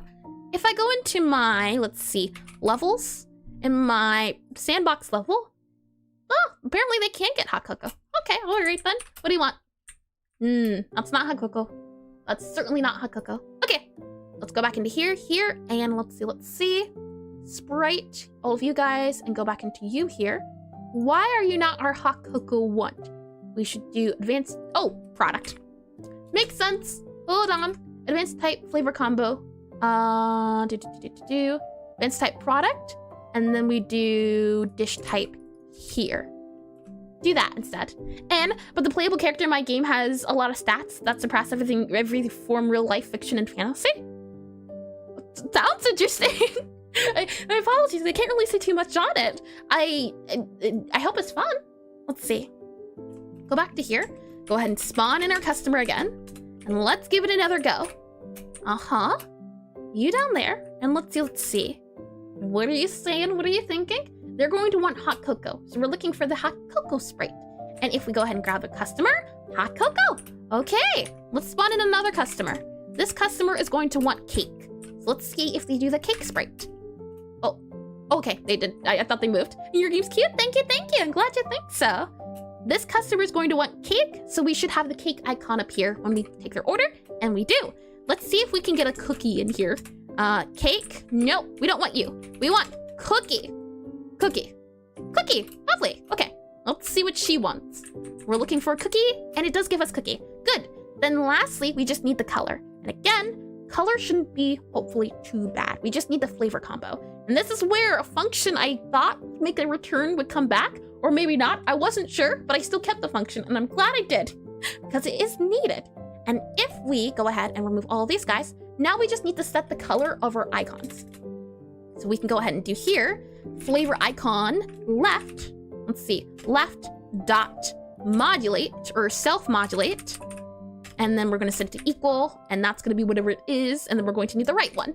And we'll go ahead and remove that. And your congrats or congrats. Thank you, Skeleton. It works. Yep. Thank you. We also don't need this anymore. Now we just need to get the colors, which shouldn't be as bad as one might think. If we go into our flavor script here, flavor GD, you can see we have set wizard, set descriptions. My flavor has a color. So all we have to do is grab that color. And I believe if we go into, let's see, not manager, I think it's parser, flavor parser. Yep, flavor parser. There's a function here called parse, get flavor from flavor combo. And from there, all we'd have to do is grab you and do var flavor. Well, hold on. There's a few things we have to do first. First things first is we're gonna need a flavor. So we can do flavor parser, so flavor, P-A-R-S-E-R, dot, get flavor from flavor combo. And then what we're going to do is do our flavor combo, and this is going to be the left one. So it's going to be, let's see, 1, because the position is first. We're going to use 2 for position is right. Let me double check on that. I think that was a little bit confusing beforehand, but yeah, 1 and 2. 1 and 2 are our first and second position, because that made a little bit more sense to me than using 0 and 1. And what we'll need also is we're going to need type to flavor. So flavor type to flavor. And we're going to grab you. We'll go back to our order. And now what we need to do as we get this flavor from flavor combo, what we grab is, let's see. Because this is going to give us our flavor. And let me just double check as well. Go back into our flavor parser. What do you return? You return a flavor type. Yeah, okay. Return flavor type. Makes sense. And let's see. Excuse me. That's a little bit of against the rules here. Benatrice possibly? Yeah, that's why it's getting blocked. Yeah, that makes more sense now. Let's see. Saying that, let's see. Go into you here, and we're going to go not into node creator now that we've done that guy. Order icon. Yep, and grab you here. So our type to flavor parser dot type to flavor, and then we get the flavor. So we grab this guy and we put him in here, and then we do dot and we do color. And this is the big code we need for one. And then we just have to edit the code a little bit for the other. So this guy here, and then we just have to do the other guy. So it's going to be 2 here, and then we do left, but instead of left, it's going to be right. And then we should be good to go. Void should be enter, not should be that. Okie dokie. Let me see if the code works the way I think it will. The color should work properly now. And I can also go ahead. That doesn't sound right. I can go ahead and also, let's see. Drum roll for the first test. It's fine if this guy is this red color because it will modify. If it is red, we'll know. But I'm so excited. Okay. Let's see. Fingers crossed. Spawning in the customer now. This customer will want a sweet bitter cake. So it's going to be pink and then purple. Alrighty, customer. It all depends on you now. Make the right decision. It did not make the right decision. Okay, Godot, why are you angry? What's going on here? It seems to have done 1, possibly. Out of bounds, get index 0. Okay, let's do then. Let's see. Print. You know, it was bound to not work. I don't know what else to expect. It never wants to work the first time. Utility dot, and the customer's crashed their business. Typical. Agreed. Let's see. Utility dot. We're going to do the debug print. So debug print. And then we're going to print the name. So string. And then let's see. Or I should have a name of a flavor. If we go back into our flavor guy here, there should be flavor. Description attribute. You know what? Let's make a function. Function. Print. And then we'll do print. Print data. How about that?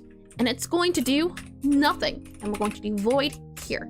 And then what we're going to say is, let's see, utility dot print, and we're going to do print you. And then we're going to say a little bit here. Shouldn't be too bad. You. We're going to do color, and then we're going to do. Oh, actually, no, we wouldn't be able to do that. That's okay. Let me just double check here. Print color. I have get key a string, get files from path. I thought I had one that's like get color from color thing, but that's okay. Color, and then we'll set the color as the hex code. So the color is going to be whatever the hex code is. So color plus, and then we set the str and then color. So this will hopefully help us with debugging. And stubborn customer. Soon TM, hopefully. Let's see, attribute here. We have description, and then we're going to need another one. And this guy is going to be customer profile, and then we're going to do dot or is it get key? It's something, oh, dot type, dot find key, and then we're going to do wizard. And then we're going to do, let's see, type, dot find key, and we're going to do type. And this should give us the data that we're looking for. And then we're going to take this print data, and let's go back into our order icon. We'll copy these guys out for now. We don't need them at the moment. And instead of using our utility print debug message, what we can do is this print data, because these guys should be giving us a flavor. If I go, for example, let's see, you here are typed to flavors, should be a thing. Let's see, dot print data. That should work. And why are you angry? Mixed use of tabs? Oh, that's never a good idea. Hold on. Let's see, and subtract. Okay, print data 1 and then print data 2. Okie dokie.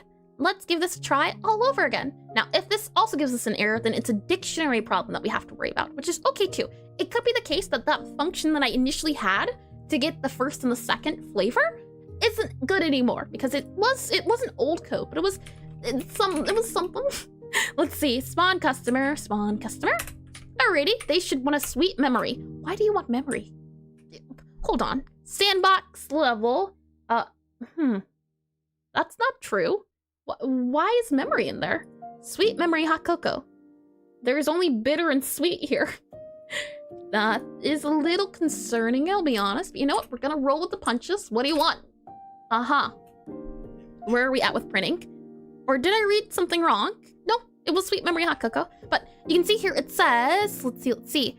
Memory, Necromancer, sweet. Yep, so sweet and memory are both working, which is good news. That's really good to hear. And let's also do only one, because I'm getting a little confused on the color. Let's do that instead. And then we'll also do a print, just a default print utility. Dot print debug. You know, let's have a little bit of fun with it. We'll do some of these. Oh, hold on.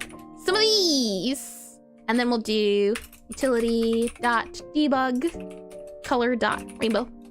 Okay, let's give it a go again. Let's see. It should hopefully work a little bit better, but I'm wondering why it says memory. Memory is not selected here, so I'm a little confused. It's probably to do something with the customers responding, the debug itself, which is something I have to fix, but again, that's okay. Let's see. Sleep better. Yep, go ahead, take your seat, read over what you want. And what is it? You want sweet. That's the first one. And if we go up here, you should be able to see they want it sweet bitter cake. And if we go ahead and see about these guys, so my guess is we are able to get the flavor. That is good to know. The issue comes from getting that dot color. And that dot color you can see is this color here. So it is getting the proper color. So for some reason, when we don't use this function and instead use this dot color, yeah, that dot color is being accessed. And the self-modulate, it doesn't like. Self-modulate equal. Like that. But it didn't like that initially. Maybe it's happier now, but something's off. Memory shouldn't be accessible, but we'll see. Spawn in our customer again. Sweet. So it should be pink on the left, pink and red on the right. Let's see.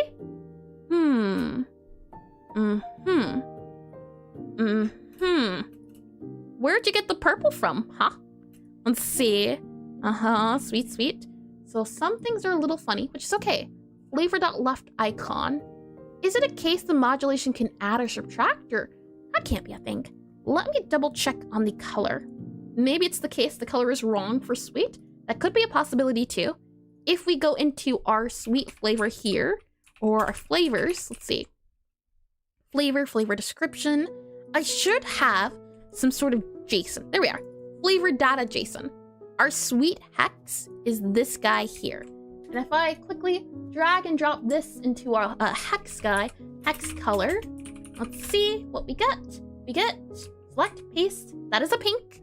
So that should give us, let's see, where are we at? Oh, I didn't do the name anymore. Let me go back to script here. So let's at least get, this guy should say sweet. And we'll go ahead and go back to our utility. We can close you and we can go to our order icon. Okay. So, and you make game dev seem like so much fun. Hi, Brandon Crampton. Welcome to stream, and thank you. It is a lot of fun. It's a little frustrating, you know what? I'll give it that, but it's super gratifying. It's the reward there is super nice when it all starts working. It's a little tricky, but when it works, it's great. When it doesn't work, okay, maybe it's not so good. But the fact that you can get it to work if you can figure it out is super fun. But welcome in. Let's see. Let's try you debug rainbow. Yeah, okay. Self-modulate. And this guy went for purple.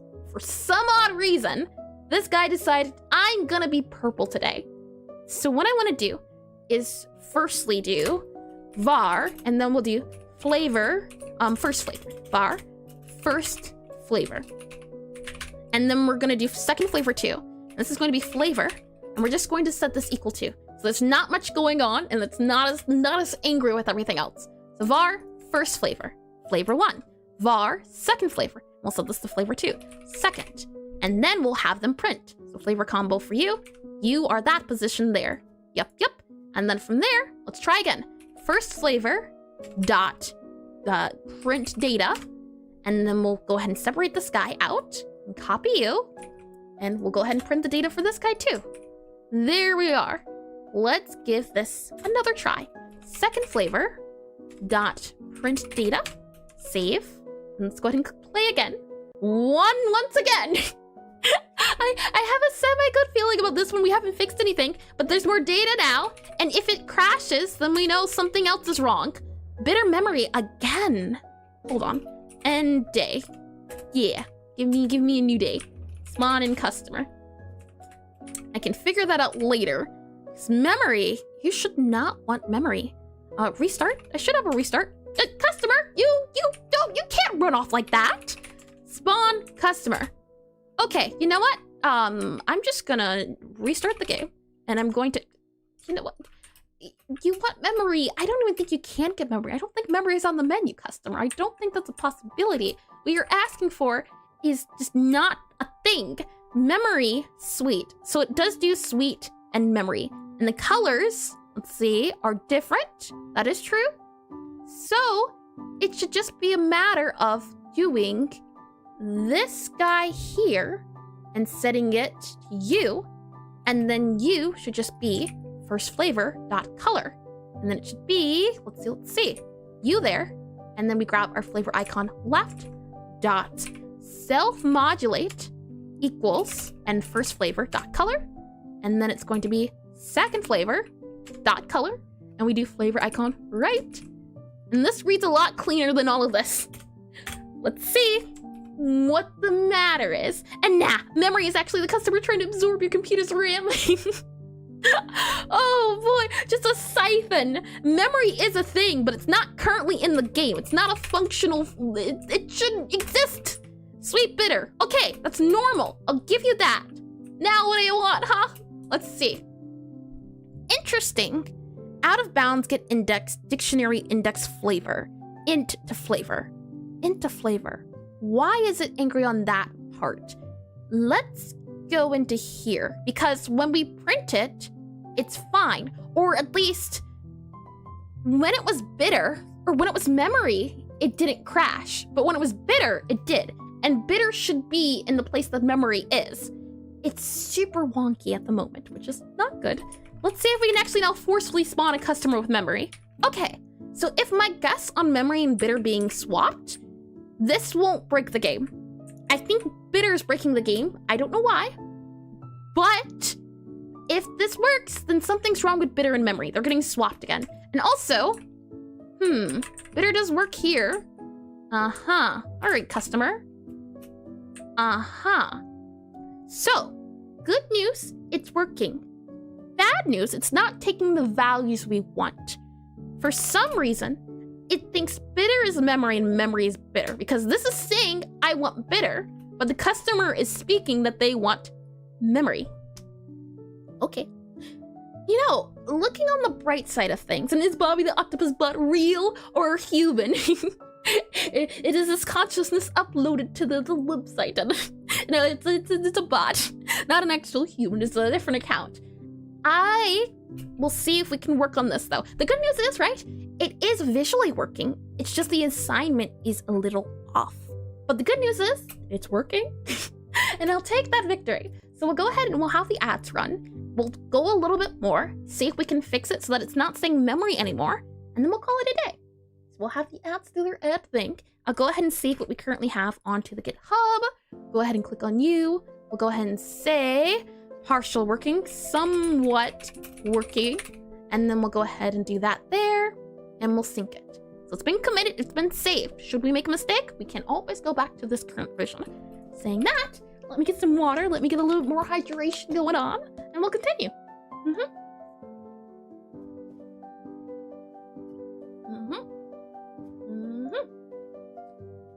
Okay, and let me get also a little bit more juice too. Let's see.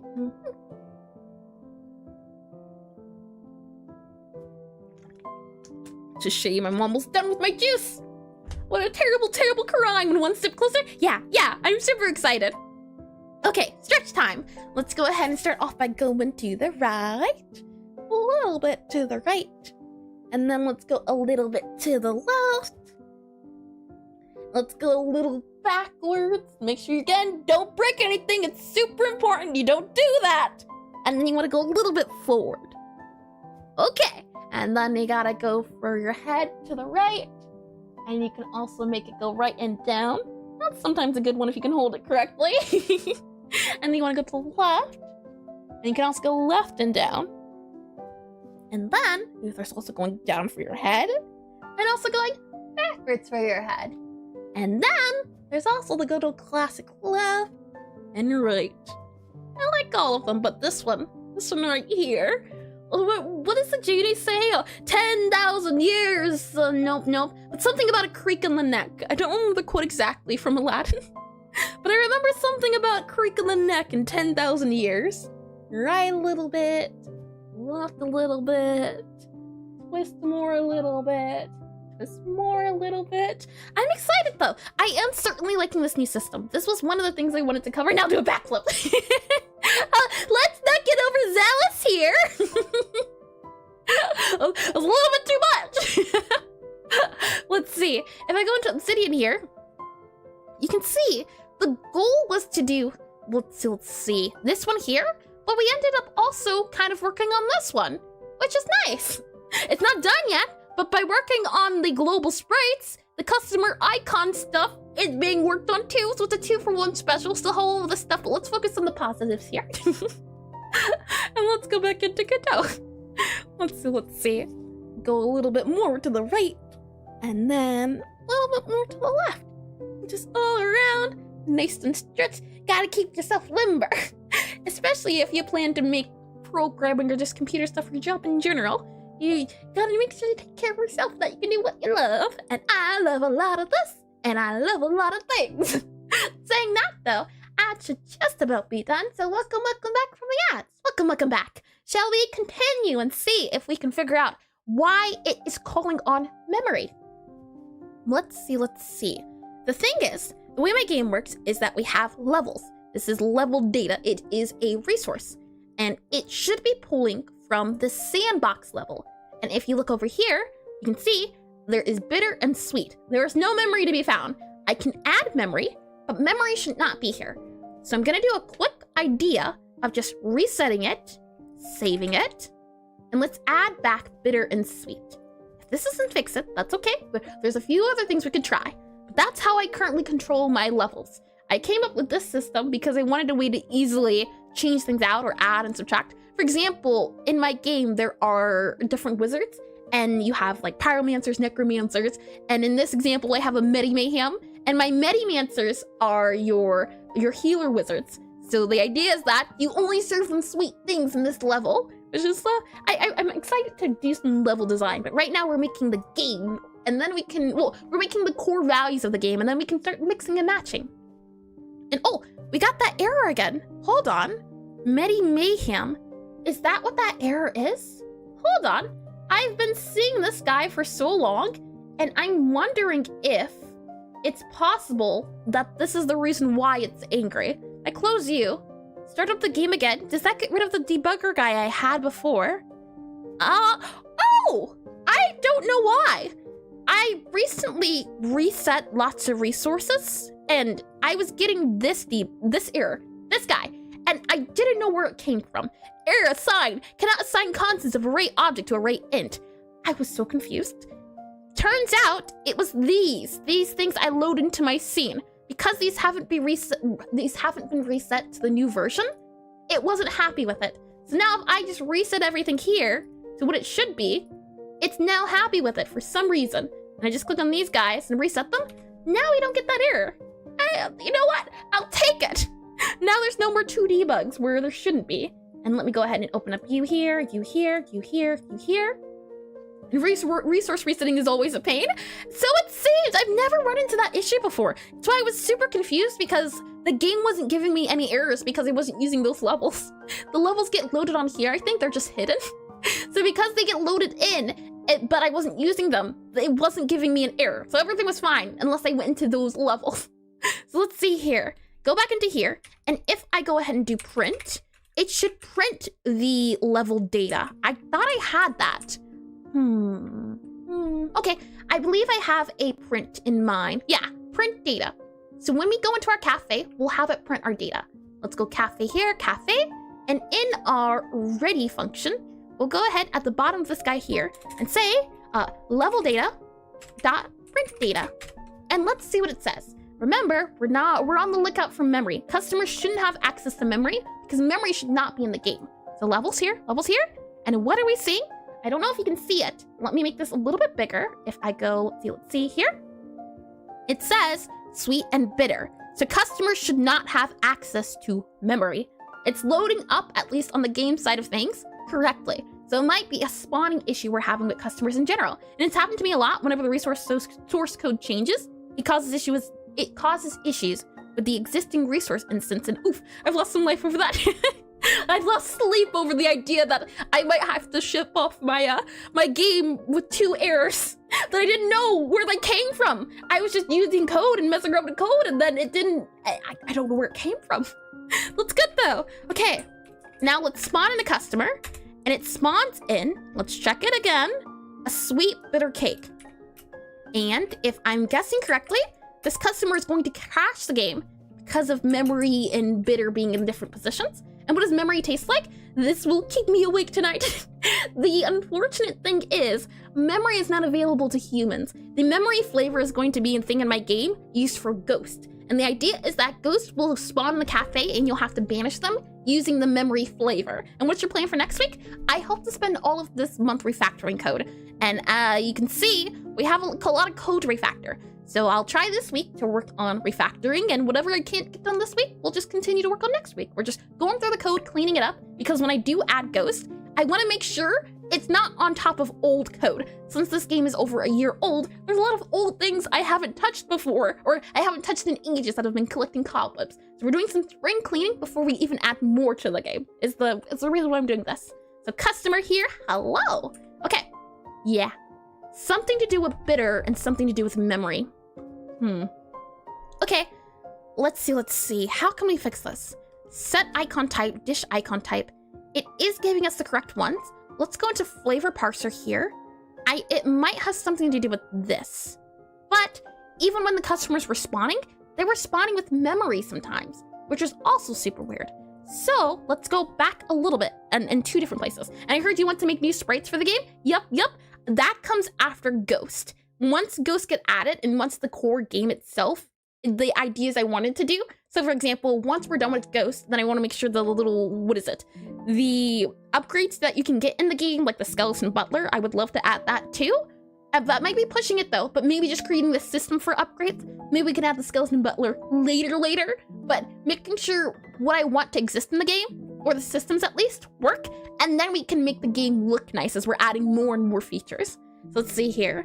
What we're looking for first, I believe, is our create item, possibly. We're looking for our customer manager. This guy here.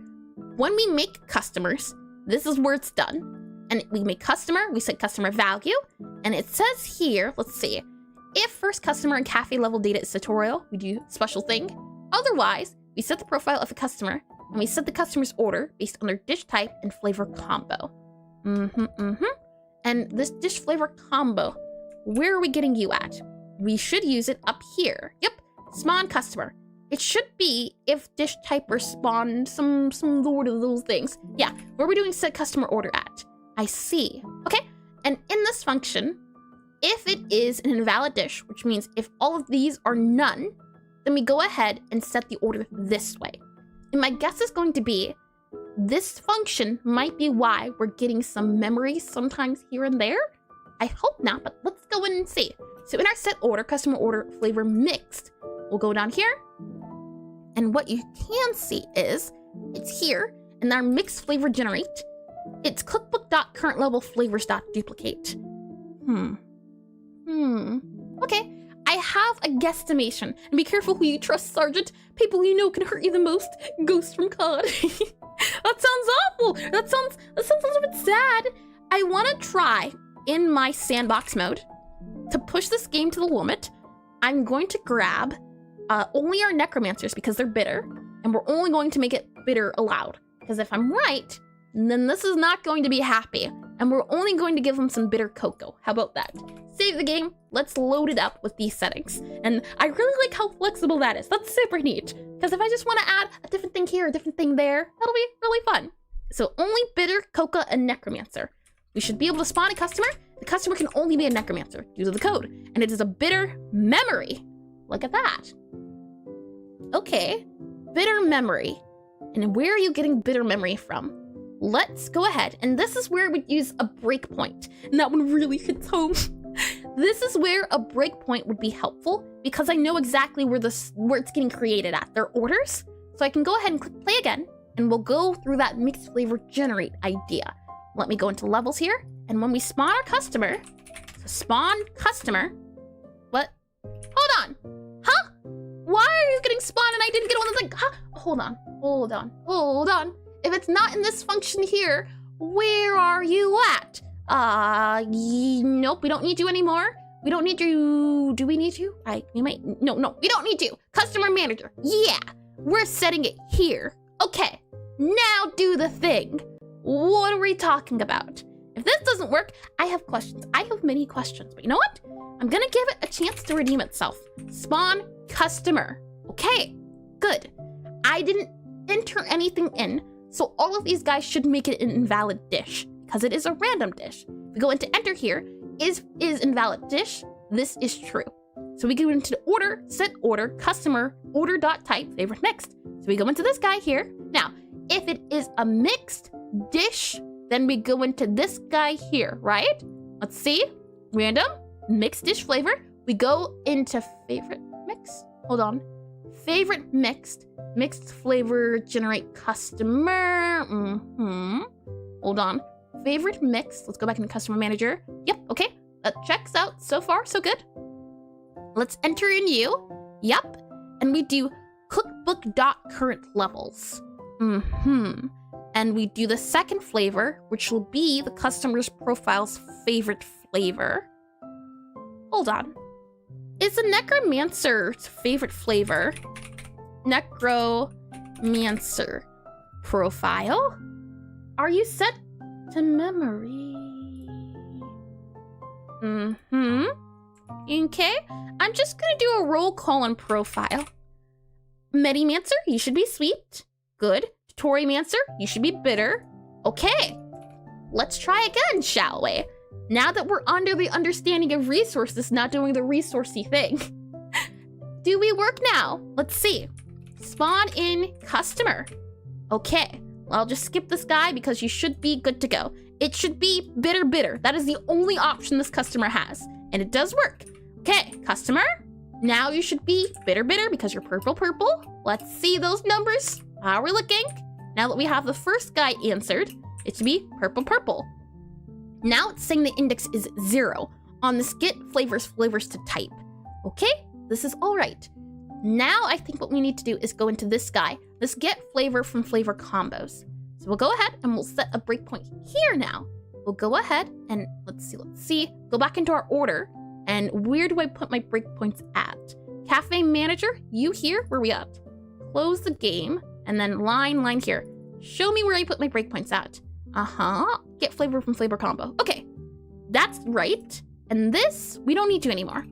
Okay, try the game again. Let's see how it goes. Like, go here, go here, go here. Spawn in a customer. The customer sit. Think about what they want to eat. Very long. You don't want memory. It's not for the human soul. I don't even know what type of widgets these are. But they're not human. Well, maybe they're human. Maybe they're human with elf ears. That's a thing. That can be a thing. I can make it a thing. All right, customer. Let's go into this code. We know for certain that the dish flavor combo is, let's see, flavor combo is 2. And if we go into our dish, so we go into our dish here, 2. And our dish here, so 0, 1, 2. It is bitter, bitter. That makes sense. Let's keep on going, shall we? Let's see. We don't need order anymore. Item manager, we don't need you. Dish, you're fine. Let's see, customer manager, you're fine too. Advanced sprite, you're fine. Cafe, we don't need. You are order icon. Yep, we need you. Level data, shouldn't need you. Flavor parser, okay. So this does say bitter, bitter.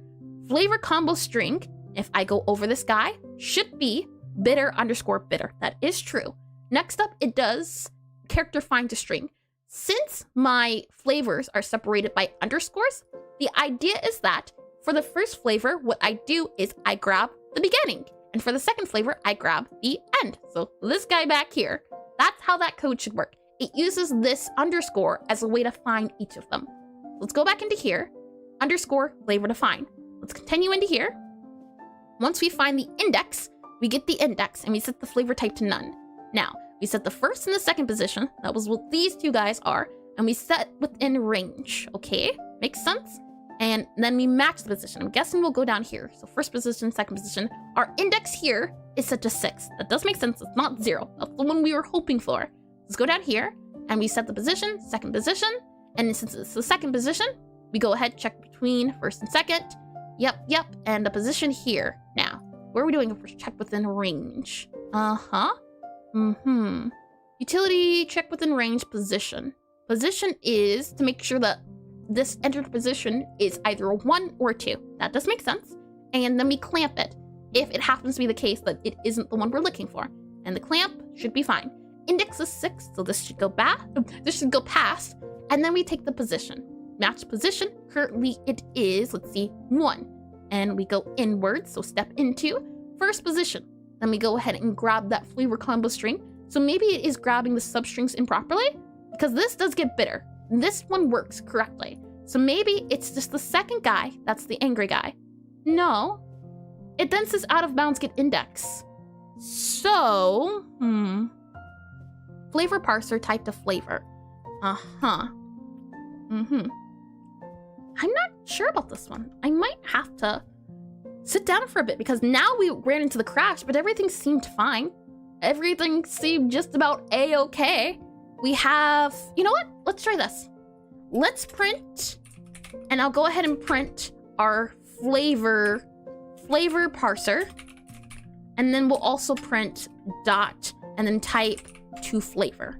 Let's print out what it should say because bitter, I believe, is 0 on the index. Let's give that. If that doesn't work and that can't help us, then I'm a little not sure where to go, which is okay. I have been at this for a little bit and breaks are important, but I'm gonna try a little bit longer. So let's see. Customer will read, customer will shake their hand, and okay. What did it print? We have on our board here, flavor type to flavor. And in our type to flavor, we have 3, 1, 2, 4, 5, 6, and 7. Did we never load up bitter? Because bitter should be a flavor. My guess is if we go into our flavor here, 3. Yeah, 0, 1, 2, 3. Oh. 0, 1, 2, 3. That would be memory. Because we have 3, and we're not getting smoky or salty or floral. So that's my guess on why. But where does 7 come into play? 0, 1, 2, 3, 4, 5, 6. So it is counting 7, because this is, I count it from 0. So this would be 1, 2, 3, 4, 5, 6, 7. Something's not getting loaded properly with these guys. Okay, let's see. Our flavor, if we go back into our flavor parser, you can see that our flavor, let's see, type to flavor is, you know what? Let's do this a little bit differently. This is get flavor from flavor combo, and this returns our flavor.type. This should be get flavor type from flavor combo. So I'll go ahead and I'll copy this guy here. And then what we'll do is we'll enter in you there, and this will be flavor from flavor combo. And instead what I want to return is a flavor, like that. What we'll do next then is on this return, because we'll return null for you if it is not something we can do. Otherwise, what we'll have happen is we'll return flavor type to combo, so flavor.type, flavor combo to string, you there, and we're going to do flavor to combo, flavor combo, let's see, FLAVR, flavor to combo list, and then we'll do you. Flavor to combo list doesn't sound right. Hold on. Let's see. You should be flavor to flavor to let's see, flavor to type to flavor. Here we are. That's the one I'm looking for. Type to flavor. So type to flavor. And now we grab that flavor, whatever the flavor is. There we are. Okay. And why are you angry again? Oh, there you go. How about now? Okay. Next up, what we'll have happen is on function ready. So on function ready, we'll go down to here. Func ready. So we don't even have to do the customer order. This is what this is doing. Func ready. And then what have happen is we will print and then string. And then we'll have it do print flavor or get flavor from flavor combo. And the dish flavor combo is going to be dish or dish should be dish dot type. It's going to be bitter underscore bitter, and then it's going to be, we'll do the first guy, so 1. There we go. And now why are you angry? Bitter on dish dot type. Why are you angry? Get flavor from flavor combo. That would be, let's see, flavor combo, flavor, oh, not type, flavor combo. Hold on. There you go. Dish dot flavor underscore combo. Like that. Okay. And if this gives us a crash, then that means it's something to do with this code, not other code. So let's give it a go. Let's see what it prints out. As we should, yep. Or hold on. Let me remove you here. And let me go ahead and crop you out as well. Since you're no longer needed, let's see. Remove you, you here. And we'll do you again. And why are you angry? Get flavor type, underscore type. Do that instead. Yep, that's what I thought. Okay, now stop, play, try again. Let's see where we're at. We are, yep, it is invalid access to type base. Okay, that's okay. Why are we saying that though? Can you elaborate a little bit, game? Let's see. What we do here is we should get flavor type dot string. So what I'm gonna do next is print, and we're gonna print out our flavor type. And we're gonna do flavor type combo, because this should be, let's see. Oh, hold on actually. Where are we setting type to flavor at? When do we do that? Type to flavor, get or add flavor type. Flavor data. Where are we parsing this flavor data at? For flavor and flavor combo JSON. Flavor combo JSON. Flavor combo data JSON. Base sweet, bitter, and memory. Okay. Flavor description, flavor parser. So we definitely do have bitter in here. Base, bitter, memory, sweet. Okay, you're fine. So far, you're fine. We parse you, and we go into you. And once we parse that flavor combo data, we get or add that flavor. And what I'll do then is if, and then let's see, if you are flavor.type, if flavor.type equal, let's see, the flavor.type.bitter, we'll say, print, and hi, Crystal Claude. Crystal Claude. I wasn't too good of a parrot, but welcome to stream. First time on the channel, but wanted to say that your model looks neat. Thank you. Welcome in. Let's see. And we'll say it prints out. You know what? Claude. There we are. And it should print though. Print. And there we go. Okay. So let's see if it does this thing here. And we won't have it print out that guy yet. We just want to make sure it's saying bitter. That's the step one. Because right now it's not parsing the data correctly. And this was a new system we added, but it's not getting bitter, which is concerning. Okay, that's okay. If it's not bitter then, what is it? If we go back up here, what we're doing for our type to flavor is we're taking the flavor type, so whatever this is, and let's see. Flavor type.new. Okay. So parse flavor data. We should set type to new flavor type. Flavor.setType. Flavor.type should already be set. What I'll also do is print else, and then we'll do print, and we'll have this print out. Let's see. Flavor.type dot, and then we'll do find key, and then we'll do, let's see, flavor.type. Like that. And actually, we don't even need to do any of that. We just need to print it. What are you saying now? Let's see. And I did read that. Good. Okay, let's see. We have sweet, smoky, memory, salt, floral, and null. Okay. Good news is, this is the problem. So, I'm gonna take a break for a little bit, and I'll keep working on this later today. I think that's what we'll do. And hi, Hypnotic Games!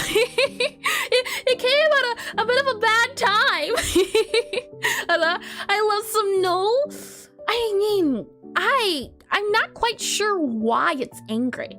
It's parsing smoky, sweet, memory, salty, and floral. And let's see. Yeah, parse flavor data. And we're going through a list, and it's taking parse flavor data, and it grabs it from flavor JSON, and I feel null should be, maybe, I don't know. I feel null should be a flavor. Oh, you know what? I thought it was a joke. I could see null being some sort of, I could see it like maybe a void flavor or something. Our flavor JSON, this guy, flavor JSON, where are we at? Flavor JSON, flavor.json. Where is our flavor JSON actually at? Flavor JSON is our flavor data. I see. Flavor, and null can point to anything? Yeah, flavor, we're parsing data in a JSON. It's a chicken of code. It doesn't want to show its face. Flavor data. This here. None bitter, but instead it's doing smoky sweet. This is for some reason not doing what we expected to do. It's type none, bitter, sweet, memory, smoky, floral, and salty. Okay. I got an idea. Never mind. Hold on. I think if we're in the parser, in this here, and we're parsing the flavor data, we're able to check, and we're checking here, setting the flavor, description, all of those guys. For some reason, the flavor type is being seen as null. And I'm gonna guess if we go into set type here, yeah, okay. If string has type, set type to upper. And if we go back to our flavor, let's see, we're gonna go ahead and print print, print out all of our strings. There. What do we get? Let's see. I am curious. It's saying, if we go down here, none, smoky, bitter, sweet, memory. Hold on. Let me first remove the first print. And then, let's see. Go back into you here. Don't need you at the moment, so be gone. And what is it printing now? We're seeing it print none, bitter, sweet, memory, floral, smoky, salty. So it is printing out what we expected to. The bitter's not going null there when we do set type. And if we go here and do flavor here, if type.has string, and we do string to upper to make sure, then type equals type.string. Else, and we'll do print and do null. Try that. We're narrowing it down slowly. It's something to do with the new way I set these guys, but I'm not too sure. Okay. Is it not going into here even? set type. String set type. Order flavor parser. Getter add. Flavor set type. Parse flavor data. Yup. Why aren't we going into here? We already printed from here earlier. If type has string, else, and print string. There you go. Try that.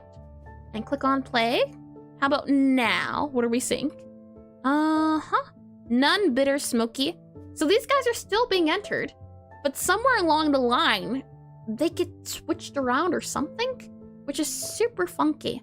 Super funky. Okay. I can say something that we can do, though we're still gonna get funny things. No way. Hi, is it Hardronics? Two now, Hypnotic and then Hardronics. Welcome to stream. Welcome in. Hi. Yeah, hey, yep. I see. Let's see. Okay. So, it is printing these guys and... Hardronics just followed. Thank you for the follow. Welcome in. Welcome to stream.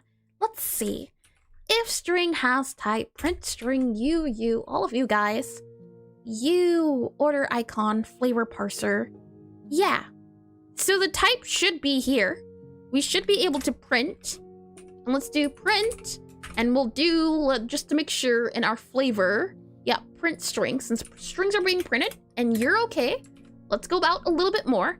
And we'll go ahead and do, let's see. Print flavor dot type dot find key. And we'll go ahead and do, let's see. New flavor type, or rather, flavor dot type, like that there. And do you for you. Okay, what do we get now? Are we getting angry, guys, still? I'll do a few more things, but... So it does print here. It's A-okay and fine. Okay, flavor dot type. And then we do type to flavor, get or add flavor dot type. So... And what's type to flavor do? The tricky thing is, and I know it's a little funny, but it's a dictionary. The flavor type is a part of flavor. It is its own class, you can see here, and the flavor itself has a name. The reason I did it this way is because I had other attributes associated with the flavor. For example, the flavor has a wizard and description, and the type itself is an enum, and I need to know what that enum is depending on the flavor. So these are kind of global flavors that we're adding on. And I'm wondering if we did type the flavor and then did not get or add, but what if we did just add, or is there only get or add that you can do? And then it would be, let's see, flavor dot type, like that. And then it would be flavor dot type, and then flavor, which is our flavor new, the guy we're setting up. Seems about the same. It might be a dumb question, but have you thought about adding hot reloading to save yourself a few clicks? I have no idea what that is. I'm very new to Godot. Godot is my first ever engine I've ever used, and I've also this is also second game I've ever made. And hi by the way, Ray Cat Who Dat. welcome to stream. Welcome in. I would not be able to tell you, unfortunately. What I want to do is do print, and then I want to have type to flavor dot size. Yeah. Well, no, that wouldn't help. We would need to see it. Let's see. Fair enough, carry on. I think I'm gonna just have hot reloading. What is hot reloading? Let's see. Print, and then we're going to do print. Let's do flavor dot type again. Dot, and then we'll do find key, and we'll go ahead and do flavor dot type. Yeah. Try that again. Let's see. Flavor dot set, all of you guys. And if we do this now, are we still gonna get nulls? Yeah. So it's somewhere. And so you can change game logic while it's running. Oh, interesting. I don't know about that, but I will add that on the to-do list to look up. Hot reloading? What's it called? Hot reloading. R-E-L-O-A-D-I-N-G. Godot 4. I will save that for later. Thank you for the suggestion. Okay, saying those guys, what I'm wondering is for these, Is it the case because the numbers are 0, memory, -1, and so on and so forth? Is that why? And hot reloading or hot module reloading? And also, yeah, it doesn't always work. I see. I'm just curious to try. If I do this and save, are we still gonna get an error because I'm casting them? Now only one is null. Huh? Hold on. What? None, bitter, sweet, memory. They're also in different orders as well. Memory, bitter, sweet, smoky, salt. Flavor data. We have none. Oh, I see. None is on one of them. Oh, okay. Hold on. If something, if none, maybe. Set to -1. Oh, hold on. Can a dictionary have a negative number associated with it? Or it can only be positives? Let me Google. Can a dictionary have negatives? Dictionary keys can be whatever? Huh. Okay. Well then, if it's not a negative issue, why is it when I change or set the things up, no, it can or can't? Can you elaborate a little bit, Skellian? Only positives? That might be it then, because my negative or my, if that is the case that it can't have negative numbers, because I had a negative for my none here, it kind of slid everything and messed everything up, is my guess for why it wasn't happy. That's the only thing I can think of. Because when I removed some of them, it did fix it. However, we don't have, let's see, none on here anymore, which is weird. Everything's working except none. Now none is the guy that doesn't like everything else. Okay, you know what? I'll take a victory. I just want to see if bitter is working. If bitter is working, I'll call it a day here. Let's see. You, spawn customer. Spawn.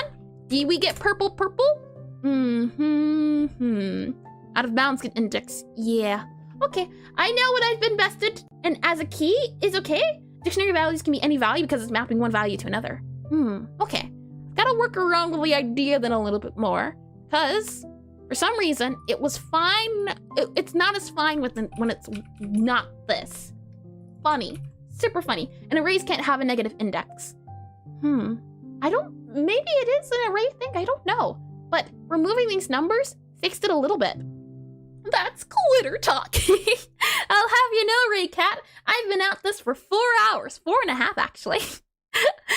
Let's see. Let me move this here. But I'm only going to take a small break. So if you're curious on watching me work on this more, I will see about once I take a little bit of rest, working on this a little bit more. So if I do exclamation DISCORD, that guy there, you should be able to do. Oh, I see. Got ya. Let me copy. Oh, hi, Dark. Welcome. You came at a not good time. Where is this guy here? And let me grab you too. Yeah, 1 year. I've been, last month marked my 1 year anniversary, Dark. You know what? Hold on. Hold on. At Dark. There you go. Happy 1 year anniversary. Okay, let's see. Go back here and go back to... Oh, that did not work. I'm trying to give out the Discord, but the Discord doesn't want to give out. Let me instead do copy of... If I do it this way, does it work? Yeah, okay. And then I go back to YouTube here. Go ahead and paste that in. If you're curious on watching me do more of this, I will be on my Discord working on it in like a voice channel. So if you got work you want to do or study you want to work alongside, not only that, if you are curious, and let me swap to the other screen. If you are curious on watching more of the update of the game, the hope is that I'll be able to make a functional version this week as I work on the game off stream and on stream. If you want more information on the game, then getting notifications on Discord is the fastest way to know about it. Saying that though, if you are on Twitch, consider sticking around. We'll see if we can find another good game dev to raid, and we'll see how that goes. If you're on YouTube though, that'll be the end for me. You'll see me next week as I stream from Friday to Sunday from 1 to 5 p.m. EST. Not only do I program, but I also study pixel art, hence the pixel art in the game. So if that's of interest to you, that's there too. But we'll be doing the more same thing we're doing this week, next week as well. Saying that though, I hope you all have a lovely morning, afternoon, evening, or good night. And remember, I'm gonna go to the end screen and then come back on Twitch's side of things. So hold your horses, sit there still if you'd like to consider being a part of the raid. And thanks for coming, Mordor. Saying that, I hope you all have a lovely week, alright? See you soon. Yeah, hopefully.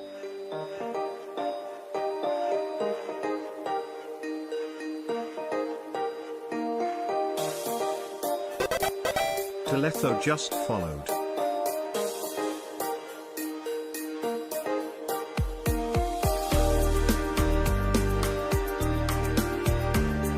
Alright.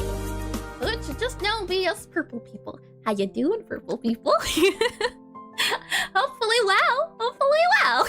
Let's see if we can find someone fun to raid. Let's see.